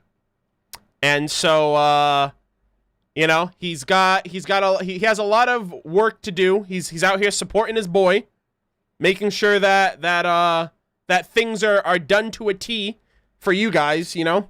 He's the real unsung hero of all of this happening, of all the things going on the back end that you guys don't really see. And so, yeah, I can't say for now Chair-kun is available, but when he is, I'm pretty sure y'all will be interested. Anyways, Chair-kun is best boy. Fun's over, Arnold's back. Oh god. Yeah, so I'm getting back into these other comments. So dreamy, that Chair-kun. Okay. Alright, relax. What do you think is going to happen for... What do you think would have to happen for an Ironwood redemption? He gives his life to protect people. That's the only redemption that I think his only form of redemption is going to be found in self-sacrifice. Because let's just, like, you know, if he survives and doesn't get what he wants, like, what's going to happen to him? You know what I mean? God forbid Salem gets to him. I don't know. So when's the Chair-kun camera coming? Okay. I give him enough of the picture. I give him enough of the spotlight when I'm not around, okay? I don't even know why you would need it. Like, how else would I put a camera here? I could put a camera on the side, but then you'd just be getting a profile shot of me with the chair, all right? Be thankful for what you do get. Little snippets like this, okay? Those don't come often, and you're getting them for free. You need a chair... Excuse me. Shades McGee, thank you for the super chat once again. You need a shirt that says, will simp for Chair-kun. Arnold, what are your thoughts on Emerald vs. Cinder? I did explain that earlier, Adam Savage. Hopefully you were here for that. I appreciate it. I gotta stop making puns, says Arnold. Also, 5 seconds later, Chair-kun has my back. I swear to God, none of those are intentional. I swear to God. Harriet just lives for the hairy situations. Okay, you're canceled. Get out of here. Ice Queen Nia, thank you for becoming a channel member again. Misbehavior, thank you for becoming a channel member again. Massive fucking thank yous to Dezmo55, Alan, Endopay, Annie Matrix, Pikes Peak Audio, Hunt SD, for all of the overwhelming super chat support. That I have no idea what was going on. Alan, again, Jesus Christ. Thank you guys all so much for that. That was a time.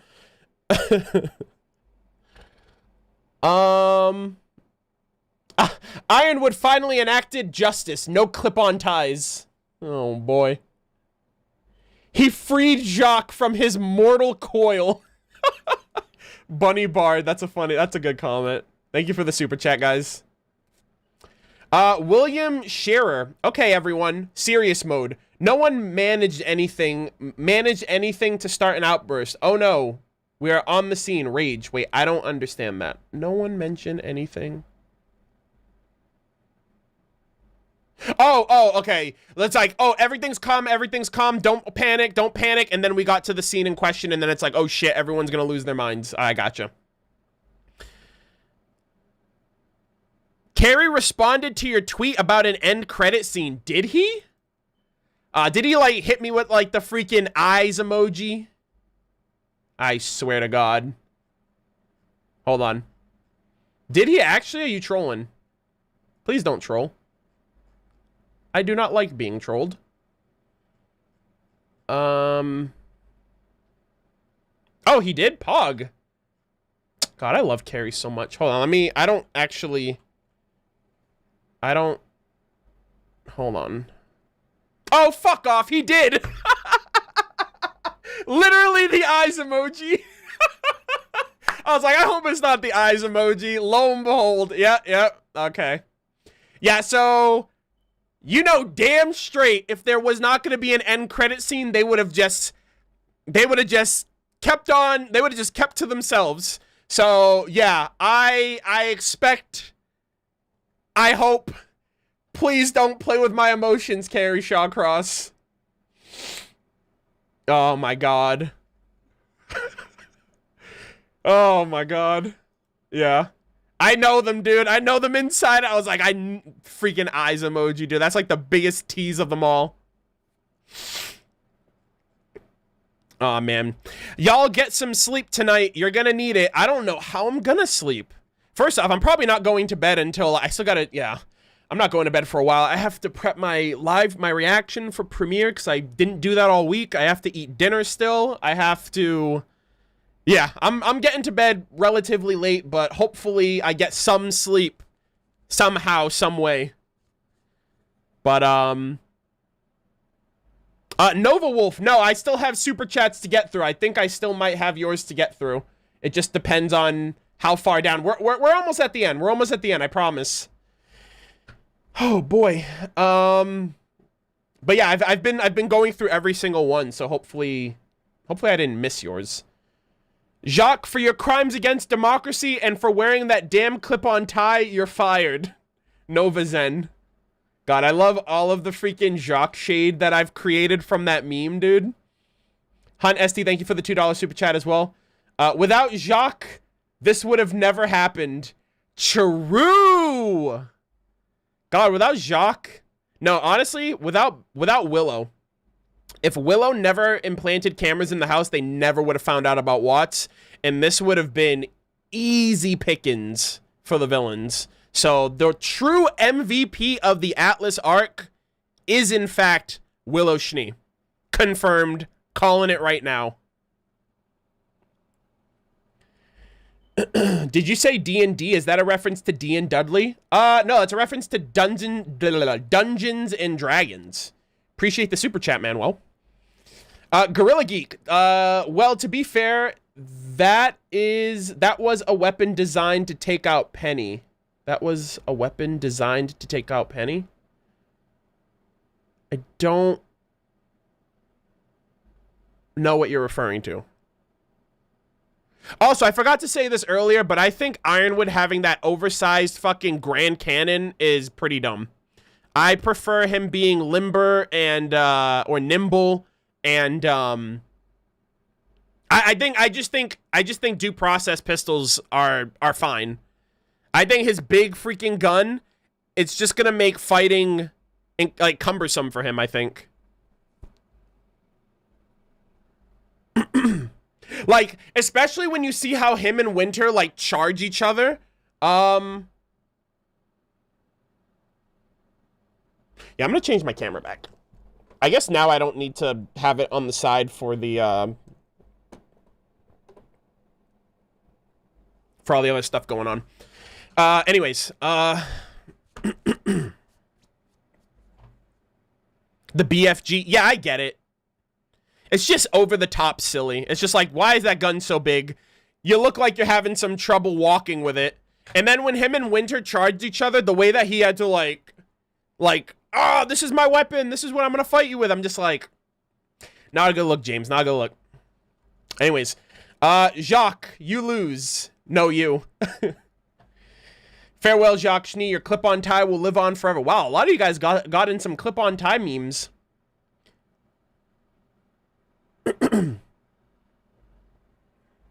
Dr. Arnold Raul Delgado Oobleck Jr. the Prophet. It just has like that just rolls off the tongue, you know what I mean? It's just like, it's like it was meant to be. WolvenRepublic, if Winter got the maiden powers, do you think she would still have sided with Team RWBY or stuck with Ironwood? That's a good question. I don't know, actually.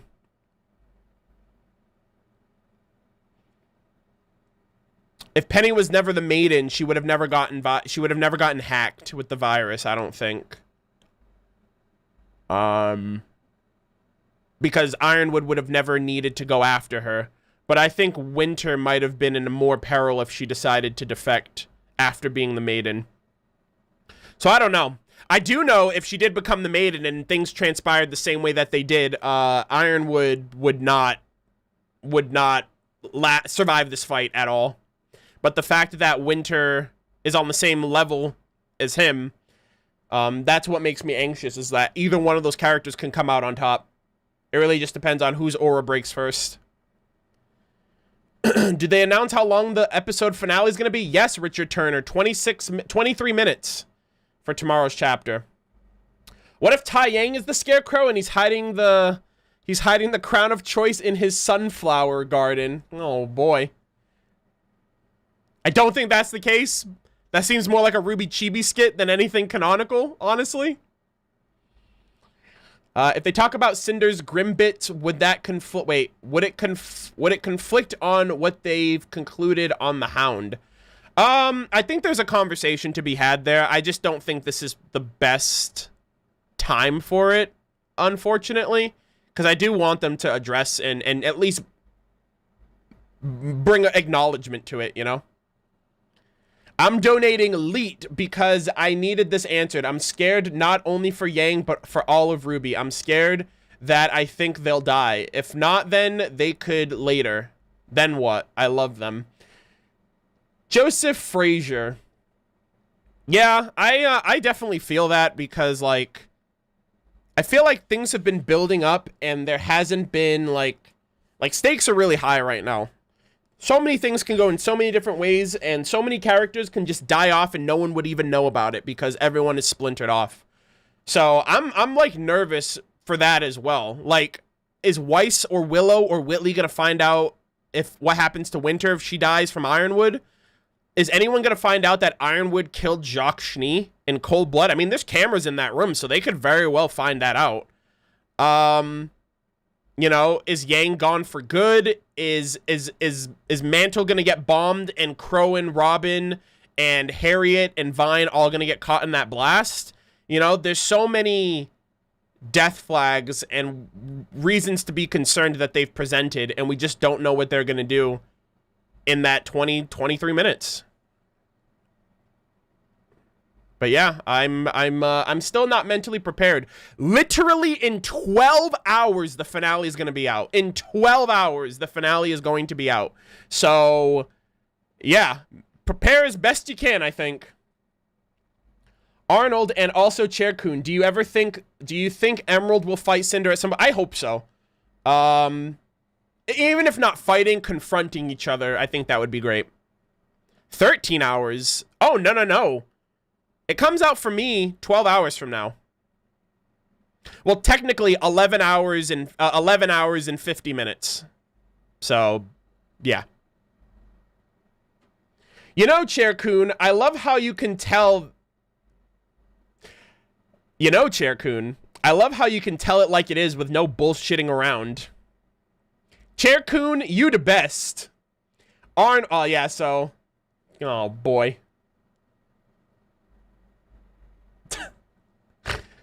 Oh, man. Y'all kill me. Salvador, darn, I missed the start of the stream. Also, Rip Yang, can't believe they sent her to the Shadow Realm. Yeah, hopefully that Shadow Realm isn't like the afterlife. Hopefully she's not dead, you know? To quote Monty Python, she's not quite dead, but I'm sure a lot of people think it is Kansas, dust in the wind scenario. She's alive everywhere. Everybody. She's alive, everybody. Plot armor. I can understand that, but I also think it's important to just, like, if you know plot armor is going to exist, doesn't that make accepting that a little bit easier? You know what I mean? You know, Ruby, Weiss, Blake, and Yang, I do think for the most, but it's just like, even if she's not dead, there's still going to be some type of tribulation to her falling, I think. I don't think death needs to necessarily be a consequence, like, a super grave consequence for a character in order for, I don't know. I don't really know what I'm trying to say. I'm saying there's so many other things that this show can do to the characters than kill them. And what doesn't kill them only makes them stronger. I think that's what I was trying to say. So yeah, I think there's far worse things that can happen than simply death. So I guess that's what I wanted to say. People think you're not able to watch RWBY critically because you're not an asshole about it. Honestly, facts. I think that's like the most straightforward approach to how people have viewed me with RWBY, because 9 times out of 10, a lot of the criticism that I see regarding RWBY comes from such a hostile, negative, and very, like, rude place, right? It doesn't really come from people that are like, hey, I mean this with the best of intentions. It usually comes from, and it's not really criticism at that point. It's just someone being salty and just complaining because they're frustrated and they feel like their anger and rage will show that level of like, I care this much, that's why I'm this pissed off, you know, which that's like a very toxic and warped perception, you know.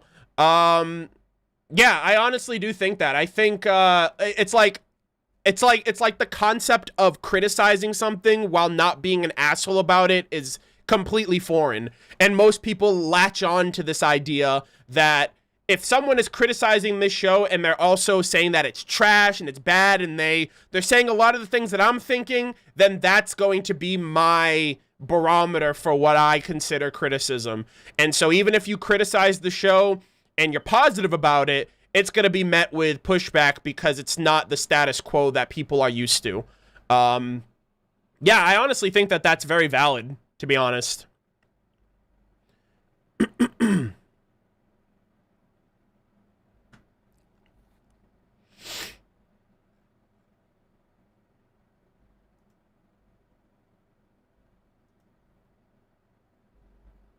Toxic and warped perceptions in the fandom? No way.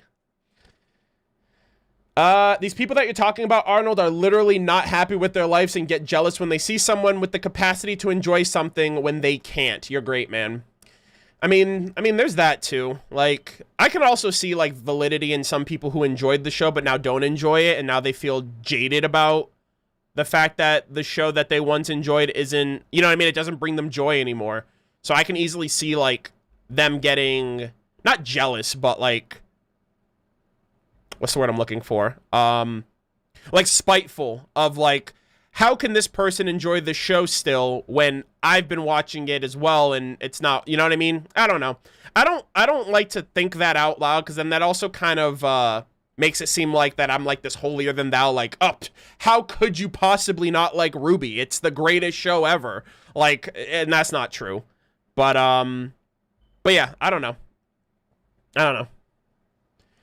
People can like and dislike whatever, but it gets on my nerves when haters take away people's enjoyment. Like, can't I just enjoy RWBY without seeing tons of negative videos about it? Well, blame YouTube's algorithm, because positive reinforcement and negative reinforcement is engagement regardless.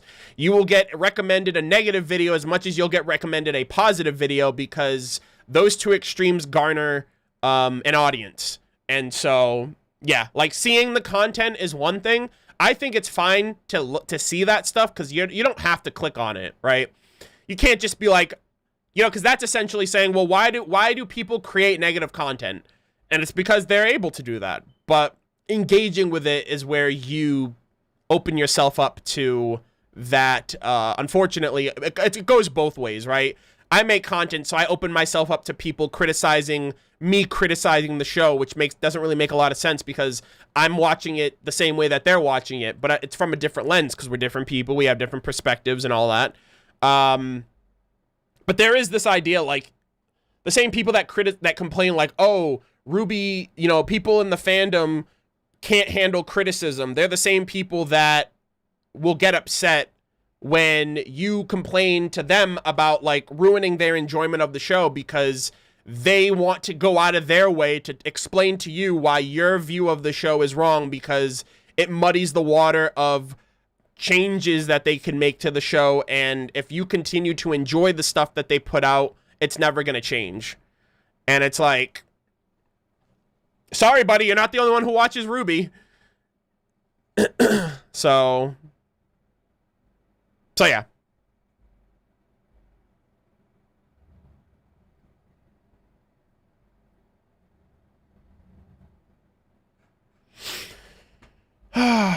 Let's see.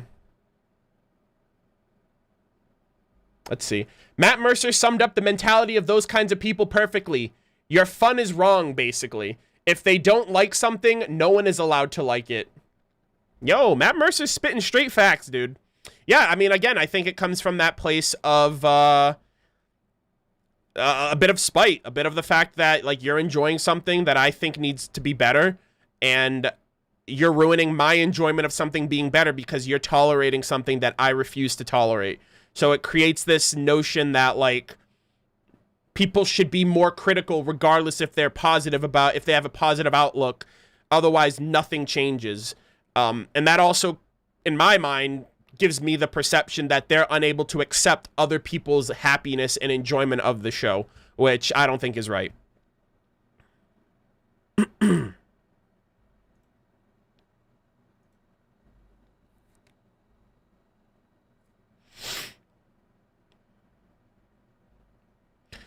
4+ hours, yo. This is about to be a 5-hour stream, by the way. Well, we're coming up on the last couple of super chats. NASCAR Dirt Race F1 season and NASCAR Dirt Race F1 season and RWBY Volume 8 finale. Let's fucking go. Undominus. Hey, I hope you have a great weekend, my friend. That's I don't know anything about NASCAR. The only thing I know about NASCAR is there was my manager at GameStop, a few years back when I worked at GameStop, my manager also worked for NASCAR. He was like one of the pit stop people for one of like the NASCAR teams. And so, yeah, that was super cool. That's the only relevance I have to NASCAR. Like, I know what it is. I don't watch it. I don't indulge in it. And the only external experience I've had was someone that I knew who worked at NASCAR or worked, you know, for the organization or for a team that raced NASCAR or whatever. But yeah. Cray Fable. Yes, I'm critical of the show to myself and will see it to the end. I'm invested. No one has the right to chew you out for being a non-critical creator. Everyone enjoys content in different ways. I agree. Hopefully, unfortunately, not a lot of people do. Kita Arachnid 30. Thank you for the super chat. No comment. I appreciate the support. I hope Yang is dead for the sake of the plot, not because I don't like her. If Yang survives this, no one is ever going to buy anyone from Team RWBY being an actual danger. Hopefully that makes sense. The thing is though, like, there's nothing implying that this fall means death. It's just unknown. Like, we don't know what's down there or where that takes them. So I understand people are immediately like, the unknown potential death. But that could just bring them somewhere else that they just don't know the circumstances, or the whatever realm that takes you to might work on different principles outside of the world of Remnant. So I think danger can be present without death being expected. But yeah, like Ambrosius didn't say don't fall down there or you're gonna die. He literally just said do not fall. I know that tone indicates like, well, you can only, like, you know what I mean? What else is there down there but death? But maybe he told them that for their own good. Maybe falling down there means you can't come back. But I don't think hopping on this death theory, you know what I mean? It could very well be something else. You know, it doesn't have to be death. And if she comes out of this alive, we shouldn't imply that it had to kill her. Weird theory now that we're talking about Penny getting a grip on the powers quick. What if she's able to do it because she's a robot and can learn it like AI or processing? I thought of that too, actually. I was going to say that. I don't know why I didn't, but I was like, I don't know, maybe the AI, maybe because she's a robot and because like the, you know, I mean, like she already knew about the Maiden and the Vault and the staff, like before Team RWBY even got there.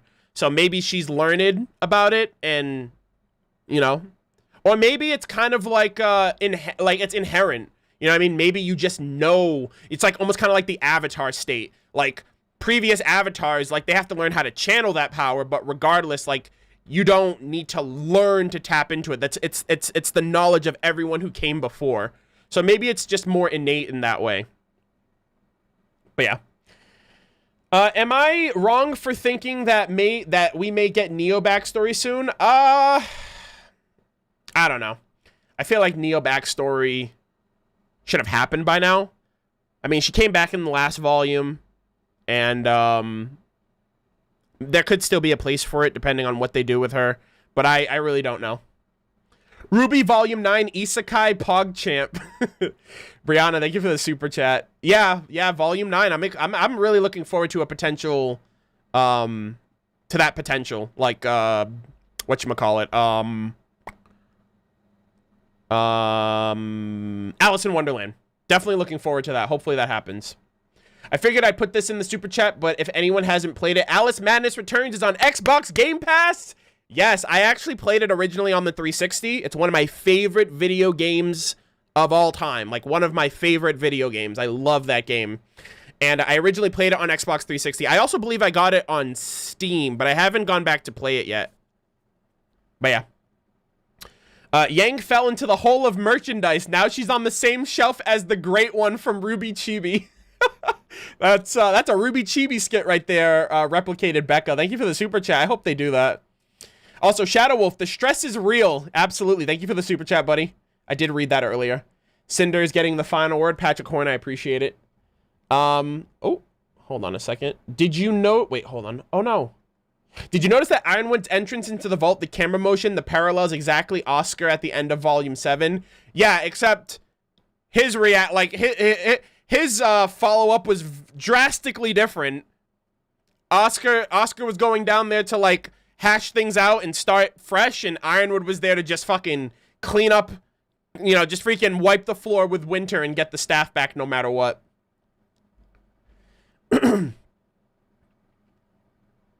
Kita, thank you for the super chat, and I'm free falling. Oh, God. I'm pretty sure there's memes out there of, like, people playing music behind Yang falling. Ald Noah. We've been around way back since your Volume 1 days. When coronavirus struck us, your content was a huge entertainment. Don't ever change. People are being toxic. The final word equals Ruby's final word equals Weiss's word equals Blake. Wait, hold on. What? The final word equals Ruby final equals Weiss word equals Blake question mark. I have no idea what that last part means, but I appreciate the long time support. Glad to know you like the content. And is this a recording, Grimace? No, it is not. I am reading through super chats right now because there were a lot of them, and I couldn't get through all of them while streaming. So I'm getting through the rest now, and then we are wrapping up the streams, and we have officially passed the 5-hour streaming mark, which is pretty absurd. But that's my own fault. Like, I talk too much. Sending another super chat to make a correction. I typed, oh, since Volume 3 days. Okay, well, for however long you've been around, the support has gone a long way regardless, so I really appreciate it nonetheless. Tweedledee and Tweedledum should be Sun and Neptune in Alice in Wonderland. That's a really cool idea, too. Pretty diva for life.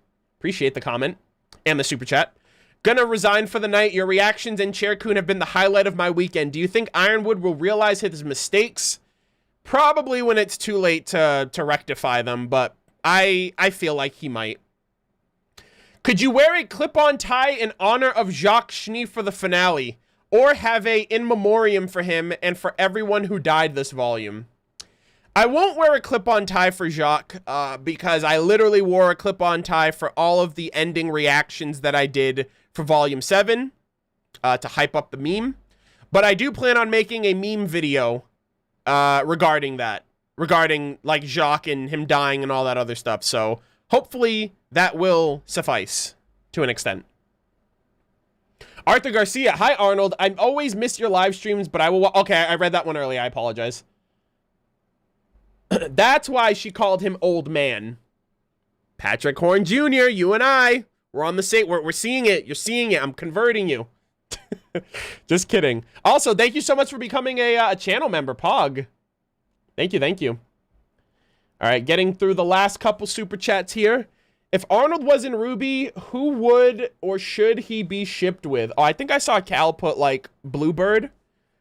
Yeah, Bluebird all day. Thanks for addressing that. I'm having a panic attack because now I know I'm gonna jump. I saw Yang deteriorate. If that happens to RWBY, yeah, I mean, I don't think there's gonna be massive doom and gloom for the main cast, but there's definitely a lot of, like, potential death flags for everybody else. Right, with the bomb and Ironwood and Winter, and yeah, villains are definitely taking home a dub, I think. Catastrophe 519, you're my favorite RWBY you're my favorite RWBY fan creator. And by the way, Ironwood's giant gun is called martial law. LOL. I like martial law. I like capital punishment. But yeah, I think those were great. Those are awesome. Yang is dead. Crab rave. Darkfire, thank you for the super chat. I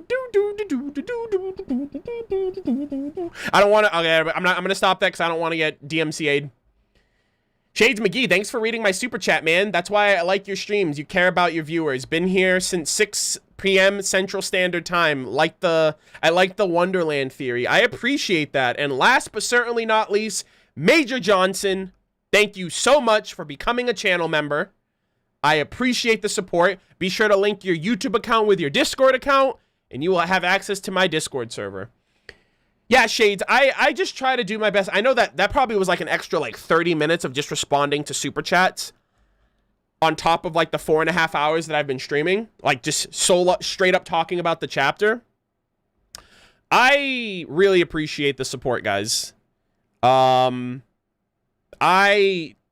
don't know what I did to deserve you. I don't really know what I did to have this much of an awesome community. Y'all pop off with the chair meme. You guys pop off with the freaking, the clip-on tie stuff. You guys are here week in and week out for the live stream discussions. And I'm just really grateful that I was able to find my place in the community. And ever since the beginning, you know, I've built up my channel to be bigger and better with more content and more, you know, more reasons for you guys to enjoy the content year over year.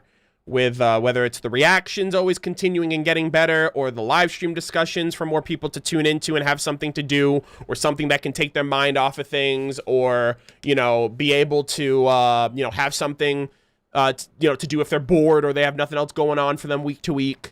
Yeah, it's been a great ride so far, and I know we still have years to go for RWBY for sure, and I just really appreciate the ride I've been on. I appreciate the fact that all of you guys have been along for the journey, and I'm pretty sure you guys are going to see it through to the end for Volume 8. You guys will be back for Volume 9 and be around for all of my other content. But I think you missed my previous super chat, by the way. I kind of went through all of them, to be honest. Hold on, let me... I'm literally scrolling through all of these. Oh yeah, okay. So it was in the middle of the freaking craziness of the donation war, making puns because Yang now can't. Chaircoon now new RWBY member. Oh boy. His weapon is a toilet seat boomerang. Cover that fire. Oh, so it fires like a sideways. Okay. Why has it got to be a toilet seat? Chaircoon's not a toilet. I get what you're going for, but Chaircoon deserves better than that. Yeah, sorry about that, Richard. I appreciate you. I mean, I'm sorry that you had to super chat to make so I noticed that, but I'm sorry about that. My bad. I was literally just saying like a minute ago, like I want to do my best to try to respond to everyone, and unfortunately some of those messages will slip through the cracks, but I think if anything, my effort to go through as many as I did, at the end of the day, I want that to be what you guys take away. The fact that I try to make an attempt. I try to you know, show everybody that I do appreciate the support, and I'm just one person, so unfortunately it's gonna lapse into these moments where I have to get through them at the end of the discussion. Otherwise I'll never finish a live stream ever.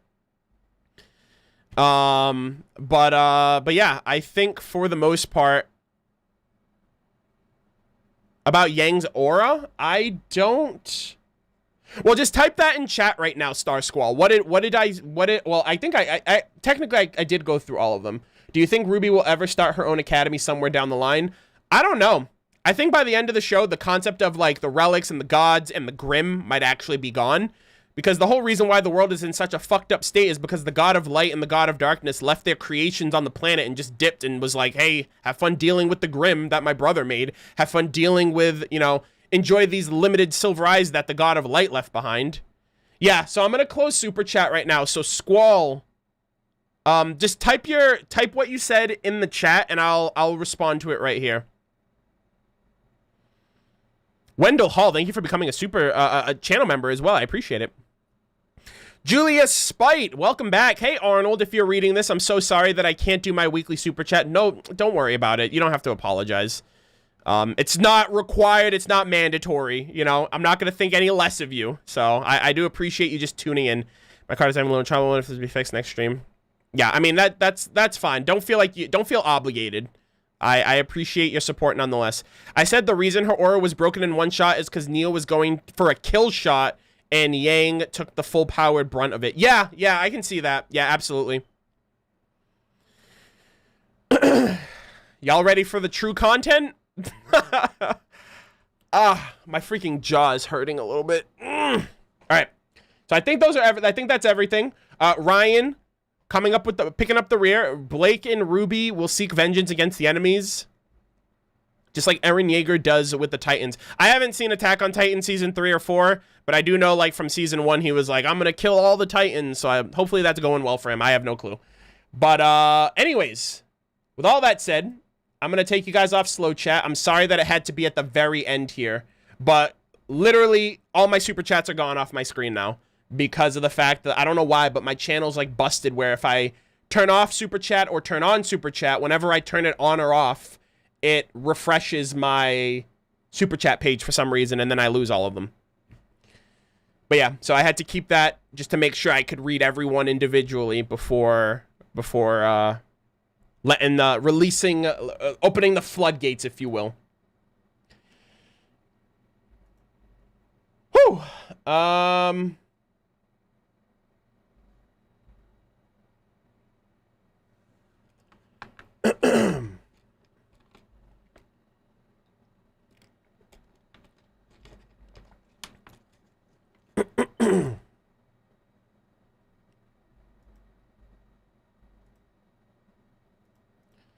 Let's see.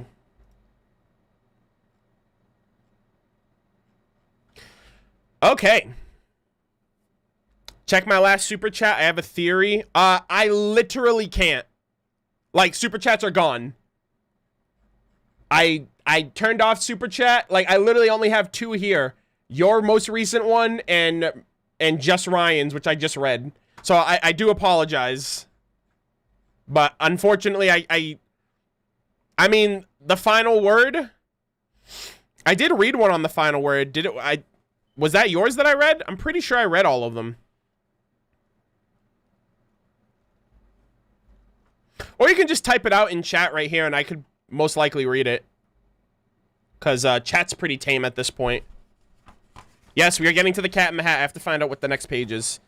So. Oh, Pog, we got a picture.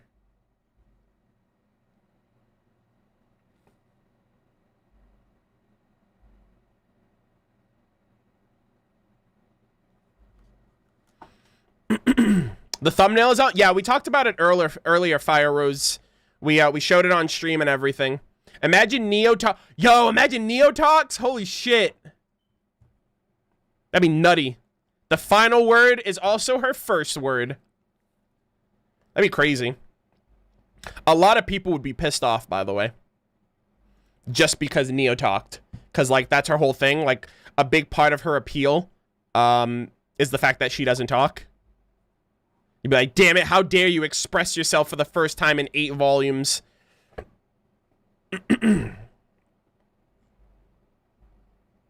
Yeah, that's pretty cool. I like that, though. I would welcome it, you know? The final word, jump. Yeah, I can see it being jump. Like, Weiss, RWBY, and Blake all hold hands and they jump together down into the void, and then that's how that part ends for them, and then we transition to someone else. Anyways, welcome back, ladies and gentlemen, to the quality content that you all ultimately subscribe to me for. My ultimate Murder of Birds project of reading 1 page of The Cat in the Hat at the end of every RWBY live stream discussion that I started mid-volume 8, during the end of volume 8, I should say. We are on the 5th page now, and things are starting to shake up in the house a little bit. It's raining. The kids can't go out to play. They're stuck in the house all day with nothing to do. Kind of sounds familiar, doesn't it? You know, kind of reminds you of a little quarantine moment that happened in the good old 2021. Anyways, let us continue with the read. We actually have some illustrations here, which are quite pog, if I do say so myself. Dr. Seuss or whoever owns the rights to this book, please don't copyright me or take my channel down for showing content that other people didn't pay for. I apologize. But with that said, and then something went bump. How that bump made us jump. And you can see the big bold words there, bump. Mr. Cat in the Hat's breaking into your house. What are you doing? Call the cops, please. Anyways, that's all we got for this week. I appreciate you. And I appreciate all of you guys tuning in and checking out the live stream and everything else in between. Less than 12 hours, we will have watched RWBY Volume 8, Chapter 14's finale. And, LMAO, not the bump. Oh, boy. Yeah, so tomorrow, the finale. Tomorrow, my reaction for Chapter 13 will be posted on YouTube as per usual. Next weekend, next Friday is the finale live stream discussion. And Lord knows how the finale is going to leave us off for this next week. My early access reaction, I'm going to try to get it up on YouTube as soon as possible. I'm sorry, on Patreon, I should say, for early access as soon as possible. And I have a bunch of other things that I'm going to be working on tonight before I still have to cook, and it's almost midnight, Jesus Christ. Anyways, that's going to do it for me. Thank you guys all so much for being supportive, for being super positive and awesome in the chat with each other. I really appreciate you guys tuning in and hanging out with me on a weekly basis. We have 1 week left. I really hope we can all come out of this alive and not in the most depressing and anxious of states. But yeah, we made it through 5-hour discussion. So I hope for anyone watching this, especially after the fact, you enjoyed it as well. But that's going to do it for me. I'm going to head out, enjoy the rest of my evening, relax, as I really need to. Hopefully I'll try to get some sleep for this finale. But yeah, thank you guys all so very much for the support. I look forward to your guys' thoughts on the penultimate chapter tomorrow. I will be back next week for the finale, and for the finale discussion, I should say. But yeah, thank you guys all so much. Enjoy your night, enjoy your weekend, and I will see you guys all in the next one. Take care. Bye. The poll will also be posted. I already talked about it, but the poll is going to be posted immediately after this, so make sure you vote for that. Anyways, I'm out. Good night.